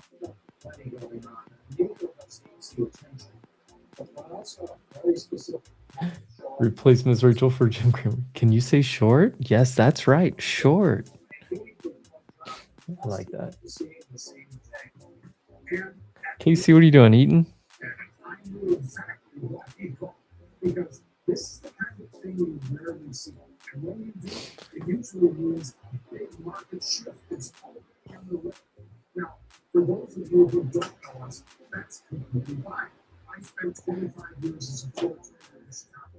Those of you that are hanging out, if you're new to the channel, Wolf Trading channel, make sure you subscribe. Help us build up this channel a little bit more. And be a friend, tell a friend. Give the stream a like. I'll boost us out there in the algo a little bit more. Tell your friends where you're hanging out if you're on Paper's channel or any other channel. Do the same thing over there. Give a like. Make sure you subscribe to the channel. Wherever you're at, appreciate you tuning in. Also, shout out to, if you're a prop firm trader, we have Code Wolf set up. We have WolfX at Apex, but we have Code Wolf set up for a lot of prop firms. Tradeify, Lucid, both running good discounts right now. My Funded Futures, Code Wolf now live as well. If you're an options trader, Vanquish. Check out Vanquish. Vanquish is an options day trading prop firm. So if you're trying, little, here comes the minutes right now. Vest is also a perp exchange. Most officials saw policies well positioned. Iran conflict has increased risks for inflation progress. A couple officials saw war delaying rate cuts.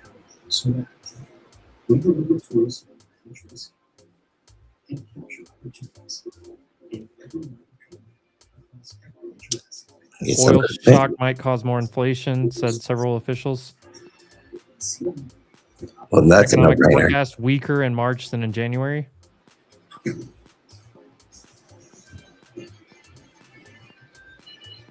All right, that's about all the headlines they just read to me in my ear. What are they doing to Apple? Stop it. I don't know. SPY looks like it wants to hold here on these NFPs and push higher. Let's see. QQ is holding March's high right here. And yeah, here comes a push higher. Nobody worried about those minutes, I guess. I didn't expect much of a reaction. Nothing too crazy there.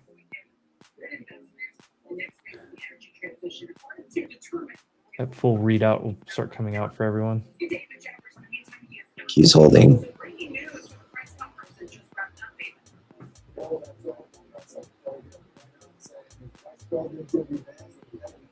SPY and ES look good to me.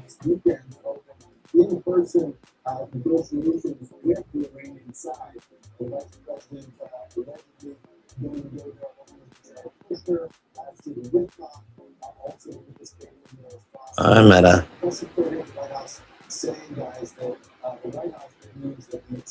What are you gonna do? I wouldn't be surprised if it's float higher. Not Meta, but I wouldn't be surprised to see Meta flow higher either. Intraday. Tessie didn't break. I mean, still there, sitting there, but it looks like it wants to pop again. Tell me why Apple looks like it wants to roll. I know. Certain things are just like clearly strong, like AMD strong, Intel strong, Corning strong. This is like separate what's real, like the ones that are going to work regardless. Right. Walmart gonna work regardless. New high of day.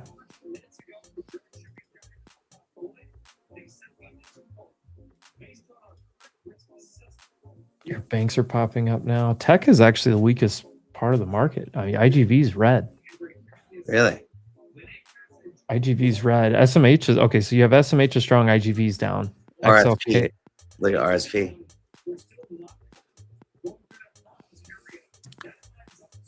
RSP compared to the market, it's almost even. Yeah, big green, but yeah, IGV gave it all back. That's what's sticking out to me. IGV down, SMH up. And tech, just since the open, much weaker than like the broader market, like XLF and some of the other sectors. All right, Tessie gonna bounce. Vol D, somebody put this in the chat earlier. Vol D looks still strong. Vol DQ still at highs. New highs on Vol D right here. Vol DQ as well. Look at that. New highs.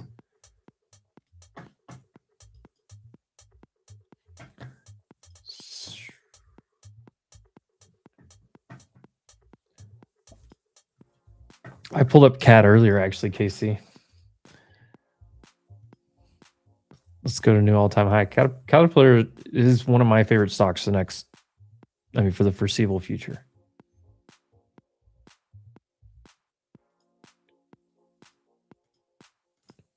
You can put John Deere in that same bet.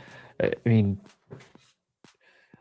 everyone in the AI trade wanted to rush into the AI first, then they wanted to rush into picks and shovels, and then they started trying to figure out, well, what is AI going to improve?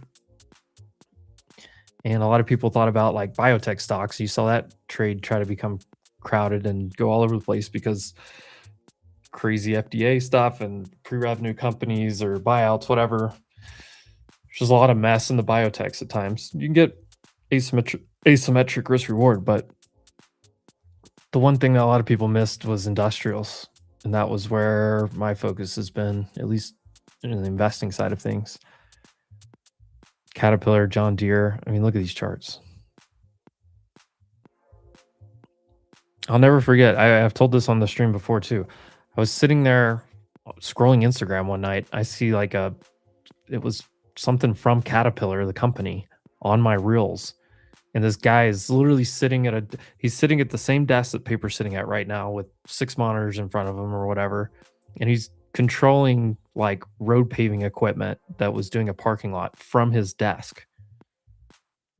And then you put the AI stuff into it. Also, you got to think about the data centers. Will brought this up the other day. There's massive amounts of money spent on data centers right now. So you're going to have construction companies, obviously, that are going to benefit from that. And then you got to have equipment. Billions and billions and billions of dollars on data centers.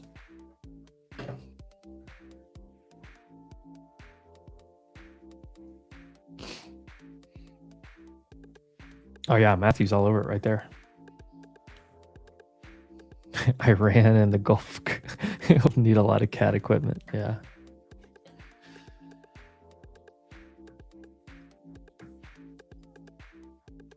Boy, I don't know what you do here because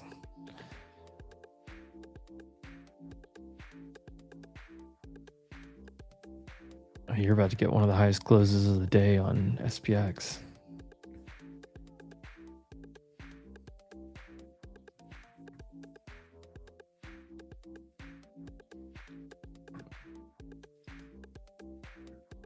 I don't know what this music is, by the way. Try like all different ones out. You never know what you're going to get.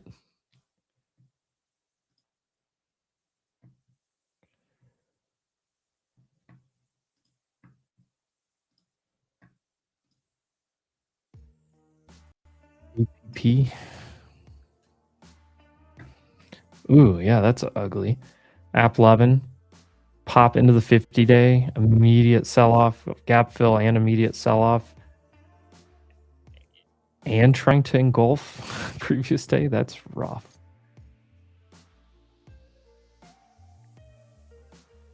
Good Lord.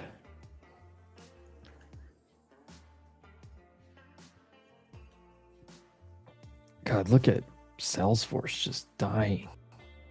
No pop at all. Market itself popping though. I know you break out of the orb low, reclaim it. Where do you go, Paper? Horb. To the Horb. Go from the Lorb to the Horb? Yeah. The boy's getting a little wild over here. I think I'm going to take a quick break. I'll check back later on. But he wants to go play. So I'll check back later. Sounds good. We'll be here. Boys. Love y'all. It's been real. It's been fun. But it hadn't been real fun? Is that what you're going to say? It's been real fun. Is that all saying? Well, it's been real. It's been fun, but it hasn't been real fun. All right, guys. I'll see you. All right, Jace.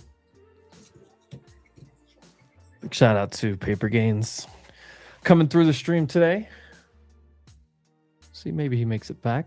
Drop some absolute heaters for you guys. Spy looks good here. Really does. I stopped out of my runners on the midpoint short. I guess we can take the target. But I mean, technically, we haven't taken this out. It is interesting how much weaker tech is being than the rest of the market. Nvidia's got a decent little base here trying to push up out of. Maybe Microsoft stops dying. Google and Amazon look okay. I don't know what you do with Meta at this point. Broadcom looking really strong again. Tesla, nothing. Walmart, greatest company in the world. Let's see. Cisco having a good day. Just made a new high of day. Qualcomm recovering. CRM dying. Oil is cratering.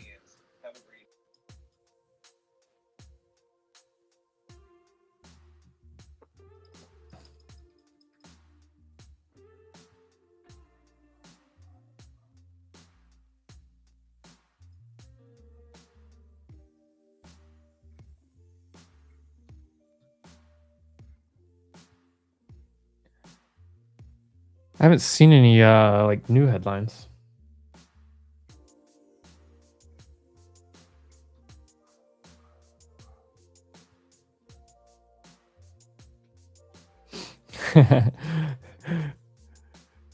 Paper Gains most likely went to buy a stolen camera back from Facebook Marketplace. We used to joke when I lived in Texas. We used to joke because I worked construction that if you leave like power tools or whatever laying around a construction site, they'll disappear. But you can go buy them back at it was called Traders Village. It's like a giant flea market. You could just go find your own stuff and buy it back.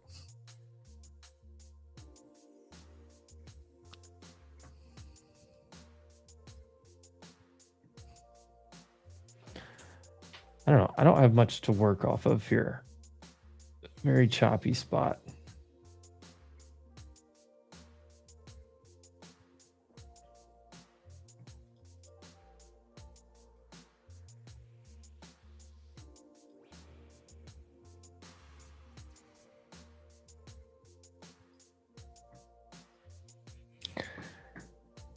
Nothing I can do here. This music is terrible.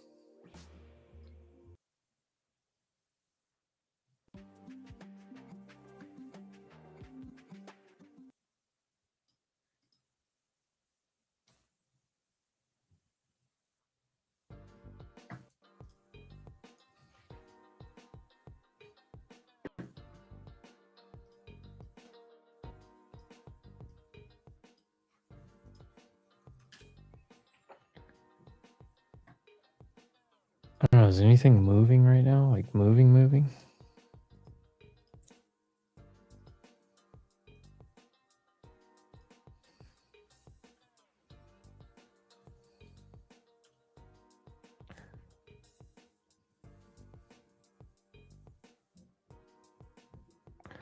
Palantir still dying. Snowflake dying. Taiwan Semi looks decent.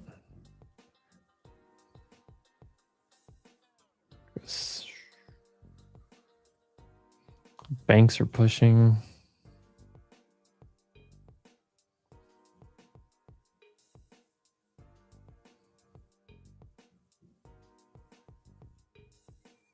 I didn't see any headline of why oil's dropping the way it is.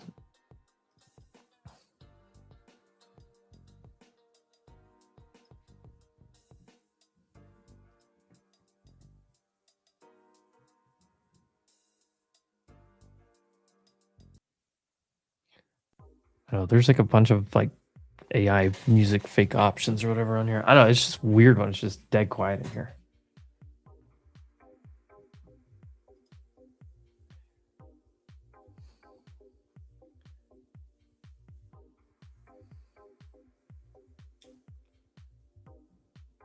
I don't know, what are you guys thinking? Probably nothing, Frank.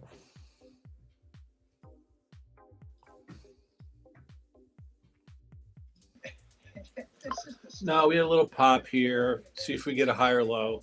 I mean, a lower high. Oil, made it 96 to 94 and kind of holding 94. Meta 618 steady. SPY steady. So I was looking like you got a little bit of a curl upside on NVIDIA. SPX is kind of like made a new high down. SPX actually is not. Let me see. Hold on. That's Meta. Hold on.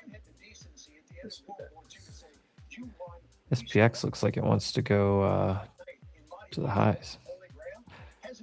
6,800. Yeah, SPX looks like it wants to go higher. So it's divergence that I don't want to be a part of. What's IWM doing? Just hanging out.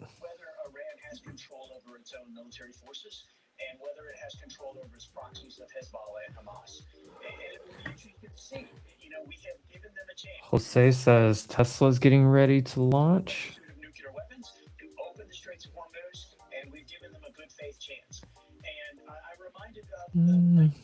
Maybe. We can get back over yesterday's high, maybe. I don't know. I got a feeling we may not get much action the rest of the day.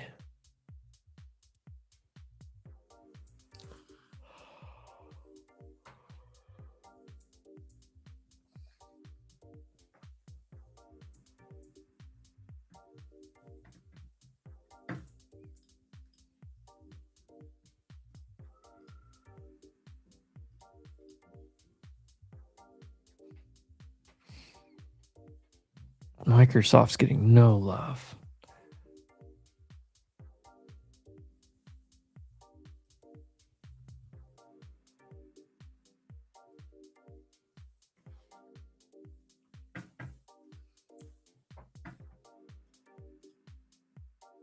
No, I know a lot of people that are just like not doing anything the rest of the afternoon.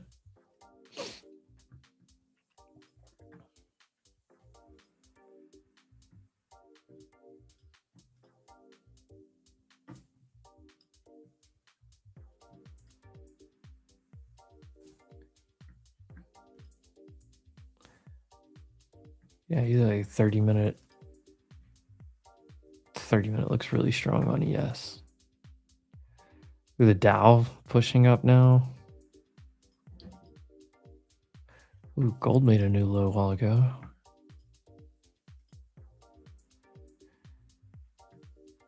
Oil's dropping too.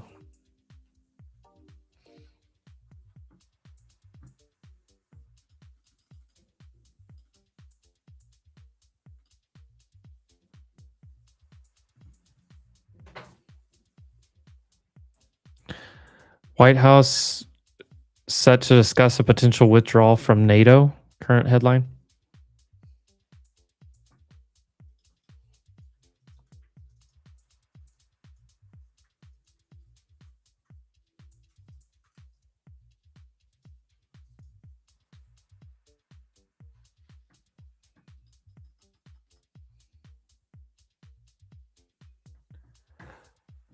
All right, let's check. What?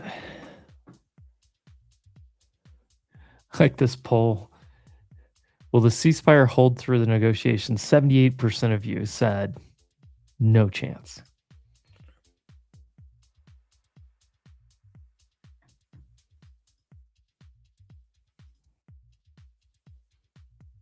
I'm short. Bilateral ceasefire negotiation is unreasonable, says Iran.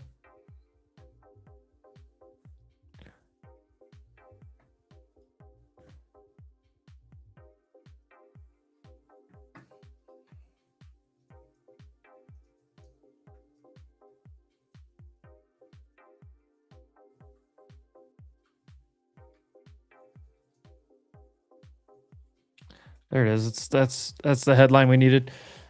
There we go. Oh. Take a little trim here. Oh my God! Look at this. Oh, I just laid into it. Thank God. That's nice. Sat here patiently waiting on some kind of headline.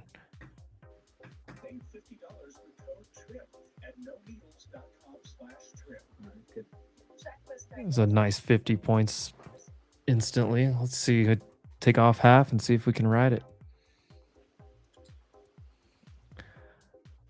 Crush this thing. Crush it.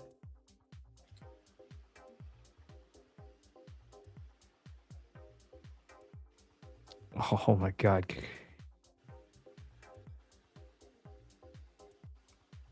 What was the news? Iran said the bilateral ceasefire negotiation was unreasonable.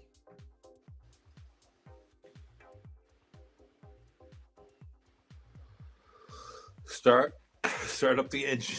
Start those engines. That's coming from the Pakistani spokesperson. Ceasefire negotiations are unreasonable.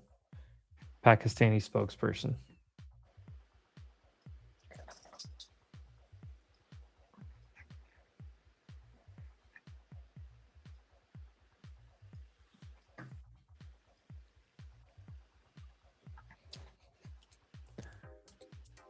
So Iran's telling Pakistan, or whatever, whoever that mediator guy is in Pakistan.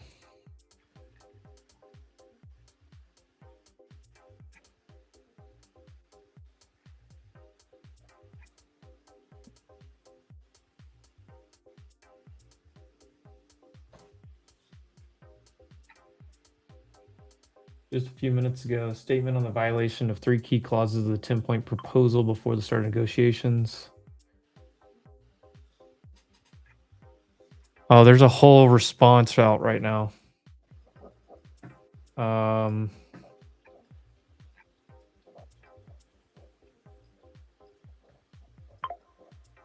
drop it in the chat. Let me open it up here. Oh, come on, piece of crap. There you go.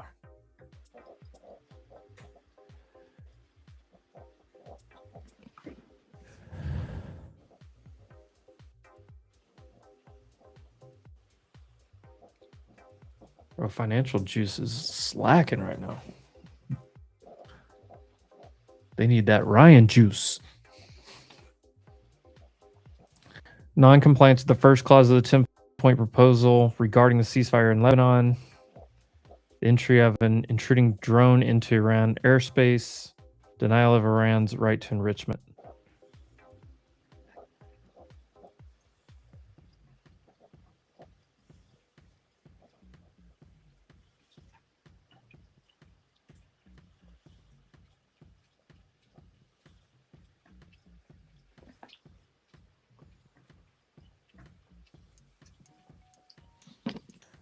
Oh, we finally hit the target. IB low.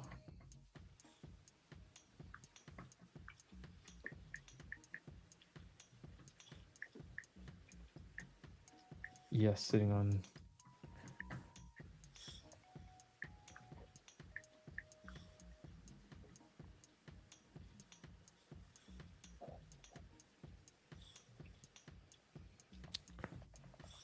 Well, let's take this back down to like 960s.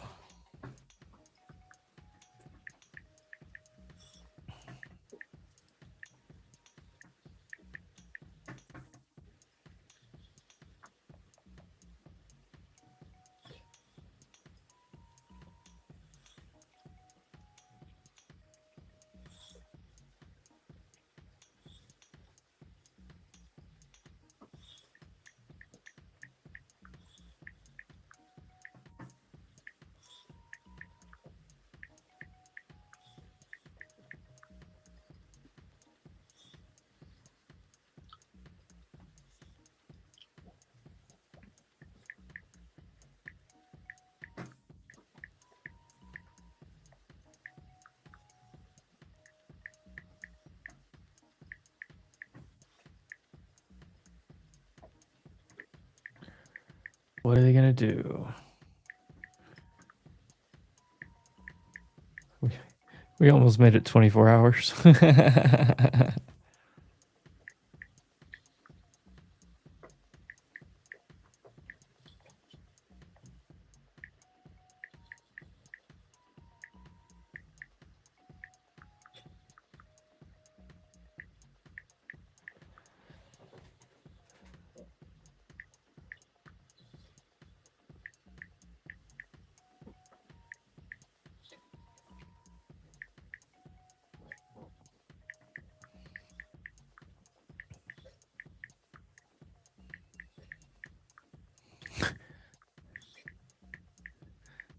Now Financial Juice wants to put it out there.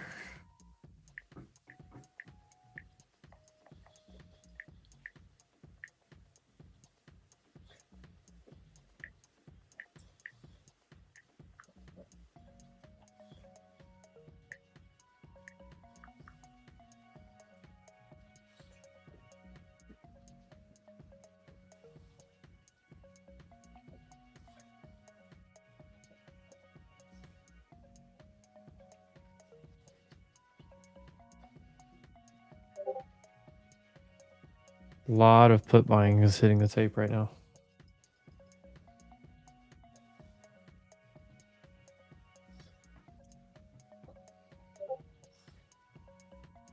I don't know.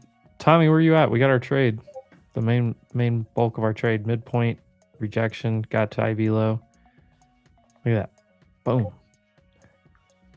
It's crazy. We hit the target perfectly.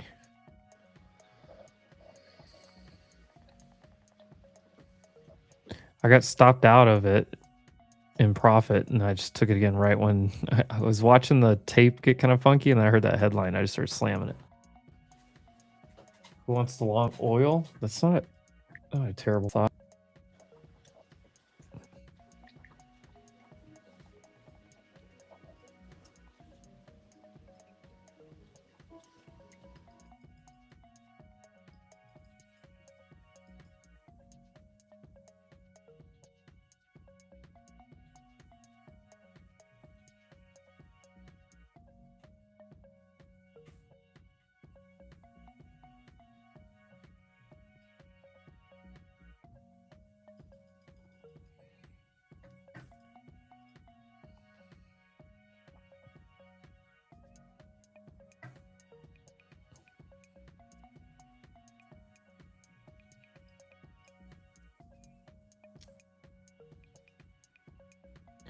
SPY still holding the zone. QQQ just below it.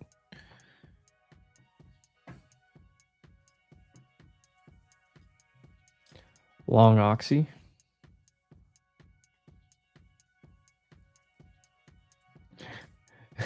Dude, I go in and purposely remove that reverse button because it used to give me in so much trouble. Finster, but that right there is a case where it could have been super helpful. Put in reverse, Terry. What you doing?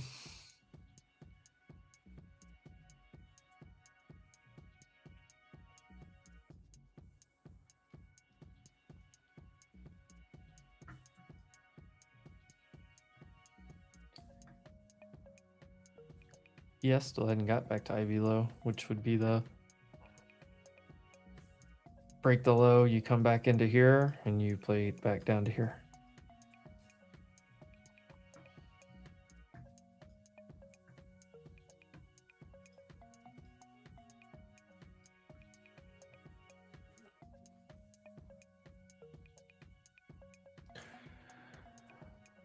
All right. UAE Foreign Ministry will seek clarifications on terms of U.S.-Iran ceasefire once Iran's full compliance on immediate cessation of all attacks and unconditional reopening of Hormuz. Who is Hormuz? I wonder, why is it named that?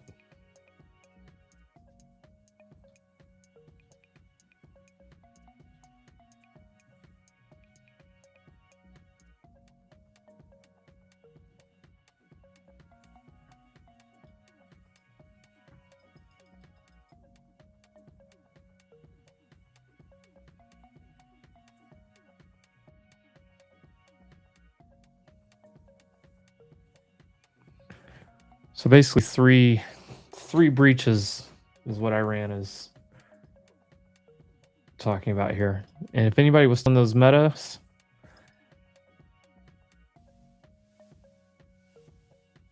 you're getting closer to your target or your next target. Ooh, Tesla. Bye-bye. Oh, that's gross.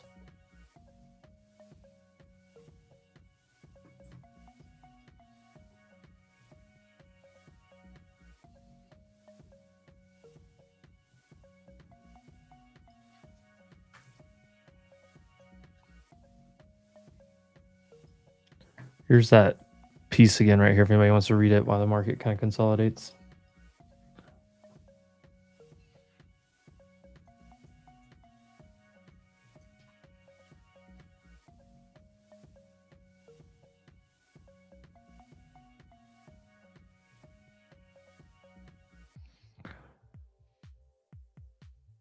The Strait of Ormuz gets its name from the nearby historical region and island called Ormuz, from the Kingdom of Ormuz, a wealthy trading power that controlled the area from around the 10th to 17th centuries.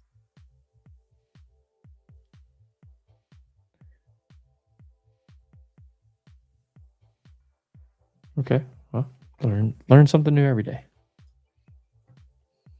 How are you using AI to optimize your life? Well, just Google things.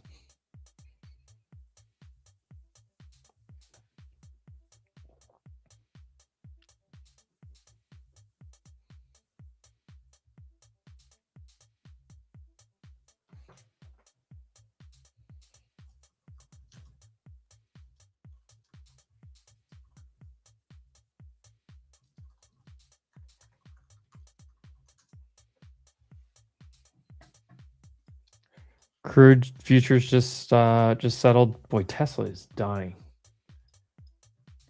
Uh-oh.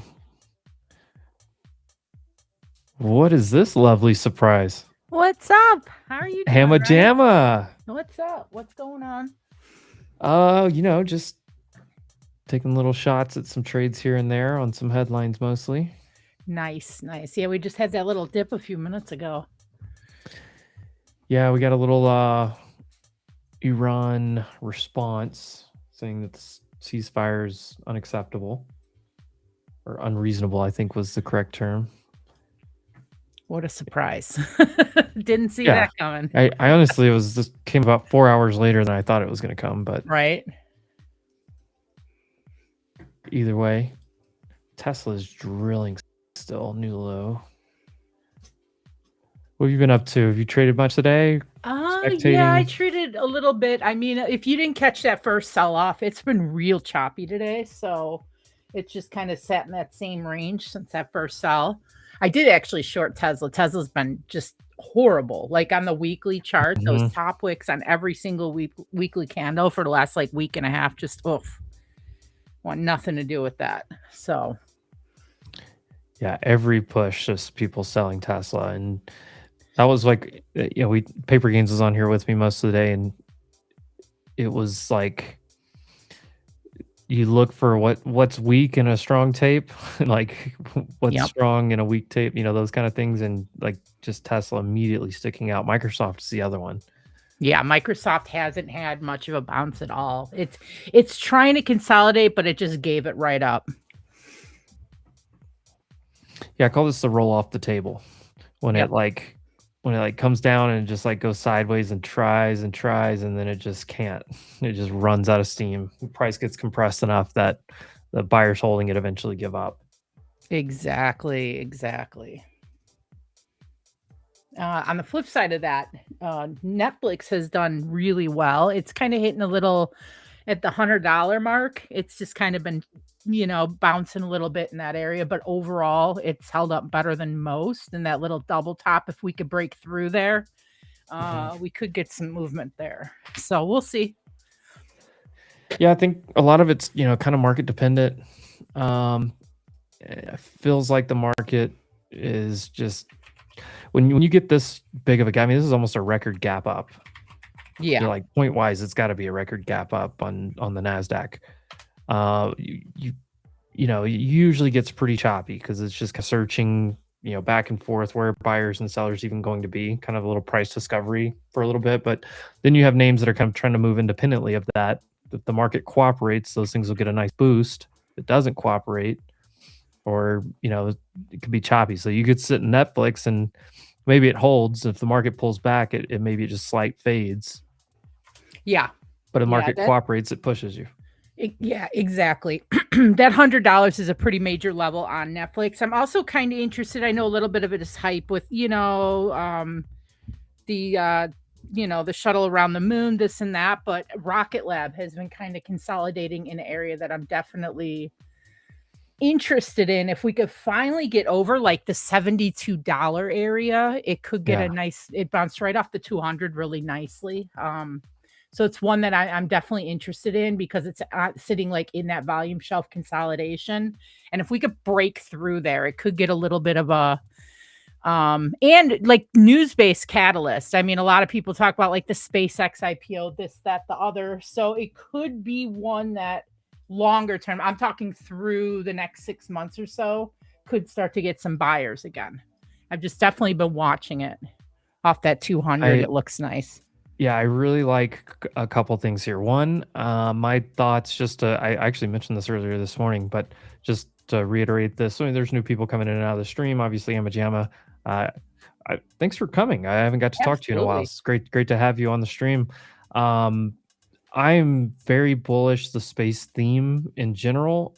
For the next several years. I just think it's going to be a hot thematic across the market.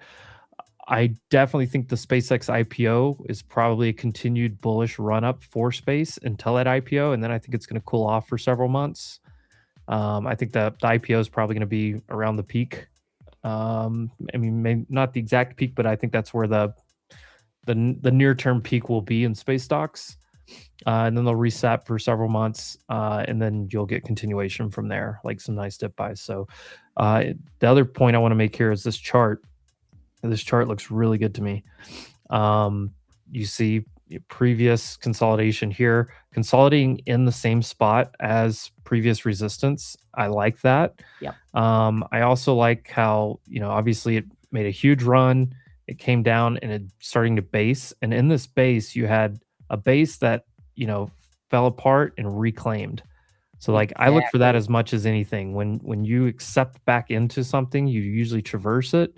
And then you get out of this, and that's going to be an explosive. It's like a failed bearish move, basically, or a bearish move completed. You also have a 200-day and a hot sector and a hot stock. It just checks a lot of boxes for me. So I definitely like Rocket Lab here. Absolutely, because when it has that back test of the 200 there, like it proved that like the bears couldn't really take charge and dump it the way they tried. They failed. And now we're back in that consolidation range. I love that because we get the springboard because we cleared out all low side liquidity. We cleared everything out below it, popped back up. Now we're like almost on top of that volume shelf.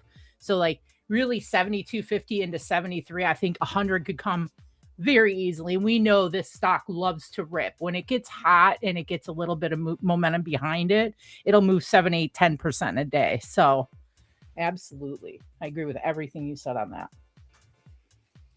Yeah, I like it. It's just the more things I can check off, and from a sector to a popular stock to the TA side of things, the broader picture. Like once you start checking off boxes, something that stays top of my watch list, or I own Rocket Lab, so I'm in it, but I also am constantly watching this for an opportunity for like some options to get that asymmetrical upside return as well. So I like it a lot. ASTS is kind of in the same like situation.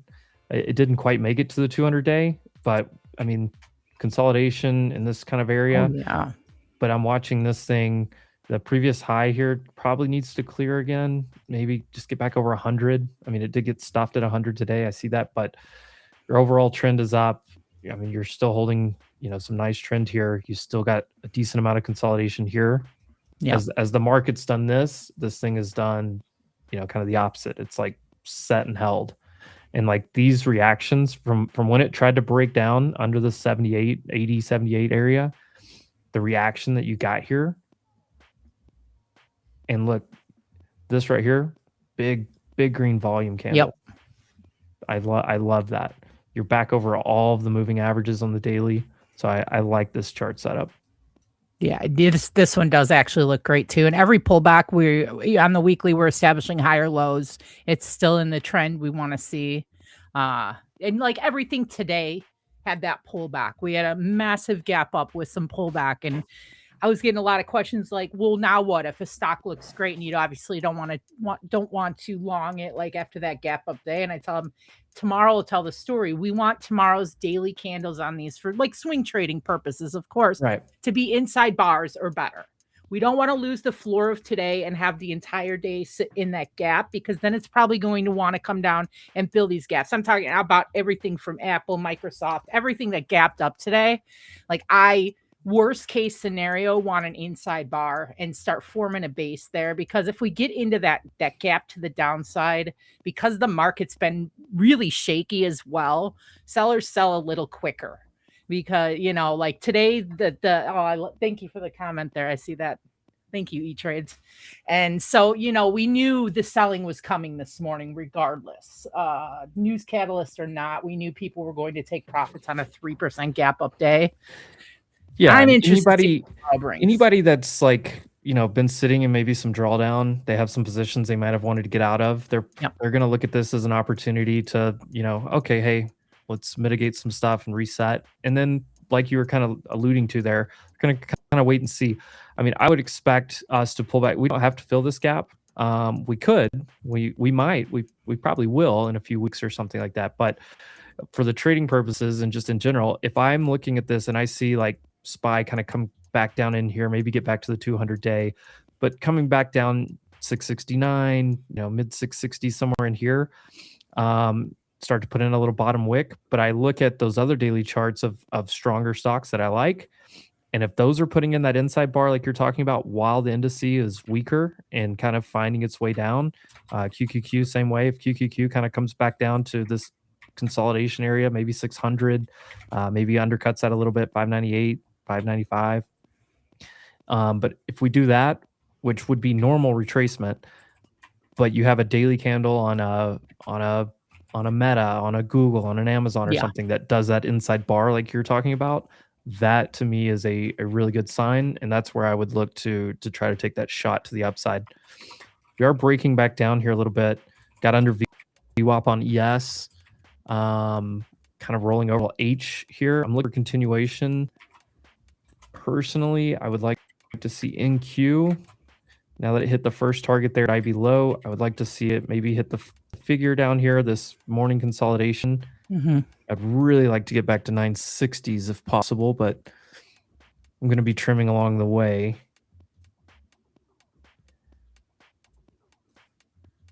But a day like today is just it's an outlier day for me. So like I just play things closely, and then I wait for the next day or two to kind of confirm. Like the weekly candle, I think is going to be very interesting on the Friday's close. I agree. I absolutely agree. I'm interested to see what happens into market close today for sure, because and like you said, outlier day. I mean, we had a 3% plus day when we opened this morning on SPY, which is like the outlier. That 3% is like your capitulation. Like that's the outlier of the highest echelon of gap up, gap down days. So we know the profit taking is going to happen. We know these things are going to happen. I mean, for us to have had a gap and go today, that was like would have been so insane. high. Yeah. So well, it's because like you've moved average daily ranges and all this kind of stuff. Like, I mean, a 3% gap up is crazy to think about. And like, yes, we were down a lot, like overall, but we were already bouncing like before this. So it's not like at the tariff low where you were literally just bottoming out, like hitting rock bottom and slingshotting up. So it's a little different scenario. But I agree with everything that Amajam is saying here, because it's fantastic. I did drop her X handle in the Wolf Trading YouTube chat. Guys, make sure you follow Amajama. If you've been on Spaces and stuff, you've heard her plenty of times before. She's been on the stream before a few times as well. But we try to make it a weekly thing on Wednesdays now. My schedule is open on Wednesdays now. Let's go. So let's do it. Let's go. Yeah. I'm here. I'm here from market open to market close. I know. I miss Spaces. On the X Spaces. I miss being on Spaces, but this is my new home, I guess. I see a lot of people tuning in with us this afternoon. If you're new to the channel, make sure you subscribe. Basically, all you're going to get is, especially if you turn on notifications, you're just going to find out, hey, they're live, which is just going to be whenever the market's open. Oh, my internet glitched there for a second. There we go. Oh, all right, we're back. Make sure you subscribe to the channel. Give us a like too. Help boost us out there in the algo. Be a friend, tell a friend where you're hanging out trading. We had Paper Gains on here today. Brady's still hanging out somewhere, probably walking his dog right now. You guys know Frank. Uncle Frank's here with us all the time. Amma Jamma tuning in. KC is hanging out with the kids, I think, right now. He's pretty much done for the day. He was in the chat earlier. Jordan will probably pop in at some point this afternoon. Maybe he's taking a nap. I don't know. That's crazy too. We on like the daily 4 hour on NQ, we hit rejection right at the same level our last 3 highs were, right around, you know, like that 25 to 50 level. I mean, the last 4 times we topped out was within a 50-point range of that. So that's the level. If we break today's highs like into the end of the week, if we get that inside bar, those things we're looking for, and we can break that 25, 250 on NQ, then we really start getting towards, you can realistically start talking about that all-time high range again. I mean, because this has been a major level of resistance for 30 days now, since the end of February. It's this whole month and a half or more, like 6 weeks of consolidation. So if you can break through that with some juice here, you could definitely end up back up here. My only word of caution has been, this is where we were when the conflict started. Yep. And this is where we come back to it. And the market does like to overshoot some stuff. So, just to put both sides of the argument out there, people, the best thing that every trader does, I know Amma Jamma does this, I do this, everyone that I know does this, is they say, okay, what's the bullish thesis? What's the bearish thesis? Yes. What's the chop thesis? And which one's the strongest? And then you also have the backup. So you're like, okay, if this, then this. If that doesn't happen, then you go into the second thesis. Absolutely, because on the flip side of that, if we lose like 24,500 again, it looks ugly to come back down. I by no means think we're out of the woods. Last night was basically like, oh, we're gonna pause again. 2 more weeks, so it's gonna get that heightened fear again, the heightened volatility again, the heightened lack of volatility because a lot of money's on the sidelines. I personally am like minimally invested in longer term things, certain things. I took a little Rocket Lab, those type of things, but we let out our breath, which caused a 3% surge. So for me, when I sit back and think about it, if we get a 3% surge, I'm like, no, he didn't blow up a country. Let's push 3%. I mean, literally, so, and we push sad 3%. That's the line. It's crazy. This market it makes no sense sometimes, but it's like, okay, he didn't bomb the country. We're going to absolutely rip billions of dollars in liquidity added in. It's just so much doesn't make sense in this market that it is the if this then that, because a lot of the things I used to use as a guide of like how markets should react to this, it's so upside down now that it really is small ball day in and day out. Okay, what do we have today?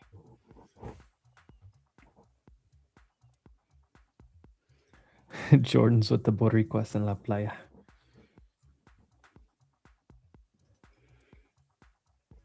Is there any expectations for good news this week? I mean, I guess you have to kind of define that or think that through a little bit. I don't think it's as simplistic as that, but I mean, they're going into negotiations. There's high stakes. There's, you just saw the response that came out, 30 minutes ago or so. But I mean, could there be more escalation? Yes.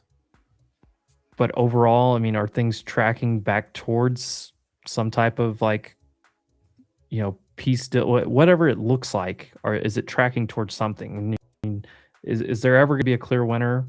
But both sides are going to claim they're a clear winner. Both sides are going to claim that. We don't have a side of it. For me, it feels like there's not like a reasonable head prevail situation here, because right, Iran, like they're winning they're winning this propaganda war in a very different way. In the modern war era, in my opinion, at least half of it is perception, social media, these things, these ridiculous Lego videos, just crazy stuff. Like, we know if you take a step back, the power, it's not an issue of like them being more powerful, this or that. It's this perception issue. And because of that, and Iran in general, I mean, it's not like, for me, I don't have a lot of faith in, like a cooler head will prevail. It's almost like it feels more like a game of chicken. So I really don't know. I don't think Endgame, of course, is a massive broad breakout of war, but it's just it's a different feeling altogether because social media war. This is the first time it's really been like, Yeah, just in your face. Yeah, social media war in I a think that's way. what people are struggling with the most. And Yeah. before I go any further, just big shout out to Jay Newt here, Newton on the Markets, gifting 5 memberships to the Wolfpack. We'll hit a little air horn on that. Boom, a little clap, clap. I just got the soundboard the other day. I'm having fun. I haven't got any other like custom sounds in it. Jordan's got a bunch of custom ones, but nice. with the It was all the download, 90s rap. Come on. he's got that. You know that the one from Tekashi 69 where he's like, "Stow that shit." Nice. I love it. He's got that one on there. He's got a few other ones. He's got a wolf howl. We have fun here on the stream, and we have the live chat. But I will say, like, to the discussion that you're having there is, like, going into yesterday. I know a lot of people are confused, and like people are really struggling because they're like, well, the messaging. There's different headlines every 5-10 minutes. I mean, that's all part of it, and most of that's because of social media. Like, back in the day, headlines came out, but not near as like fast and from every side all the time. You didn't see it all. You just saw like one side of it. Yeah. And so people didn't like overreact as much. Now you get more overreaction because it's like, well, every 5 minutes they're saying something different. But going into yesterday, I feel like you had to think the most reasonable and likely outcome was some type of either pause, ceasefire, like if your baseline was like nukes are flying, like I just think you're thinking way too unrealistically. And I know that it's like there's chaos everywhere, and I think it's by design. That's just my take on it. Yep. I agree, because that's exactly right. In past conflicts, this and that, like we're getting most of our information from news sources who get to construct it in the way they want. We're not exposed to the other side, like every tweet they want to make and every claim they want to make, and AI videos, everything else. It really is I made a post on my X just yesterday, if anyone wants to check about we have all these different levels of consumption of social media now, where we can't even, if you go down a little bit further, one more right there, the social market era. Like we've got these like different, where it's like, as humans, we can only absorb so much and hear so much lies, myth, truths, or lean super far into one side or another, where all we're getting is that specific side. So no matter where you are on the board, your perception is your reality. So we're so overexposed to so much. We don't get that newspaper the next morning where it's this highly crafted, curated perspective piece that is to unify the country, this, that, the other. We're getting this on the fly. And, that's why I don't, and pieces. Yeah. And like, it's like third party information, like where, what's the old telephone game where you like say a word and by the time it gets to the 5th person, it's a different word altogether.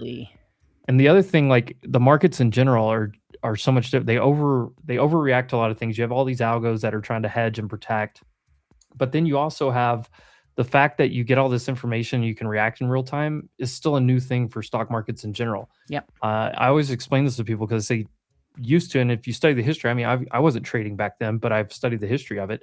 But used to, the way it worked was you woke up and you read the Wall Street Journal on Sunday morning. And if there was a story about your stock that you didn't like or that was concerning, okay, on Monday, you're going to call your broker, or on Tuesday, you're going to call your broker and you're going to say, hey, let's go ahead and trim this out, or let's go ahead and sell this stock or whatever. It wasn't reactions in real time at 3:30 p.m. on a Wednesday afternoon. Absolutely. Like, people read the site and you called, you placed an order. It took time. It wasn't this instantaneous stuff like we have. It's a different market than it used to be. I mean, even in the last year, it's a different market. We're a little bit like used to it.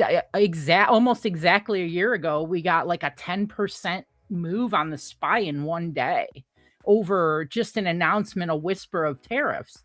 And now a year later, we get like we're going to blow a whole country off the map. Oil is virtually stopped, 20% of oil, and we're getting like chop days. I mean, this was a really big, overnight we got a big move, but in general, we look at what happened then, and it was these 10-15% days. It was like the Wild West last year at this time, and now it's like it's relatively tame. So what does that say, like you said, about the market? What's it going to take to really move the dice one way or another? Right. We've been in this 10% range for what, a year now?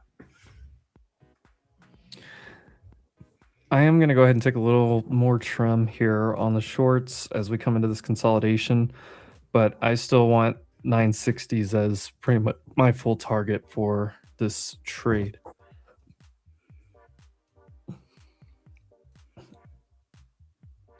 Somebody posted Trump is speaking at 3:30. I haven't confirmed that, but if anybody else can confirm that, that would be great. I don't see that anywhere either. It may have just been announced in a few minutes or the last few minutes or something, but we heard from everyone else today. Yeah.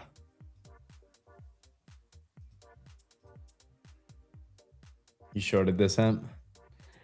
Yeah, so I heard the headline immediately and reshorted. I was short at the midpoint earlier. I got stopped out in profit after a couple trims. And then on this candle right here, I literally got back in at 120. Yeah. I was like sitting here, I was hovering over it and I heard the headline. And so I was like, oh, I'm shorting this again because I had pretty easy risk. And it worked out pretty nicely, honestly. And then we had this nice little bear flag here that kind of set up to like let you get back in if you wanted to. And we're about to get full target down here if we can.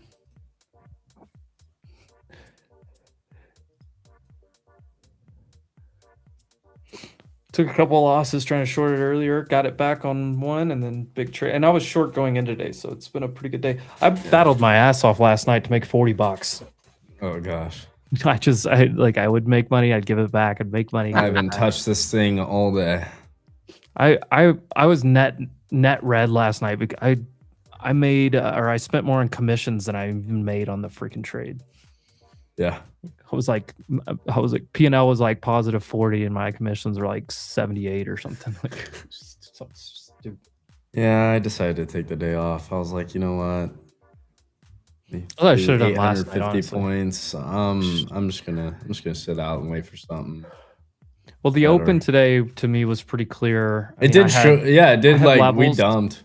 We talked about this here, and like on the daily, Jam, I mentioned this like on a 4 hour while ago, but on the daily, you tapped into this. Jordan, I'm sure you probably saw this kind of daily area up here. Once you got above this daily high, this was your next spot, right? So we kind of tapped above that. I had some fib extensions at 250 this morning, 253. So we hit that right in the pre-market. And anytime you like rip up all night and then just float higher, like when the market opens, you're gonna get people that take profit. Oh, yeah. For sure. I'm about to hit the take profit button here. Let me see if we can get a little bit more.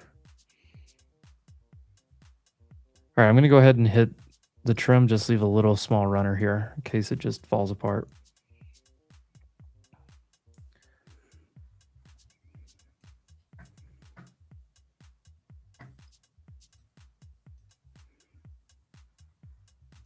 What if this thing just falls another 100 points? It could very easily. I mean, what holds it here? There's no structure under here. And after you tried to have this today, I mean, who's going to buy up here? Everyone in the world's looking at this going, okay, it's going to pull back somewhere before I buy. Any reasonable person would tell you that. I mean, even like the 50-day on QQQ is not too crazy. It's 601.40. Is this one of those times though? I wonder where we never fill that gap or some crazy. You may not. Yeah. I mean, or I wonder. Like I have no idea. Like there's no way to know. You know, when but it's me just and Paper interesting. talked about it. We said like this it could be, you know, it could do this and never fill it, come off the 200-day, does like this, or it could take 3 weeks and Yeah. then do something like that. I I feel mean, like go back here. we're- Go back. Look at this. You see this big gap from back in when we were coming out of the tariff stuff. This Yeah, gap we never still haven't filled. touched it. I think if we open up in the gap, we'll fill the gap quickly. In the next few days, I think it's really important, kind of just to hold, and it's a pretty big range, but hold whatever we close at tomorrow. I think it's important to hold that at least through the next couple days, or else I think the selling will increase and we'll sell pretty quickly. What's up, Jordan? What's up? How's the day been? Okay. How often do all of you go live? So me plus friends, and I say that because rotate people, who comes. Everyone's always pretty much invited. It's just who's available to come hang out and trade with me. But Frank's usually here with me. Brady's been coming a lot. Rizzo just woke up like an hour ago. He's just kind of Go Rizzo. He didn't come on today, but he's usually here. Casey usually comes in the afternoons with Jordan, the rest of the crew. They also do live trading in the morning over on X Spaces. Amajama's here. She's on Spaces a lot of times too. But I'm here on the Wolf Trading YouTube channel every day, market open through market close. Unless I'm in an airport. Yeah. And then I usually just try to join from the airport, which I've done. I joined from a plane one time, which I might have been illegal. Dedication. Wonder if that is illegal. Yeah, absolutely. If you're over on Paper Gains channel, one, make sure you're liking Paper Gains stream. We appreciate him coming on and putting it over on his channel as well today. Shout out to Paper Gains. I got the hat on. Kind of worked out that way. Rooster said that sound scares him. Stop. And then we're on the Wolf Trade. So if you search for Wolf Trading on YouTube, you'll find our account here. I'll just pull it up here.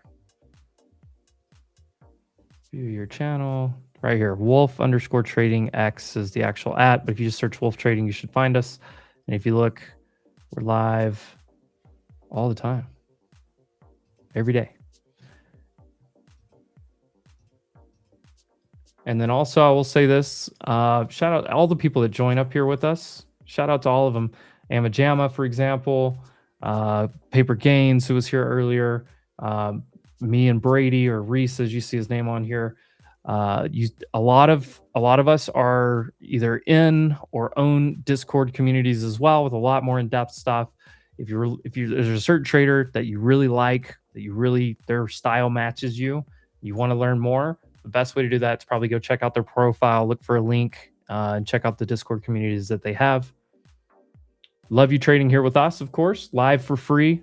Shout out Leverage Share sponsoring this, helping make that happen. Each and every day, all day, live for free. But if you want to get more in depth, find your favorite trader, the person whose style matches you the most. Check out their Discord, some of the education stuff that they do, the coaching. And if you're looking for alerts, stuff like that, use it for Confluence, please. I hate people that just try to copy alerts. You'll never get anywhere. Doesn't work. Doesn't work. Does You have not no idea what that person's thinking. But what you can do, and a lot of Discords have alert bots, but it's so you do it, you have Confluence. Trade your system and use that as Confluence. If I'm looking to, or if I'm sitting in a short and I see Casey trades put an alert that he's going long, I probably need to double check and say, okay, is this a good trim spot? Do I need to maybe tighten up a stop? What's he seeing? What's he not? Am I good where I'm at? What kind of trades he taking? And I can use that as Confluence. Same with Rizzo, same with so many people like Rizzo trades off of like auction market theory. Other people trade off of, candle patterns and volume and IB strats. There's a million strategies out there. Jordan strategy. I've been sitting here learning pieces of Jordan strategy so I can put it as Confluence with mine. You've been doing a good job too. I'll hear you sometimes. You'll ask me. You'll be like, "This is like the 4-hour gap you want to be bullish in," or like, "This is like SMT at the lows." I'm like, "Yeah, let's go." Love it. Yeah, it's actually crazy how and like it's things that I've seen it before in different ways, but like the way that it's spelled out a little bit clearer in your system, I really like that I've been able to add that in as Confluence. It's cool. It's been a huge help. And there was a really good example of that, like 2 days ago, maybe. What is today? Wednesday? Maybe on Monday or last Thursday, one of the two.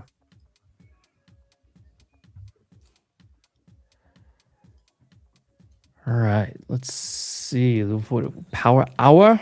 Power hour? And I'm back. I know. I got on here late, man. I just had finished food, and we were on with Build Max for a hot minute, so we went a little overtime there. Well, I'm doing a big shout out here to Your Highness. Thank you for the shirt. Don't thank me. You push the buttons. I didn't push the button for you. Yes, sir. I read out some news to you. Based on your confidence, you clicked the button. You took the win. I didn't make $1,200 doing it. You did. Damn right. That's you. Big W's in the chat. We celebrate wins on this channel, guys. Bing bang. In the chat. Another one. Payouts. We definitely celebrate payouts. Anybody that's getting payouts. Wow. There you go. There you go. That's the correct answer. Now, I appreciate the kind words, but I just want to make sure we hammer home. You're clicking the buttons. You're doing it. Rooster's wild. I tell you what. You have to have a Boris in every chat, and you have to have a Rooster in every chat. Absolutely. I agree. Rooster tells you about every trade he takes 40 points after he got in. It's okay. I love it. I love He's it. crushing it. But honestly, I love it. It's okay. Always okay. tells you, he's like, I'm long here at 942, and it's like, dude, it's already 30 points higher.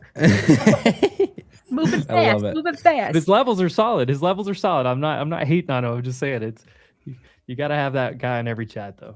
I love it. Look at it. And Boris, you don't even know who Boris is talking to half the time, but he'll come out with he'll keep you laughing. We love Boris. You need a Tommy in every chat as well. Shout out to the whole crew in here. I tell you, that rejected pretty fast. I mean, right here. Yeah. I bought it at 45 and sold it at 75, and like it just got out by the hair of my chin. Well, this is where that like little 15-minute tweezer kind of was sitting at this morning. Oof. Which you don't really see it on the 5-minute chart as much, but Oil's back up to 90. I guess you do right there. Where are these? Dude, Meta's at 611. Meta, I gave those Meta puts away. 530. Yeah, I did too. I don't know why I told you guys. And I didn't take them. I was when it busy hit- doing other stuff. I bought them when Meta hit 630 or 629.80 or something. Yeah, those meta puts absolutely paid. If any of you got paid on those meta puts, make sure you shout out Paper Gains on that one. That was an absolute snipe That was of a great call trade. by Paper. Snipe. But not only was he long on the news candle when we got the news this morning, I called out for everyone. He was long. He was confidently still long, and then he shorted perfectly up there at that spot too, all over it. Yeah, you got to have an autistic guy like Gabriel in the chat. Plus, he's from Arkansas. He's just fantastic. Great guy. He voted for me. I think there can be expectations for good news this week. I don't know. Maybe I'm late on the chat. It was from a minute ago. Okay, I'm not too late. I think there's a lot. It's tough to say, honestly. Good news expectations. I mean, after the good news, you get the bad news, and then Yeah. after the bad news, you get the good news. like the 3% market move to me almost feels like the move you would have if like we came to a resolution. 3% is a massive move on the Qs.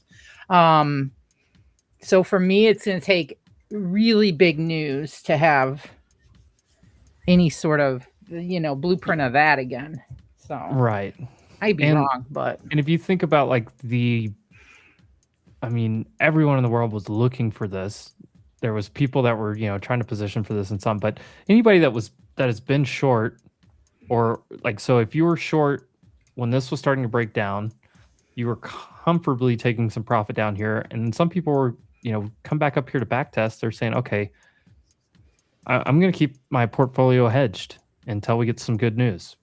Well, they got good news, and you have shorts running for the hills. That's part of this gap up too. Yep. Honestly, I think it's still my stance is going to be that this is more of a reflectionary, like a like a reflex move based off of kind of oversold conditions still, and just shorts getting out of the market. I agree. Like I just don't see. I mean, what do we have? 50 minutes left. Volume for a day like today, volume is still pretty low. I was gonna say it's been low. I mean, you look at SPY, we may hit yesterday's volume, but all of this was low volume on this drive, and then a huge gap up today again on low volume. I mean, I want to see some volume days like this with an up tape before I feel super comfortable. There are some names, I mean, like this one right here. Anybody that we talked about Intel this morning. Intel, well, I mean, this is a great chart. Dell, great chart, new all-time high today. Look for strong names on up days.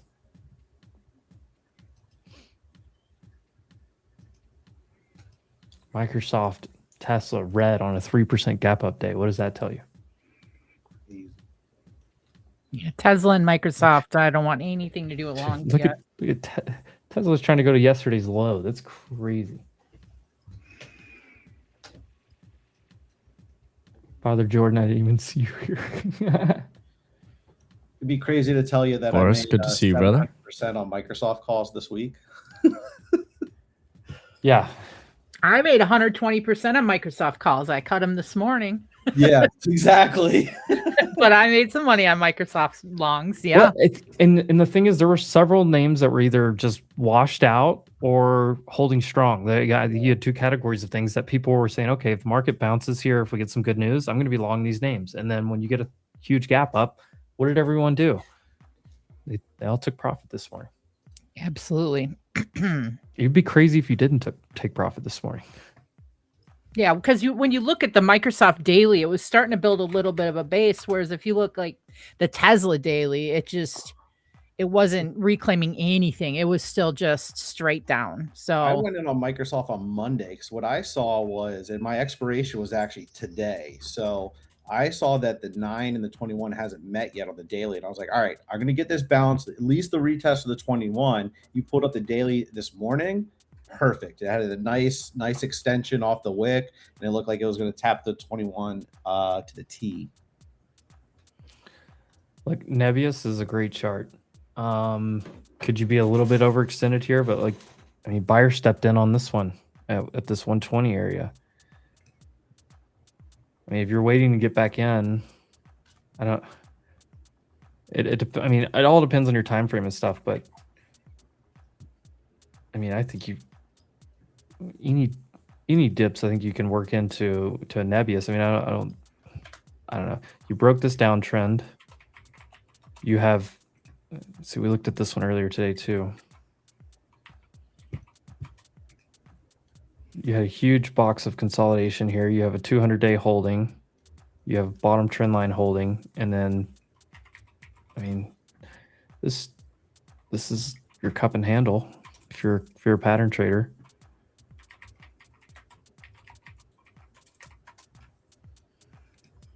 I don't know. It depends. I mean, if you're buying time or if you're buying a position, whatever you're trying to do, like it's all different answers. But this is a good-looking chart. I like it. Weekly looks even cleaner.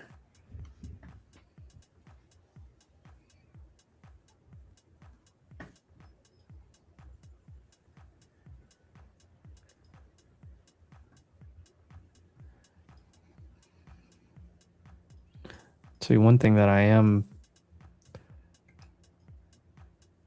let me find this. Green and red days by weekday. Thursdays have been red 70% of the time over the last 6 months. It's by far the weakest day. So it would almost make sense for us to have a red day tomorrow and then hopefully a bounce into Friday. as just like a general path. Look, ES held that same spot, 792, 6792. 545. All right, Steven. Mr. Hawkins.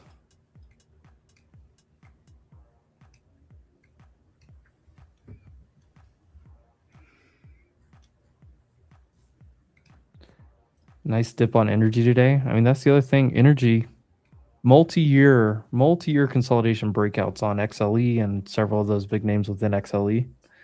50-day top at the low. Oil still at what, 90 something, 95? I don't hate that trade at all. XLE or Exxon. I mean, could they come down a little bit lower? Maybe. I don't hate the trade short term, and I really don't hate trying to, get in on a dip somewhere long term. You look at this base. Here, I'll go to a weekly. You set here from 2022 to the beginning of this year, basically. You're breaking out of huge bases. This is Exxon. Look at CVX. Look at this, just huge consolidation here. Big wedge breakout.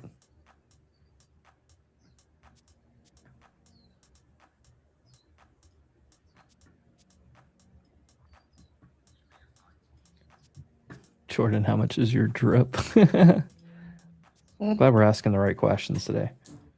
It's not expensive. Inexpensive. Ross edition. Yeah. My favorite part is that Brady said, we have to get rid of the collar and get in the tank. The guy disappears for 45 minutes. This comes last back in the Sunday tank. for you, brother. That was for you. A little Palm Sunday Palm cross. For cross? you. Palm cross? Okay. A bunch of them. That was for you, Boris.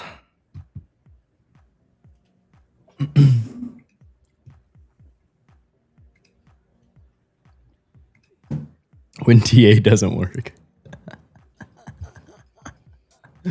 That was funny.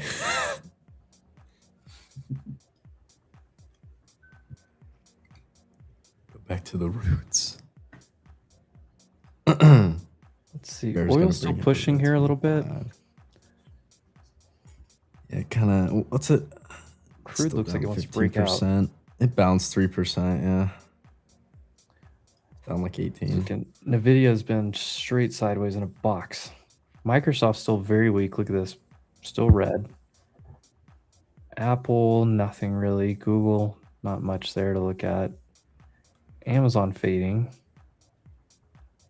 Meta still fading. Like I said, look for that to come back to like 610, 609 was kind of my full target on the pullback there. I'm sure you could probably measure this move here. Yeah, that's right at a golden retrace from when the news hit. And then within the day's range, you're right at half back. Broadcom still hanging out. Tesla trying to get some love off of 340, but boy, I wouldn't long Tesla with anybody's. I wouldn't long it with. I sent it in the competition though.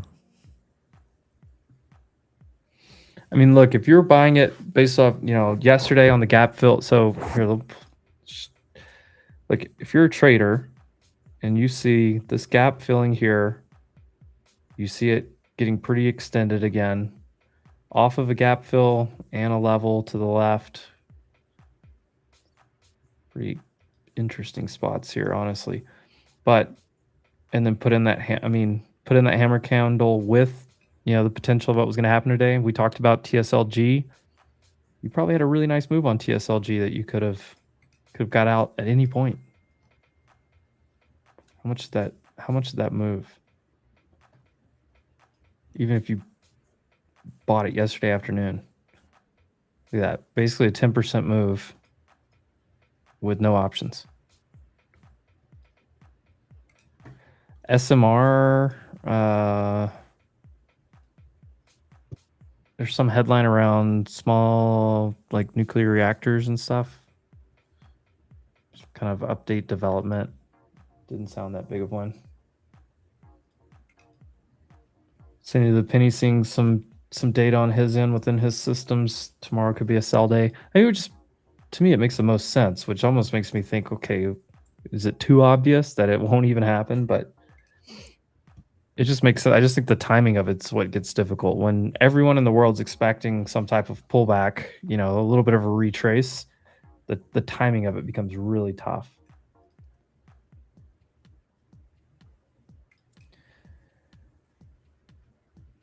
Xenon says I just sold my Netflix at a slight loss, anticipating Hormuz fuckery plus bad CPI report on Friday. We do have tomorrow. Let's hit on that first. We do have GDP and PCE tomorrow morning before the open, so make sure that's on your radar, especially if you're swinging any positions here in the last 40 minutes of the day.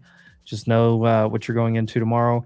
CPI is coming out on Friday, as well as Michigan consumer sentiment. So you have that coming down the pipe. My thoughts on Netflix, though, if we have bad data on CPI, I still think Netflix is a good hold, personally. If people are actually worried about recession, if gas prices stay up here, things get tight for people, they're not going to go out to eat. They're not going to go on vacations as much. They're going to travel as much. But what are they not going to give up? Netflix, because they're going to be sitting at their house. That's my thesis around that. I think Netflix is fine. And I like the chart structure here. This nice little hook. And I'm bullish Netflix in general. It's had a nice price reset. Yeah, I agree. I like Netflix. I mean, obviously this 100 is resistance right now. But you get through that, I think you get a nice pop to at least the 200 day at this 106 area, which just happens to be a previous all-time high as well. So I like Netflix for longs. I like it for holding as an investment, not financial advice, of course. But I mean, if you're looking for faster returns or whatever, like, okay, yeah, maybe if you are in like a rocket lab, like you're mentioning, some things like that, possibly. There's obviously some moves have more beta than others, or some names have more beta than others, but I really still like Netflix as like a core type of position right now for me personally.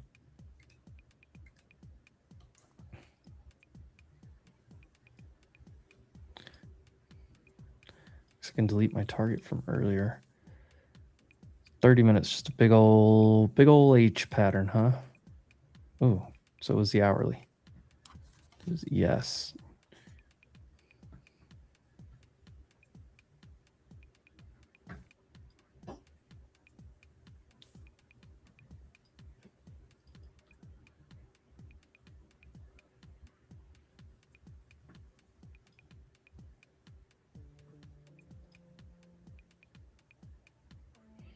Yeah, look at this, just rounded. This is like an inverse cup and handle.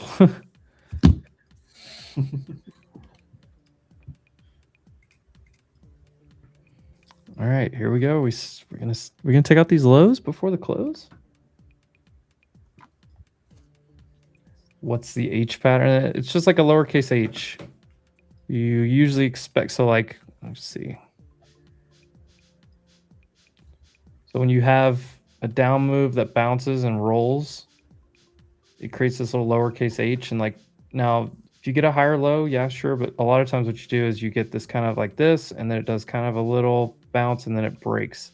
And a lot of times after that, the RSI people will tell you, like, you had the low here, and then you take a lower low, and it'll bounce from there because it's the pattern's completed, and you usually get divergent RSI lows.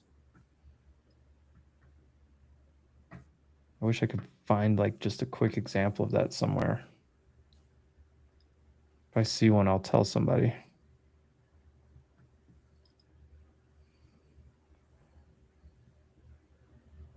I mean, this was probably an example on Microsoft, kind of like this. You get that lower low, but RSI is higher. And then it tracks its way back up. It's on a daily chart, obviously. And then once it reset, then it picked up some more steam and went lower. But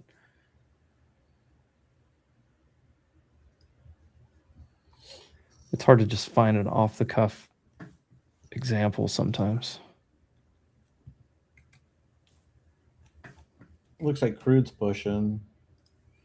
Yeah, that, I mean, it looks like it wants to go back to the 9800, 100. I mean, anyone that's looking at this just from face value, if they're calling BS on this negotiation, or if they're skeptical of it, they're going to go back into crude, and they're going to be short the market a little bit, or hedged that way at least. And then also, obviously, good news came out yesterday, and then the news that's come out today has been, hey, the ceasefire is unreasonable. And then you got Joe that's just balls deep in radar diffraction math. Let's go. I don't know what that means. Joe, I needed you earlier. I was trying to think about, like, if you have half of a parabola, is it called a vector? It's been so long since I took any, like, upper level algebra or calculus or anything.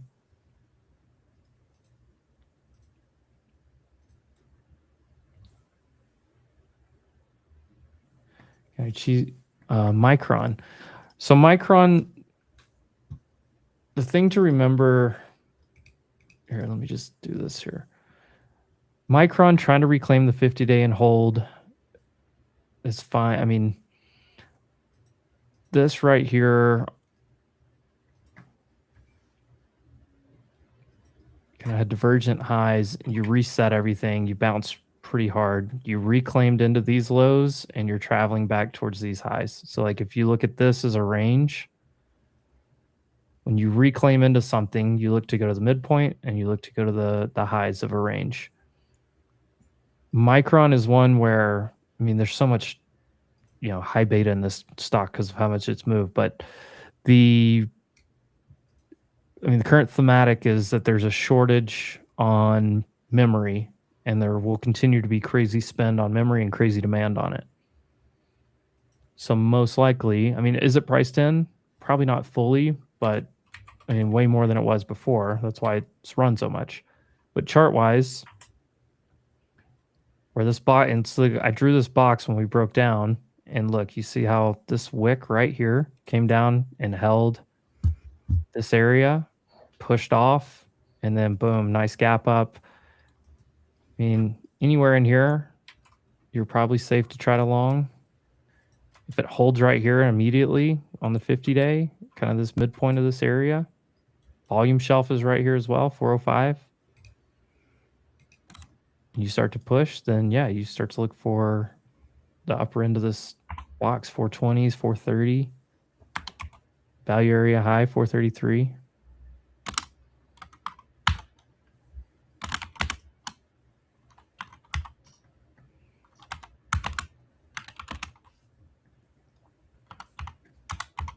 Oh, what happened? What happened to my music? So half of parabola is just a smaller set. See? I'm taking some needed you earlier. U.S. oil, USO, for Friday, $130 calls. They're at 230. I'm gonna try to swing those. Thoughts on the car squeeze? Car has a very, I think it's a very low float. This to me looks like you probably can short this. You wicked above all of these on a squeeze. I think you can short. Options are going to be so tricky, though. You may have to just do straight up share short, like Will was saying yesterday. But I mean, today, push up, and fell above those highs. I mean, it's short squeeze. If you're not familiar with short squeezes, I'd probably stay away from this. And this has a history of doing this before. I don't know, I'm sure Emma Jammer remembers this one. It was a short squeeze on car back 2021. Oh yeah. 170 to 545 in one day. Insanity. Holy smokes. And it's consolidated cents. Yeah. And literally. Where are those bag holders at? After that, it literally did this thing. And look, everybody said, oh, it's putting in a base here. It's going to squeeze again. And then what did it do? It just destroyed people for a while. And then as soon as everybody gave up, then it squeezes again. And then everybody tries to buy it. They give up. Ugh. I don't know. I don't like to play around with short squeeze stuff that much. I'd rather short bad companies and long good companies. I feel like that's a good rule of thumb for anyone to just Bookmap just simplify hit their life. 100 orders up at 015. They just came on the map like 5-10 minutes ago. If anyone's still looking to trade NQ, I think you need ES to break down. I mean, oil's pushing, but you need ES to break down, or you're not going to go anywhere. Ride, baby, ride. Microsoft just made a new low again. Gosh, that thing's just dying. Man, I think it was all the way up at like 386 almost. Oh, good Lord. Palantir did accelerate and continue. Good. Boy, I mentioned that this morning, Brady, at 148. It's down $10. Gross. Nasty.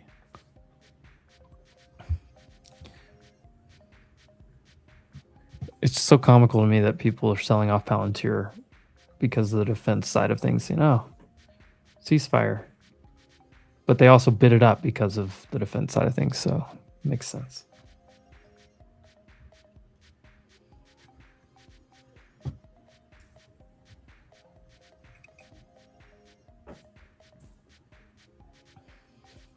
Yeah, you could probably sell out of the money. I mean, if anything, I would do spreads, maybe Black Mamba, or some calendars of some type. Harvest that volatility in car.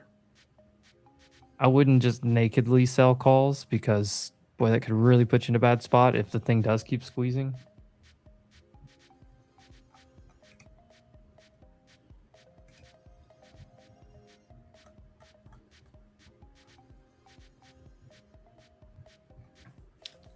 Is Assassin's Creed good? Where is Assassin's Creed? Joe, why aren't you on here with us?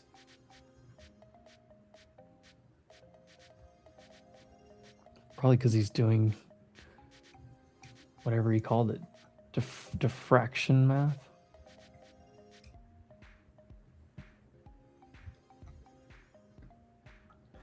All right, 30 minutes, half an hour left on this Wednesday. Shout out to the whole crew here. Like I said earlier, make sure you go follow them on X. Check in with all the great things that they're doing. Appreciate everyone coming on the stream. Shout out to the audience hanging out with us today. Pretty solid crew checking in on the markets, even on a kind of a choppy day overall, honestly. There's been some nice opportunities, I guess, some nice movement, but a little erratic. And shout out to Code Wolf, Tradeify, Lucid. Bing bang. Also, as mentioned earlier, my funded futures set up with Code Wolf now. If you're doing Apex, WolfX, because I got to go big dog somebody to get Code Wolf over there. If you trade options, we have Vanquish, and most of the stuff is down in the description below the video as well. But if you're an options trader, prop firm for options, Vanquish. Check that one out. Code Wolf gets you 50% off right now. And then Vest. Vest is perpetual futures. You can trade anything. Fullport Matt's been sending me DMs the last couple days of new stuff that they've been adding. They added RTY, and they added palladium and natty gas. Yeah, more platinum. No, it's platinum. Platinum. Yeah, so they're adding a lot of like commodities and stuff right now. They got NQ and ES put on there the other day as well. So you can trade anything. Those are R24/7, by the way. So if some B2s get going on Saturday morning, you can jump on there and trade even NQ and ES on the weekends. And Tradeify has Trade C now, which I absolutely love. I have not tried it, but I've heard great things. Great. What do you love about it? 544. I love it because I'm not a big Top Step fan, but I love how you can on the fly slide your take profit and your stop loss from your phone from anywhere. And it's the only platform where you get the trading view mechanics, but you get to have your slide stop losses, and you could connect accounts really easily to each other right through the app. Just the easy use is by far the best, especially if it's someone that started out at like Top Step and got used to, Top Step X, where you could just slide on the fly. That's the biggest part for me. Yeah. It's really clean. My fills have been good. I haven't noticed a lot of ending up $100 down, even though it says $100 up because it's 8 p.m. That kind of stuff. So I'm liking it. Very happy. I've heard it's great. I need to try that one out. Yeah. Because I just don't love Trade of 8. I Personally. I can trade on it. I just don't 8. love it. It's just not. I just don't enjoy it. Yeah, I'm not a fan. And then if you try to link your Trade of 8 to TradingView, it's the most glitchy. See, that's my take. Finally, somebody agrees with me. Awful. Everybody else has been arguing that they love trading. I think it's that way if you're like microscoping, but like if you're not doing that, it's phenomenal for me. My problem is if I'm trading on my phone, which I am at night sometimes, TradingView for me has this issue where it doesn't show my order filled. But then when I switch to Trade-of-8, it shows an open order, and it's nowhere even to be found. Like my overall P&L isn't even switching. I can't even describe it. It's just that's interesting. Yeah, I've had a lot of issues with TradingView via Trade-of-8. I know a lot of people love it, but I used to love it when I first started because it was kind of easy like that Top Step experience, but not really. But because you could, do stuff on the fly, and Trade-of-8 scared me. And now I love Trade-of-8. So I'm on the other side now. There you go. Couple headlines real fast. Wall Street Journal reporting Iran will limit number of ships crossing the Strait of Hormuz to around 12 ships per day and impose tolls on those ships. That's coming out from Wall Street Journal. JD Vance speaking on the ceasefire right now. Iranians are promising to open the Strait of Hormuz. Iranians thought the ceasefire included Lebanon, and it just didn't, is his statement there. He says the Israelis have offered to check themselves, is the quote, in Lebanon. Also, Trump is about to meet the NATO chief, Mark Rutte, I think is how you pronounce it, R-U-T-T-E, and talk with them. Maybe that's where Trump maybe gets in front of a camera here in a little bit. Maybe he waits till the market's closed. Tends to like to do that. So I'll keep you guys all up to date on all of that, of course. Iranians have to take the next step, or Trump has options to go back to war. JD Vance, current quote.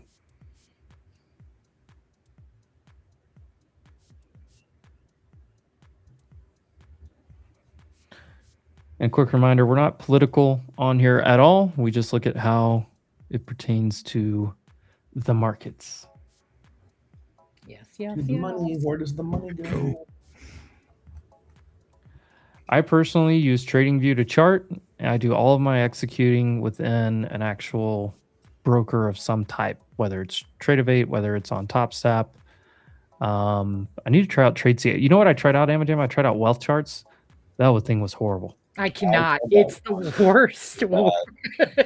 I was like, I passed the account too, and I just blew it on purpose. I'm not going to sit here and waste my time trying to trade on this. I accidentally bought 5 Wealth Charts accounts instead of TradeC on Tradeify, and I was so upset with myself. Oh no.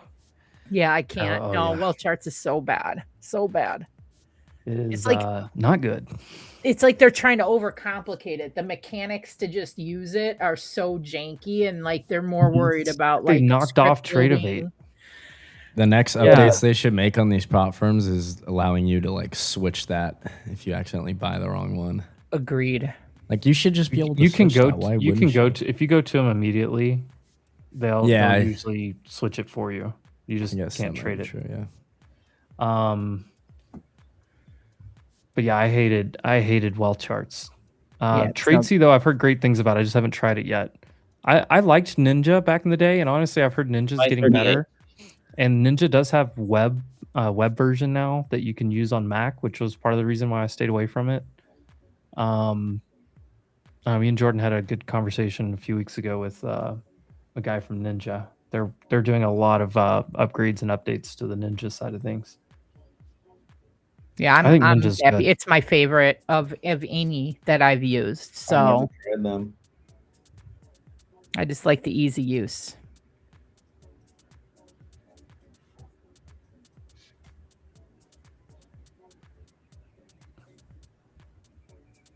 What firm was she talking about? She was talking about Tradeify. So the one on the bottom left of your screen, Tradeify. I believe they're still running. I think it's 40% off that they're running right now. Yes. Use code Wolf. Sell 40. And then when you're selecting your platform, it gives you the options for which platform. TradeC is the platform's name within Tradeify that you can. Or Tradeify is your prop firm, the actual broker or platform that you want to trade on. If you want to try it out, TradeC. Yes. Like I said, I have not tried it, but I've heard good strongly things. Suggest, and I don't really talk too much about what I like and don't like with the props. I'm kind of like but the trade C of everything I've tried, 100%. Yeah, I like to try out the different stuff just so that I can, like, I just give like a personal opinion on like if I like using it or don't. I don't like.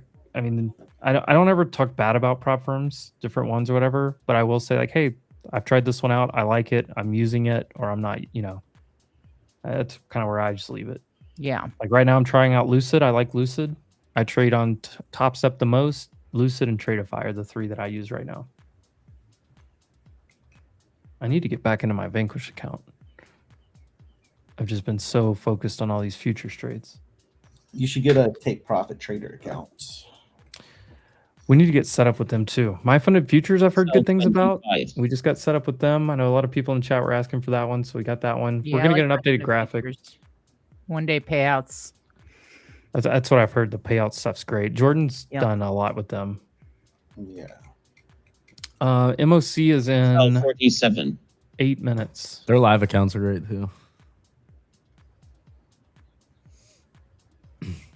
Although the account that I originally got that live account from, can't even get it anymore. Somebody's sitting on top of the ask right here.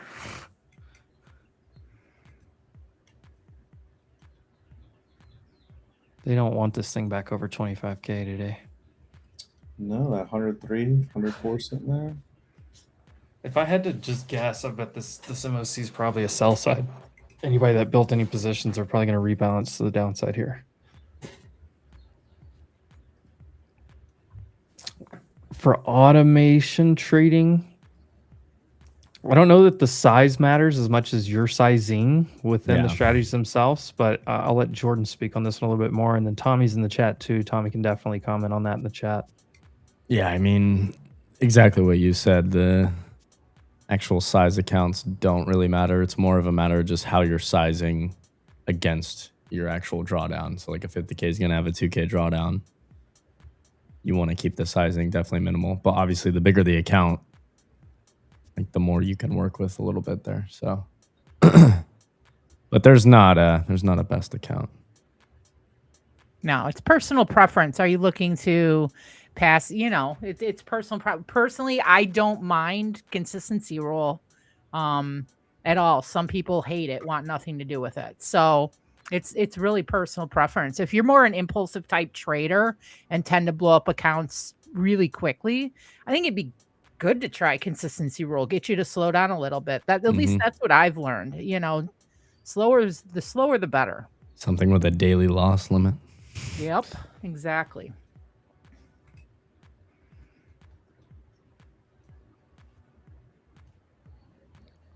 But yeah, there's a headline out automation right now that I put up. Sorry, I was just. I put the headline right here. Rooster got it in the chat for us. Strait of Hormuz has been fully closed. This is from Iran side of things, so just keep that in mind. Fully closed now. Buy 114. Ooh. Somebody just filled 114. 140, 14. Crazy. Yeah. That And was my that, time and sale said 114. that was that 100 band I was telling you about a little bit earlier. And they didn't pull it for once. Well, I mean, ES kind of accepted back in. But with oil up here and pushing. push, baby, push. Who filled 140s as many? Those are minis. Those are full NQs, but it's none of us. This is just somebody on the tape out there. You have no idea what they're doing. You don't know if they're buying. You don't know if they're hedging. You don't know if, but they were. It was on the, it's showing it as the buy side. It could be, getting into a position or getting out. Yeah. And it could be a hedge against other positions they have. They could have put on 1 million in SPY puts and they're hedging it by buying 114 in Q futures.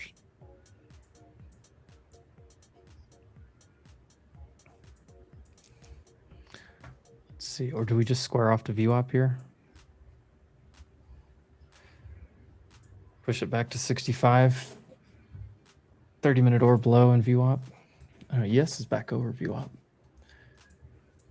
Thing that's sticking out to me is Qs are much weaker than the rest of the market. And IGV is down 1% today. And looks like absolute trash. SMH is almost at all-time high. Interesting. Top 5 tickers you trade the most during the week. NQ, NQ, NQ, NQ, and then one more, NQ. So look, for a futures trader, it's like NQ, NQ, NQ, ES, gold. Maybe, here maybe CL, but it's usually most of the futures traders I know it's NQ. It's NQ or ES the most. And then like if you trade NQ, every once in a while you may jump in an ES trade that's just a cleaner setup. Or if you trade ES all the time, 34. Same thing with NQ. And then some people jump in, like gold seems to be the other one. And then if you're new, you get lured into silver, but you don't want to be there. No. Stay away from that. That's a rat race right there. Yeah. Stay away from that adrenaline. It's pure adrenaline. But yeah, top 5 tickers. I mean, I don't know. I mostly do swing trading, so I don't know that I am the right person to answer that. But I mean, I always look at NVIDIA, Microsoft, 7, Meta, Apple, ES, crude, VIX, and NQ and Qs. I feel like the real answer to this is everyone. Not everyone. I don't want to speak in generalities. Most of the traders I know have 5 to 10 tickers that they know like the back of their hand. Yeah. The successful traders I know, especially on the option side, they have 5 to 10 tickers. Like I guarantee Amajama could tell you exactly, like she could hit you with levels on 5 tickers off the top of her head because she charts them and watches them the most and trades them the most. If I had to guess, Tesla's probably in her top 5. Yeah, because it's got good liquidity, good volatility. If you're a High day trader, beta. you want volatility and you want contracts that are cheaper and have 25. good delta. Apple, Tesla, IWM. I mean, those 3 right off the top. NVIDIA. And then a lot of people like day trading AMD. I hate it. Automatic money destroyer. I'm not a fan of that stock. Like when I used to trade a lot more options, like Google was one that I was like, I couldn't get snow. Google used to act like AMD does in a way. Google would just take random erratic turns, but like I started to figure it out. But it's because I watched it like every day. Yeah. And that's what it is. Learning the tendency of the stock. Or Netflix Netflix. Way more likely to have a 7% volatility day than Apple is. Apple's Right. more like a 1%. So just And that's why learn- Apple options are always cheaper too, if anyone ever Exactly. notices that. And Apple used to you could trade Apple cleaner than you could trade SPY because whatever Apple, when Apple went to market back in 2021, 2022. Yeah. And that was just that was the moniker. Everyone knew that. Netflix is a good example of this. Like I've watched Netflix very closely for a long time. Netflix is a very trendy, it has a really trendy personality. It'll trend from one side of the range to the other, back and forth. Like it never really chops that much. It may now a little bit more, but like over the last few years, Netflix, when it gets going in one direction, it typically follows that direction for longer than a normal stock does. You guys watching the VWAP bands? Did the job today, right? 1 minute. Twice. People always ask me, like, what are all these EMAs on your chart? Oh, the green ones are just a 1 standard deviation from VWAP. And if you look, like last night, we were just like riding on it. Here's your MOC. There we go.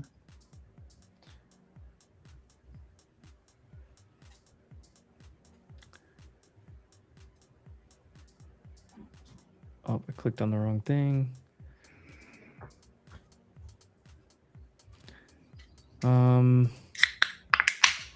NVIDIA is a buy side. Intel's a buy side. Those are the only 2 big names on here, period. And those aren't even that big of numbers. Maybe it may be a slight buy side overall. We'll see. Anybody have the total numbers?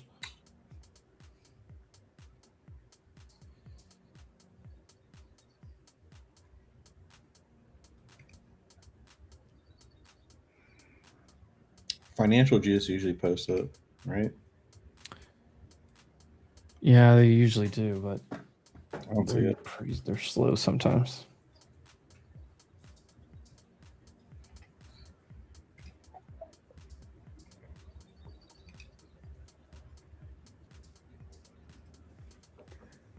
Oh, headphone died. 9 minutes. Could make it 9 more minutes, headphone.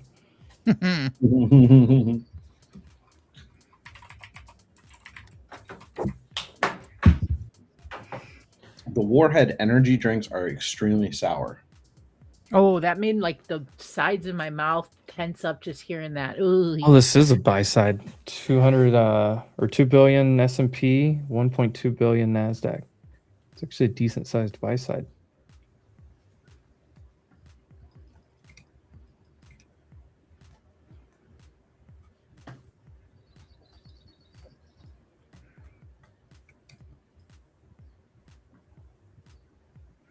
SPY's going to close right here on the day, 50 day.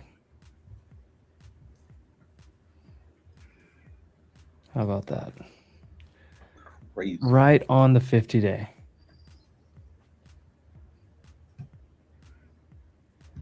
Did Powell speak today? No. Today was the FOMC meeting minutes, where they just released the minutes from the meeting that they had, whenever that was, 2 weeks ago, something like that. There wasn't a whole lot in there. Obviously, there were several mentions of like the ongoing war, risk to inflation, and stuff like that, but a non-event overall. Nothing burger. Look at this Costco candle. Whoa. Daily. COTG was one of my picks for the week, Jordan. Oh, he's not even here. 2x leverage Costco is one of my stock picks of the week. The problem is we opened up here yesterday when the competition started, so I'm not up that much, but I like that. And also the greatest company in the world here. I don't know if you guys have ever heard of this ticker, Walmart. I almost bought Walmart calls yesterday. Look at that. But I did sell off and then gap all day. I should have bought them this morning. Like, if you look at this Tesla daily chart, nothing tells you that you want to be long here. Nothing. I mean, look, I can literally just hide everything. Does this look like a chart you want to be long? Nope. I mean, go to the weekly. Does this look like something you want to be long? I mean, could you say, I mean, that doesn't mean you short it down here. Just make sure that that's clear. You do have some consolidation here, but You're just running through stuff here. Not good. And I'm not picking, like, Earth Cruiser asked this question. I'm not picking on him. This is just a general statement. I mean, it has nothing to do with Earth Cruiser asking the question, or it's literally just think about it like as simplistically as possible sometimes. Does this what on this chart is screaming, hey, I should buy this and long this right now for a trade? Now, if you're a long-term DCA, whatever, there's 1,000 strategies. I get it, whatever. You know, everyone's got different strategies of purchase to the market. But the Warren Buffett. But on the trade side of things, if you're looking at this just as a pure trade, no. You need some kind of like break of this trend, some kind of like big bottom wick, maybe washout, something. You got to have some. I mean, I don't have like one thing that I could look at here other than, oh, there was some previous price action. Like if I, turn some of the stuff back on, okay, yeah, you filled that daily gap here. You're coming into like a volume area, but really, your point of control down here, 320 is probably even better. If you accept it in up here, you're probably going to traverse here. Like that's just put on the daily 223. Where's that at? Right here. Oh, okay. I always have that on, sir. Test me like that. 280. You want to see something interesting on that? Oh, that was the weekly one. I'm sorry. Here. Let me go back to Tesla for the daily one. It's up here. Look where we were holding, and then didn't hold. No, look at SPY though. SPY on my 233. Did you see that yesterday's low? Mm-hmm. To the penny. I don't know. It's right here on this key level of QQQ as well. Can't even really see it. Let me turn off drawings. There it is. I don't know. Just a random EMA that I found trolling minks one day. You know what else is funny if you go to like a 1 minute chart? Oh, I love it on the 1 minute. Yeah. Mm-hmm. I don't know. I don't know why it does what it does.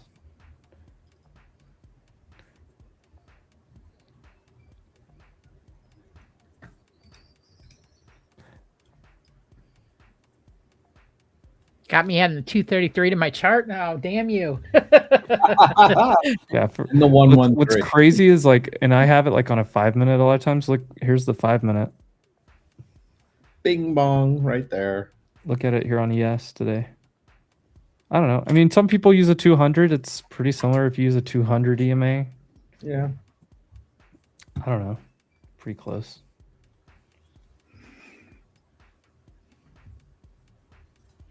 All right, y'all. I'm heading out. I will be back next Wednesday. I have Wednesday afternoons free to hang out now. So it was good hanging out. Not too many trades today. It's kind of choppy, but we'll get there. No, I respect even more that Amajama came on here and wasn't like, oh, I'm on here live on a stream. Like, let me just call out some trades to call out something. No, she did the right thing because she's a professional trader.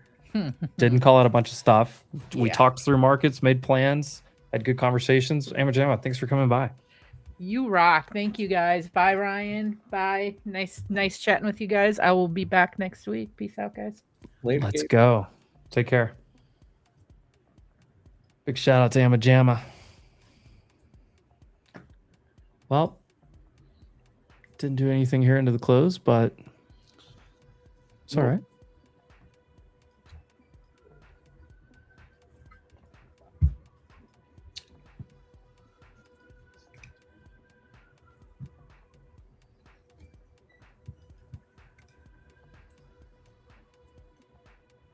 Doesn't look like there's any live stuff with Trump. Just double check this.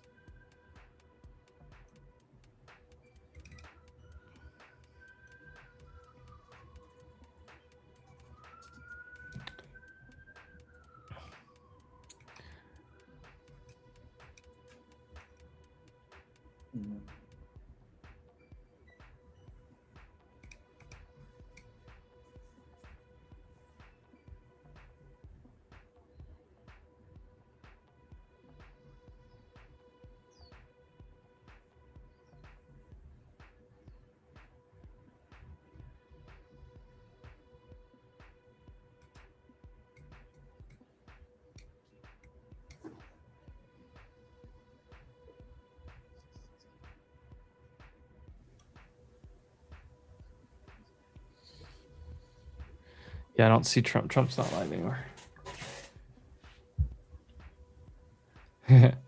This is a great point. There's VWAP. By 28. There you go. Rizzo. Rizzo was along on this, I know. By 88. Ooh. Ooh. They're pumping this thing into the close? By 29. All right, now fade it. No, I'm just kidding. By 33. Was that the bell? Are we closed? Yeah. Oh, there it is. Thank you. I wish you could like set that on a timer, Jordan, where it just does it automatically. I know, that'd be nice. Oh man. Well, what a day. Take a look around some stuff here. Hell of a day.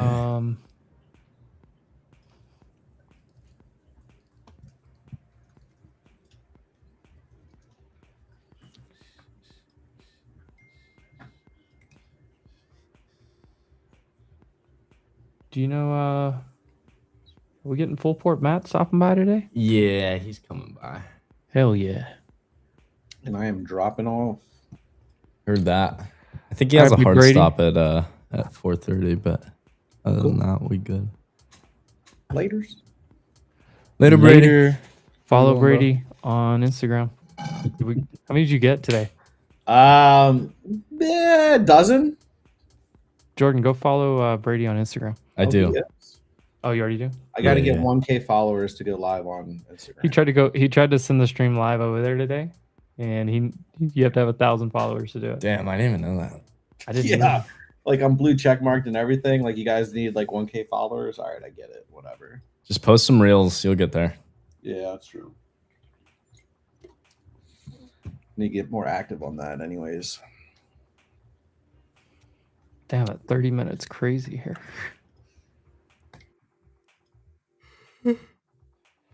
We did close above the 50-day for the first time since February 26th. QQQ closed above it. Yeah, almost the same thing.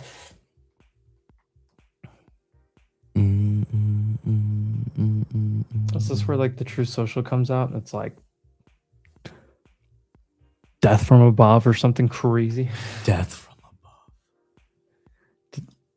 Amajama she definitely did not say full port anything, but I think most of us are looking at, okay, market's probably gonna come in tomorrow. If it didn't have to, but that's, and the reason I say that is because the watched pot never boils is the old saying, right? If everyone's looking for it to like retrace tomorrow, is it going to do that? Maybe not. I don't know, but what we were talking about, the one thing I'm looking for a retrace personally. It's just I think it's gonna be difficult to time figure out, but that's what I'm looking for. But what we were talking about is if you see the market pull in tomorrow, but some of these stronger stocks are doing like an inside day, if they're inside of today. So like if tomorrow SPY comes down like this, but you like I don't know what was strong today, Google or Broadcom or something. If Broadcom has like an inside candle here tomorrow, it stays within today's range, that's one that you try to look for as continuation, even though this is gapped up like crazy. But Trump, I didn't ever see Trump talk anywhere. Yeah, he didn't, did he? Which, if he was supposed to talk at 3:30, he's still within his normal 50 minutes late window. So maybe we get that here in a little bit, but I don't know. He's probably just ripping NATO a new one right now. If I had to just guess. What's up, full port Matt? What's up, guys? Can you hear me? Yeah, we got you. Chilling. What's going on, boys? How you doing? Did you absolutely print last night? Did you go full port into the news? Yeah, the wrong way. Oh no! You're expecting death from above. We got a ceasefire. Well, like We got a 14-hour ceasefire. I printed the day. I printed the day before with all of my shorts and puts, and like my central thesis for all of this has basically been like it's never going to end well, regardless. But like, it always ends well. It might be like short. It always has.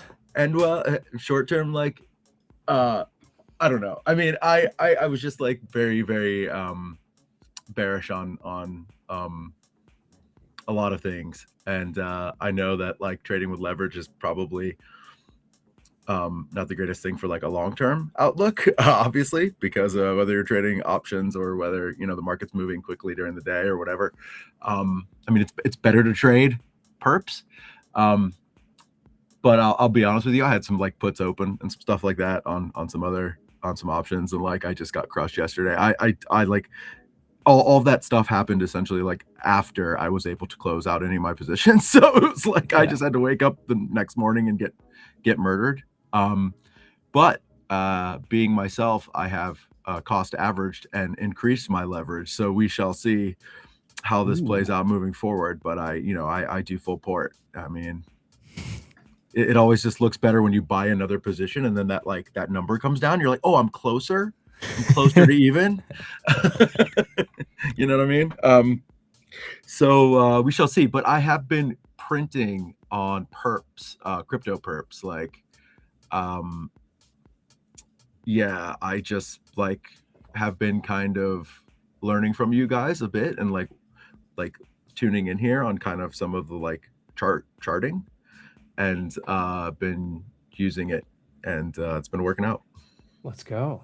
Yeah, like I've never really like paid attention to charts. I'm mostly like a longer, I'm kind of like thinking of like geopolitical stuff or like news stuff. I'm kind of like I'm into that stuff generally, so I like to follow it, and I kind of trade that way. But yeah,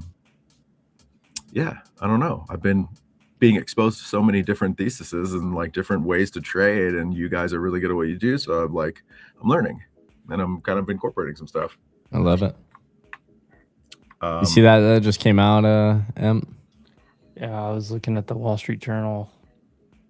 There's a few different things here. Hold on. I saw the we talked about this earlier before you came on. It was like, okay, you guys added ES and NQ. New You drop added from R2I. Vest.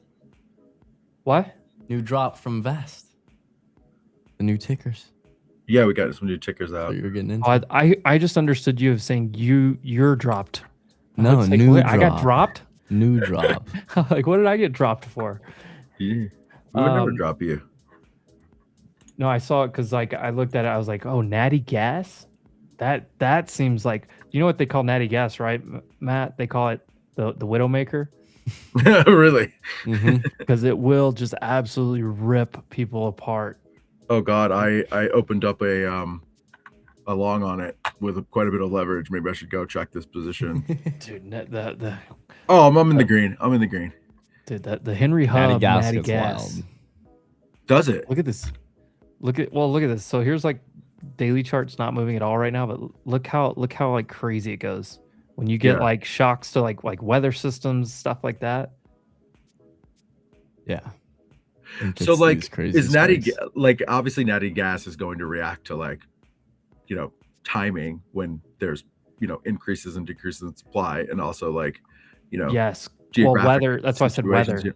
Weather, like cold snaps and stuff like that, like back around Christmas time. So like Christmas time, there was like that huge, it like ran up into Christmas here.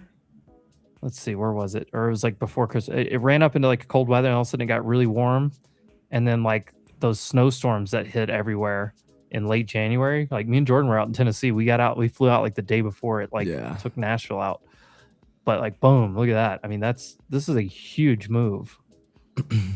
So you're saying like essentially the supply can be literally affected by the weather, like they're because of all of a sudden if it gets super cold and all of a sudden everyone's using if half way more natural gas than normal country is using way more gas, like all of a sudden everybody's running their heaters 24/7 like out of nowhere, then like it's a different like futures. What they're used for is like hedging a lot of times anyway. So if like you're a producer of natural gas or distributor or whatever it is, like based off to protect yourself from price fluctuations, you're hedging yourself a lot of times with futures. It's the same thing farmers do with wheat and soybean and cattle and all those things. I mean, that's what they're made for. But traders will trade anything, right? And honestly, this kind of looks like a short. I don't know. I know you kind of looks like a short. I mean, I looks like a short, honestly. Yeah, like Vest listed this commodity today, natural gas, and like I went and looked at the order book, and there was like, probably like 50 trades within 10 minutes of us listing it, and 48 of them were long.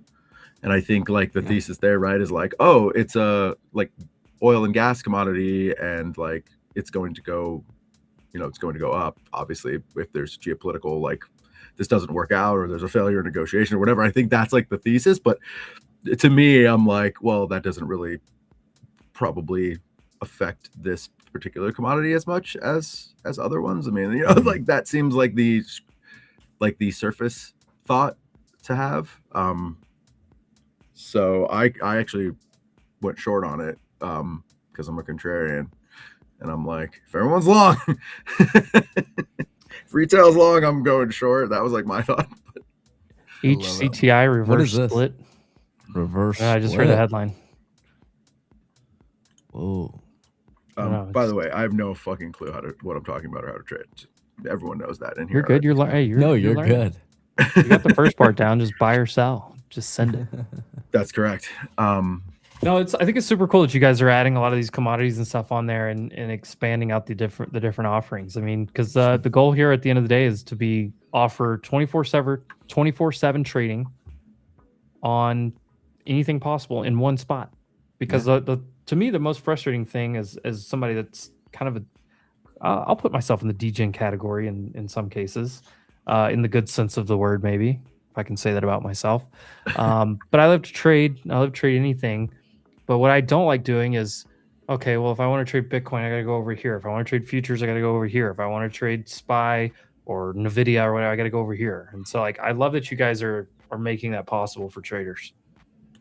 Yeah, I appreciate that. Yeah, like, and futures I think are really good for Vest. It's like we can make really liquid markets with that derivative, and people want them. Like, I think they're a good like bridge between us and kind of the equities TradFi, contingent of people. Like, there seems to be a lot of people from both crypto and TradFi, people that trade US equities, that are like, when are you going to have futures? Like, we trade those too. So I think it's a good market to have. Got to get it all, like Pokemon. And yeah, the goal is to get it all. So like, we listed nat gas and platinum today. We're doing, I think copper will be the next Did y'all one. do RTY yesterday? We did RTY. Yesterday? We did RTY yesterday. Yeah, I was looking at the market, not a ton in there yet. I went in there and actually did a couple of trades on it myself today, just to like. Well, look, RTY. Sure. Whenever we have like macro stuff going on, rate cuts or rate hikes, and the Fed doing stuff, obviously new Fed chairs coming in, rate cuts and movements in there affect those small cap stocks so much because they're so rate sensitive. Most of them are in debt, right? Most of them are borrowing money to try to grow the company, figure it out. So when those things happen, RTY, which is the future of IWM for anybody that doesn't know, RTY moves so good. It's so fun to trade whenever there's a lot of, like, back in, like, when we first started getting into the rate cuts, like, what was it, 2024, I think. Boy, RTY and IWM really started like moving, and it was fun. I traded a lot on the future side of things. I don't trade that one every day, but when the environment's right, that's one of my favorite things to go hit up. It's like a good bet on rates, essentially. Yeah, you get some dovish, as they call it, things. Hey, more rate cuts are coming, or hawkish. Anything that's going to catch people off guard a little bit. Boy, that thing will start trending, and it'll start trending hard, and you just get in on the train for the ride. Yeah, we have 50x leverage on that one too, so it's could be a fun one to mess around with. A lot of fun. Yeah. Yeah, so I think with that said, like, there hasn't been a ton of orders in the book on it yet, because I think there's probably it's not in the news at this moment. Everybody's focused on the war. As soon as the war stuff calms down and we get right back to, look, you're about to have a new Fed chair, so you have one meeting left at the end of this month. It will be Powell's last meeting, and you get a new Fed chair. And anytime, like, the Fed always moves things, period. Like things move on FOMC day and stuff like that. But you start to get familiar with somebody like Powell over, the course of several years and like how, what his things are. When you get kind of uncertainty in the market, that's when things move, wilder. Yep. And having a new Fed chair come in that, people assume he's just going to come in and cut rates. But as people figure him out, get used to his speeches and his wording of things, you're going to have, I think, increased volatility around rate sensitive stuff. Cool. Plus, it's like everyone in the world's looking at the effects of the war and how it's going to affect the data. We get data the next 2 days, and you're going to start seeing some effects of that being priced into the rate market. Like, because everybody, I keep saying everybody, but a lot of people are looking for further rate cuts, and a lot of people are looking at the economy and the data going, well, I don't think there's any way we cut rates. So you kind of have like this argument that push pulls, which you kind of need different opinions to get a market to move. Yeah. Interesting. Yeah, be good fun. shit. Yeah. Yeah, I think we just like we just want to have like a certain array of offerings, that will prepare us for the next like risk on moment. And I think RTY was definitely one that the kind of core group of guys who, are all like experienced traders at Vest wanted to make sure that we had listed. And then the commodity stuff will happen. We'll have gold and we'll have silver and we'll have copper very soon. I think we're probably going to do oil last of all of them, just because the market is like so volatile at the moment that, can be a little bit scary, but we're going to definitely get it on there at some point very soon. And there's nothing crazy about this. This is just nothing crazy happening. millions of dollars in notional value moving back and forth every day. I mean, didn't oil drop like 25%? It was around 20% last night. I mean, Yeah. that's just like From It bounced back yesterday's high to 3% low. or so, but it was down about 18 or like 20 at the peak, like that. The At open, it was at range 18. was 22. Yeah. God, I just like Crazy. it makes me like I keep seeing that little green dollar amount next to your like 50x position on Vest, like when it's actually moving the right way, and it's just like creeping. Yeah. I'm just like, can you imagine just being short oil for like a giant position? It's just like growing massively. It's like having that vision. So For those that aren't familiar with Vest, if you're new around here and you haven't heard or seen, we call him Full Port Matt just because he's a great guy. He's a fun guy. Matthew here chatting with us from Vest Markets. Go to vestmarkets.com. Check it out. Code WOLF. We'll get you the best discount over there. I think it's what is the discount right now? 50% off? yeah, 50% for any priced evaluation on our prop side. So we've got the exchange, and then we've got the prop business. And that's where I was going with this statement is, so Vest trades perpetual futures, 24/7 markets are the future. You see that right here on my screen. That's what things are working toward. They trade off perpetuals. You can trade these anytime. You can trade your own money. So you can put your own money in here and trade it, or you can do, especially if you're new to it, go over to the prop side that they have. So they have both, it's a little two-pronged approach here. Go to the prop side, maybe get yourself comfortable, pass that eval, get some payouts, use that to fund yourself that way. So a couple ways to approach it here. But big shout out to Vest. What was it gonna? Oh, I was gonna ask you. I get this question the other day, and I don't know if you're the right person to ask, Matt, but I want to ask the question either way. Perpetual futures are basically based off of the underlying. They don't have the exact same.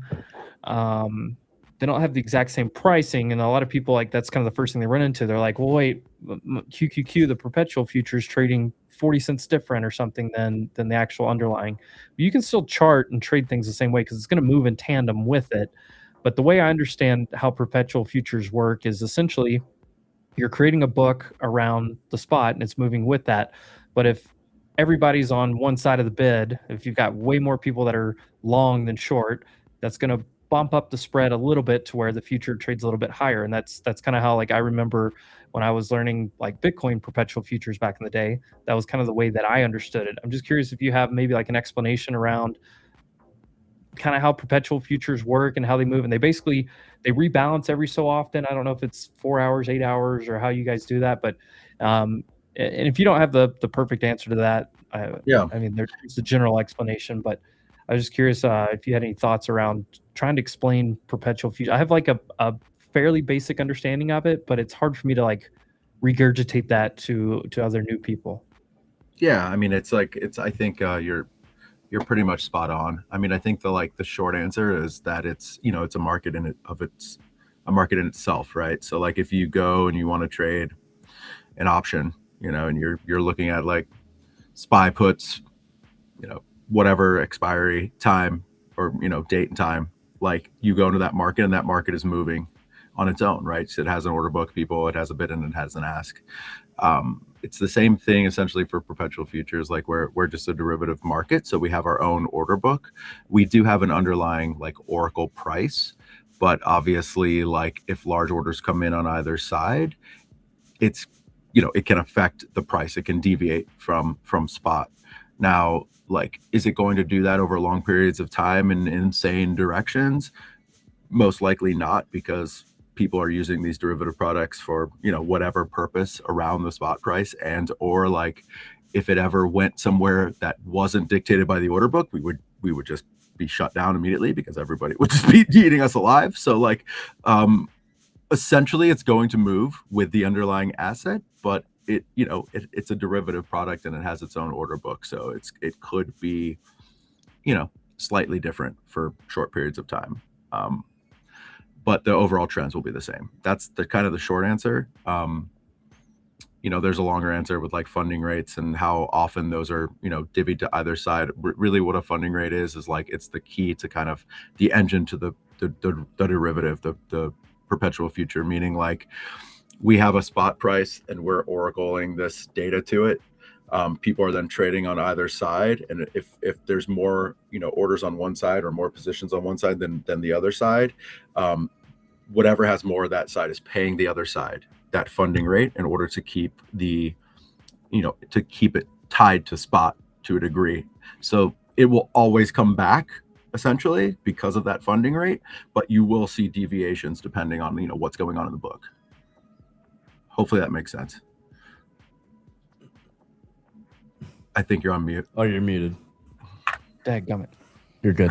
Oh, that was a much better explanation than what I could. I mean, like I said, I can hit like the key points around it, and I have the understanding, but it's so hard for me because I'm not like. I mean, obviously, full port Matt here in the industry just knows it so much better than I do. So I appreciate you hitting that for us. Hey Matt, can you explain how taking leverage trade works? Is 5x automatic, etc.? Also about slippage, is it best to limit order?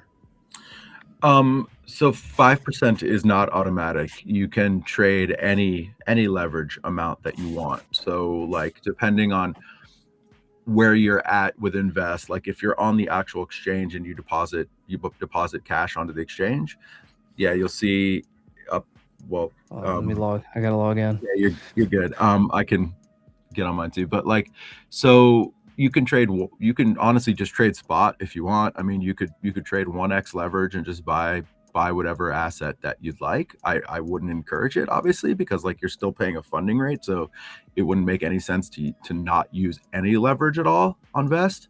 But you can go 2x anywhere up to 50x depending on what is offered and what type of liquidity is in the market. So we can adjust leverage depending on liquidity, like, and that's a whole other explanation. I guess we don't need to go in. Sometimes I'll ramble, but 5x is not standard. You can go 2x, you can go 10x, you can go 20x, and you can make that choice yourself. Slippage. So like most of our major markets, whether it's like Mag 7, major crypto markets, and some of the big indices, like you don't really have to worry about slippage there. It's comparable, if not better. I think we've done a good job kind of getting to parity with most major dexes.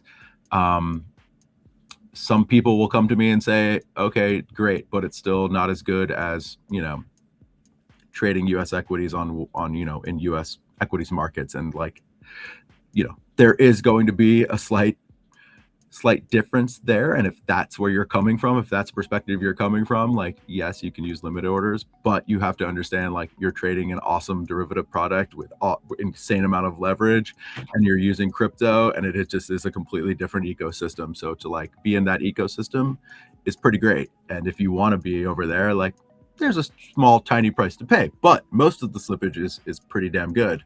And you don't have to, or most of the spread is pretty good, and you don't have to worry about slippage. Some of the more illiquid markets, like, yes, I encourage you to get in there and like make some orders. If the slippage, like, you can always control, you know, the type of slippage that you want and control your spread. If you go in there and it's above what you want as a max spread, it will tell you, like, we will give you a statement before you click go that says, hey, this is what it's going to cost to buy this position. Do you want to continue with the trade? If that's the case, then I would encourage like limit ordering. Just, you know, do smaller positions until you get what you need to open. So kind of a long answer for it, but most everything you'll be fine. If it's more liquid or a smaller market, like, yes, try it. And if it's too much or it's, you know, surpassing your slippage, then use limit orders and you'll be okay. Yeah, and I will just say, just from a trader's perspective, to me, it's really good, especially like the leverage and because there's like, you know, a slight amount of slippage. So what I do is I'm looking for a trending type of move, and I'm working myself into, like, I'm not just going to take a full position. I'm going to kind of like scale my way into it. So I'm going to, you know, take an order, take another order, you know, kind of work myself into a position. But I'm looking for like trending type of moves. I'm not going to try to hyper scalp like how I trade futures sometimes. Like, I'm not a hyper scalper, but I do take some scalpy type of trades in futures. I'm not going to try to do that on Vest. I'm looking for directional moves with leverage. And that's where, you know, getting in on a trend and just riding that trend with some leverage, I think, is just, from a trader's perspective, that's where I've seen, and that's where I had the success that I had, was getting in on a trending type of move. Yeah, you're spot on. Like, you know, if you're going to like use mass amounts of leverage, like if you're going to come on Vest, you want to trade with leverage, it's probably not the best place to just be like, I'm going to, you know, 2x and hope this doesn't move much. You know, Yeah, you're really looking don't try for to like, take, don't try to take, you know, stuff. 2-minute trades or 10-minute trades. Yeah. You know, try to do directional type of trades. Leave yourself some, and if you think about it, if you catch a directional trade with leverage, you don't need to like full port or anything, because you're that's where the leverage comes in. The whole point of using leverage is so that you don't have to like tie up half your funds into a trade. Exactly. And it's a great place to like hedge other stuff too.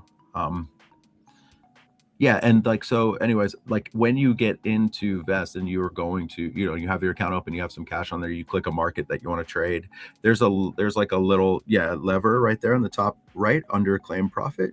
Oh yeah, you have a funded account that you're just like passing. Yeah, my funded account only gives me 5x, but I guess, what do I have, like this one? Yeah, so you can go up to 50 on the exchange, only 5 on funded accounts. So yeah, you can set it however you want. Just click it and just click set, and we'll adjust. And then it's super simple, honestly. Like, I just did a bunch of trading with different, you know, leverage tools over the last few days, and Vest and perpetual futures, man, it's just like, it's super simple. See Joe in the chat. Leaving later, Joe. All right, Joe. Yeah, it's so crazy to see NQ. I was just looking at the like. There's just so many volume. tickers too. Like any ticker you type in, there's a like, lot of thing open you can interest think on of NQ almost. already. Is there? Like for Yeah. NQ Yeah. to have just been added like a couple weeks ago. 2.79 mil. Yeah. It's already in like the top 5 open interest right now.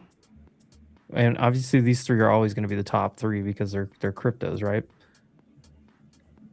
Yeah, Bitcoin, ETH, and Sol are just like seem to always be the most liquid markets. Your Forex traders are all like crushing it in here too. Yeah, and you can do 100x on Forex too. There's some people that just like put in insane amount of volume on Forex, on Vest. It's just Rocket like Lab. How about this? 24-hour volume. Rocket Lab is actually number 4. So your big 3 cryptos, Rocket Lab was your 24-hour volume winner outside of the big 3. And then ES, NQ, Rigetti. A lot of people trading leverage Rigetti. I honestly have no idea what that even is. Rigetti is a quantum computing stock that everybody aped into back here when quantum computing got real hot, and then it's just been absolutely dying. But it moves a lot. That's just kind of a good like data center too. If you're just like looking to see what's going on, I get in here sometimes and I'm just like, what the hell? Why is there all of a sudden like $5 million in open interest on something? And then I go look, and then 5 minutes later, something comes out in the news. I'm just like, oh, like people were expecting this. Not that it's a good way to trade per se, but it can be though. It can, like where are people trading? You know, like I mean, that's when we look at volume all the time, and we're like, okay, you can look at a few different stocks. If you see a stock that there's just like no action in it, like you don't really expect it to make a big move if not a bunch of people are trading it. You want something that's got a lot of people trading. Like I'm looking through this today, like after all these Forex ones, obviously Nvidia's that's the belle of the ball as far as the Mag 7 stocks. SPY QQQ, but then Meta up here, which Meta had big news today on an AI release and absolutely rocketed midday. Look what! Oh my God, dude! I saw somebody bought like an insane amount of Meta options like 10 minutes before, like after open or something, and just like, I mean, what is your viewpoint on that? Does that just is that have to be some sort of insider trading, or is it just like somebody just taking a massive gamble? Because like I understand taking. You really never know. But the saying, so first off, like it can be anything, right? It could be somebody taking, like you could see, okay, on the tape, you see somebody put $5 million in Meta calls this morning. You don't know if that person's already in $30 million of puts. Like you really don't know if that's a hedge or a different position, right? And you have no idea. They may own $100 million of stock, and this is the complementary position, or they sold $5 million of Meta today and said, hey, I'm going to put it in options instead. So there's a million different options there, but you can always come back to the old saying that somebody always knows. Somebody always knows. And I mean, yeah, you call it insider trading, I guess, if you want, but to me, it's just somebody always knows something. And, maybe somebody's, I mean, think about it. It could literally be, hey, I was hanging out this past weekend with my uncle, and his brother works for the dev team at Meta or something, and my uncle just happened to mention like, hey, oh yeah, they're developing an AI over there. They haven't really talked much about it, but they're developing an AI, and somebody's like, oh, okay, well that's all right. Maybe that gets announced soon. I mean, it literally can be that. It can be that. It can be nefarious too. It could be hey, somebody knew something and said, hey, this is gonna come out today, or it can be from the news source too. Like, I mean, it doesn't have to be from inside of Meta. Whoever like interviewed Meta and said, hey, CNBC I think put out the report today on this one, but it could be somebody that a lower level admin at CNBC found out, told their dad, and their dad bought the it could be anything. I mean, I always think like I'm initially like my brain jumps to like something nefarious because I feel like that's my ego, right? It's like, oh, I missed this, and like I should make we should all if I had them have one of these, But I think honestly, it's like options are what like they're the number one tool for like hedging, for like massive hedge. I'm friends with some hedge fund dudes, and it's like to make that on some like short term calls seems a little bit sketchy because it's like a massive gamble with a ton of leverage, and it's very, very short, like expiry, whatever. But like they have such massive positions on so many things other ways, and like that is really what an option is designed for, right? Like it's a tool for these types of hedging situations and scenarios where you're like, you're not losing or winning, you're just hedging. And there's ways that you can, so there's like basically there's things called like synthetic longs where you use the options market, like instead of buying the underlying, you're like, well, I don't really want to like own Meta here, but I do want to take a trade on it. But instead of just tying up a bunch of capital in shares, you could say, hey, okay, well, as a trader, I want to create a synthetic long position here. And you can do that with the options market by buying and selling different strikes, selling put strikes below and buying different deltas above and stuff like that. I mean, the options market gets so complicated for a lot of people. Totally. And the Yeah. thing is, everyone's doing different stuff too. Like everyone's at a different point. Like this is one thing about. I mean, there's people that could be selling Meta today that bought it last week, and there could be people selling Meta today that bought it 5 years ago. And there could be people buying Meta today that are buying back something that they sold up here, or there could be somebody buying a completely new position that's been waiting to buy Meta since back here somewhere. Like you just have no idea. And then there's people on both sides. There's people that have, maybe they were shorting Meta and they're buying it back today. They're like, okay, it's reclaiming it. Let me buy it back. They got good news. Let me get, out of short. So I'm buying it back, but I'm not really buying it. I was just short. So I'm buying to cover a short. So there's so many, a market is so many different participants doing different things on different time frames. Some people are taking, 15-minute trades. Some people are taking 15-year trades. Yeah, it's kind of the beauty part of just like this entire system, isn't it? It's just like insanely Yeah. nuanced and complicated and shit's happening on all ends. If people want to like try to simplify or like put everything into a box, and it's almost impossible to do that. Like I always get so frustrated when people are, one of the biggest myths I think in trading is when people are like, well, there's a winner and a loser to every trade. Like at a surface level, like yes, okay, if I'm buying something here and Jordan's selling it to me and it goes up, then it looks like Jordan lost and I won. But Jordan could have been in from 1,000 points lower and he was just ready to sell it. Mm-hmm. There's not necessarily a winner and loser for every single trade because there's so many different variables of timelines and positionings and stuff like that. Yeah, it's cool, man. It's interesting. It's like I used to be a professional. I used to play poker professionally for 5 years, and it's like the whole like kind of libertarian mental view of like controlling your own destiny and like making your own moments happen and like making you don't control your own destiny per se, but you make your own decisions, and if you can make them as positive EV as possible and string together as many as humanly like allowable, Exactly. And it's based, you can like control your own destiny per se, right? yeah. Well, it's based on your decision, and it's based on probabilities that are sitting out there in front of you. And then there's so much to poker. I love poker. Like we went to a casino out there in Puerto Rico as part of like this wedding thing. Everybody wanted to go to the casino. I'm not a big casino guy because I'm a big math brained, like analytical type of, like the math doesn't math for me. Like knowing that something's rigged against me, you're going to my brain literally will not accept that. So I always tell people, like, if I go to a casino, like I don't even like to play blackjack because I feel like it's rigged against me. Like I can do it for fun, $10, $20, something like that, but I'm not gonna like do any serious gambling because I know it's rigged against me. But with poker, like Texas Hold'em is my favorite. It's different because I'm not playing against the house. I'm not playing, against a rigged deck. I'm playing on an even playing field. I'm playing against other players. I mean, that player may be more experienced. Is there some luck involved in the cards and stuff? Yes, but you have way more control of the situation, and you're not like starting out 4 steps below the house. Everybody's starting out on the same playing field. Yeah, I mean, it's like if it's just variance, right? It's like if you continue to make the decision in the green more than the red, like over the course of X sample, you should profit. But it's really similar to trading, and that's kind of like what I see in this all the time, right? It's like you make the trade, and then like comes the flop.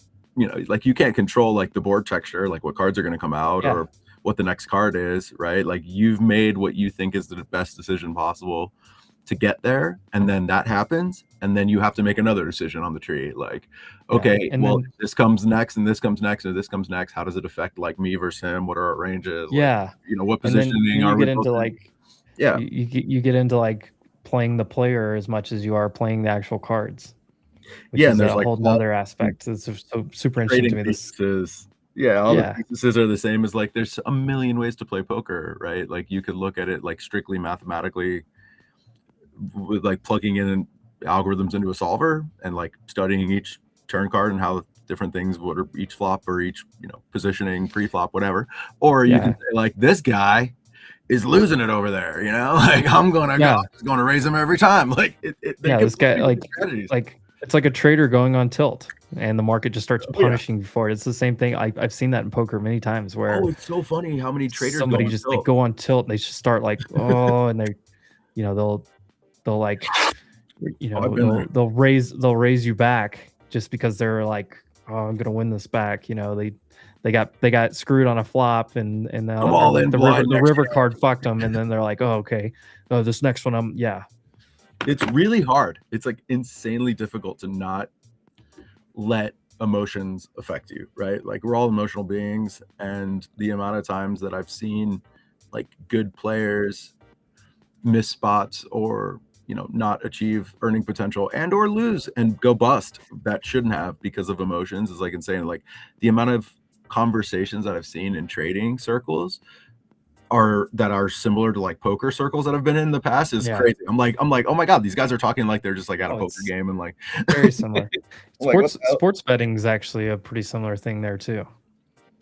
Yeah. There's a lot of, because people like, if you're betting on your favorite team, there's going to be some emotional things there. Like, is there really something mispriced in the option in the sports book, or do you just have more faith in your team because it's your team? Yeah, it's crazy. I had a couple of friends that were like had a big sports betting conglomerate, and one of them actually like made a main event final table at the World Series of Poker. Like very, very sharp guys, and for them it was all about like I don't know how they did it. I think it was mathematically done, but like it was all about them like beating the opening lines is what they just try to be on the right side of the line movement over and over and over and over. And the same thing with trading, right? Like I would run and help them with some of their accounts, and like all of a sudden there'd be like a massive position would come in on something that I wasn't expected. But if you just saw it from the outside, you think, oh, they like this side, but it wasn't. They were just hedging other sides because lines move differently and like different books and stuff like that. It was like the same exact strategy as, they were just trading a market, right? Like anything else. I think Polymarket and like Kalshi have done a service to sports bettors, but like letting them understand that like, hey, these are just markets. they're with people in the middle making a spread, right? It's like they are beatable, but for the vast majority of people, like you're not beating the larger positionings and stuff like that. But I actually am running late to my another meeting. I will say somebody asked in the chat that they should that we should make larger funded accounts, like we should be able to combine them into larger ones. We're actually like, that has been something that the BD team has been asking for a long time. The devs and the trading team understand that, and we're actually going to be rolling out some larger and like VIP style accounts for people that have been trading a lot in our funded accounts program. We're going to allow some larger capital to be accessed. So that's coming down the line, and I would announce it here and announce it like throughout Wolf when we know a little bit more. So that is coming. And if you are a first-time user, this is your first time ever, we still have the MAT 80 code for 80 off of silver. So we have the Wolf for everybody, can just 50 off all the time. Like that's part of our deal with Wolf, and we want as many of you guys to get the best deal as humanly possible. But if you are a first-time user, we do offer 80 off a silver account by using MAT 80. So that will give you 5K eval for $12, and really just allowing people to get in there and test. You mess around with the UI, get a cheap account, like trade some perps, ask us questions next Wednesday, all that stuff. So that's all I'll say. And thanks for having me, guys. I know you guys are staying late and stuff like that too for me because I'm on the West Coast. You guys are like, no, we're good. What's funny is like after the market closes, like especially for me, because like I'm just going from when market opens to like right now, I haven't even eaten, but like I get to this point of the day and I sit here and it's like kind of like just decompression mode for a little bit. Yeah. And I usually, I sit here and talk, and then when we finish the stream, me and Jordan sit here for like, I don't know, 20 minutes. A lot of times we just chat, just kind of decompressing, just hanging out, even though the stream's turned off. Yeah, end of work day. Well, me and Jordan had a good time last week. We gave away a couple of codes, or gave away a couple of accounts free. Those people used them. I hope that they enjoyed them. If we get any feedback here, but Shout out to that. Yeah, we were just kind of That was shooting the good. shit, and I can tell it's like That's what we do, you know. Everyone's been going through it all day. Like you guys are just so like Dude. in the zone. And it was just being crazy. so- It was that last Thursday? Was that when I was at Starbucks and then I had to pack Yeah. up and roll out? Yeah. Yeah, I was like, man, it's just Yeah. right. Not only was I at Lot of Starbucks going for on. like 5 hours, but 4 hours or whatever, but I was like, okay, this week's been crazy. 3-day weekend. I just want to get back home and just get away from charts. No. Yeah. All right, Matt. Well, we'll let you go. appreciate you guys. Thank you so But much. Have a great day. We'll talk again soon. All right. Peace out, boys. Peace. Later, Matt. As for the crew, we'll be back tomorrow. Another day. There you go. Hit that for you, Em. I love it. For you. Bing bang. Another one. There we go. How about that? I gotta All right, get crew. I gotta start getting some sounds on my soundboard. Yeah. We're wrapping it up. Like the stream. Subscribe. We'll be back tomorrow. It's Thirsty Thursday tomorrow. See what this market has to offer. Maybe get some more trades. I didn't do anything today, so I'm ready to trade tomorrow. We'll see. But love y'all.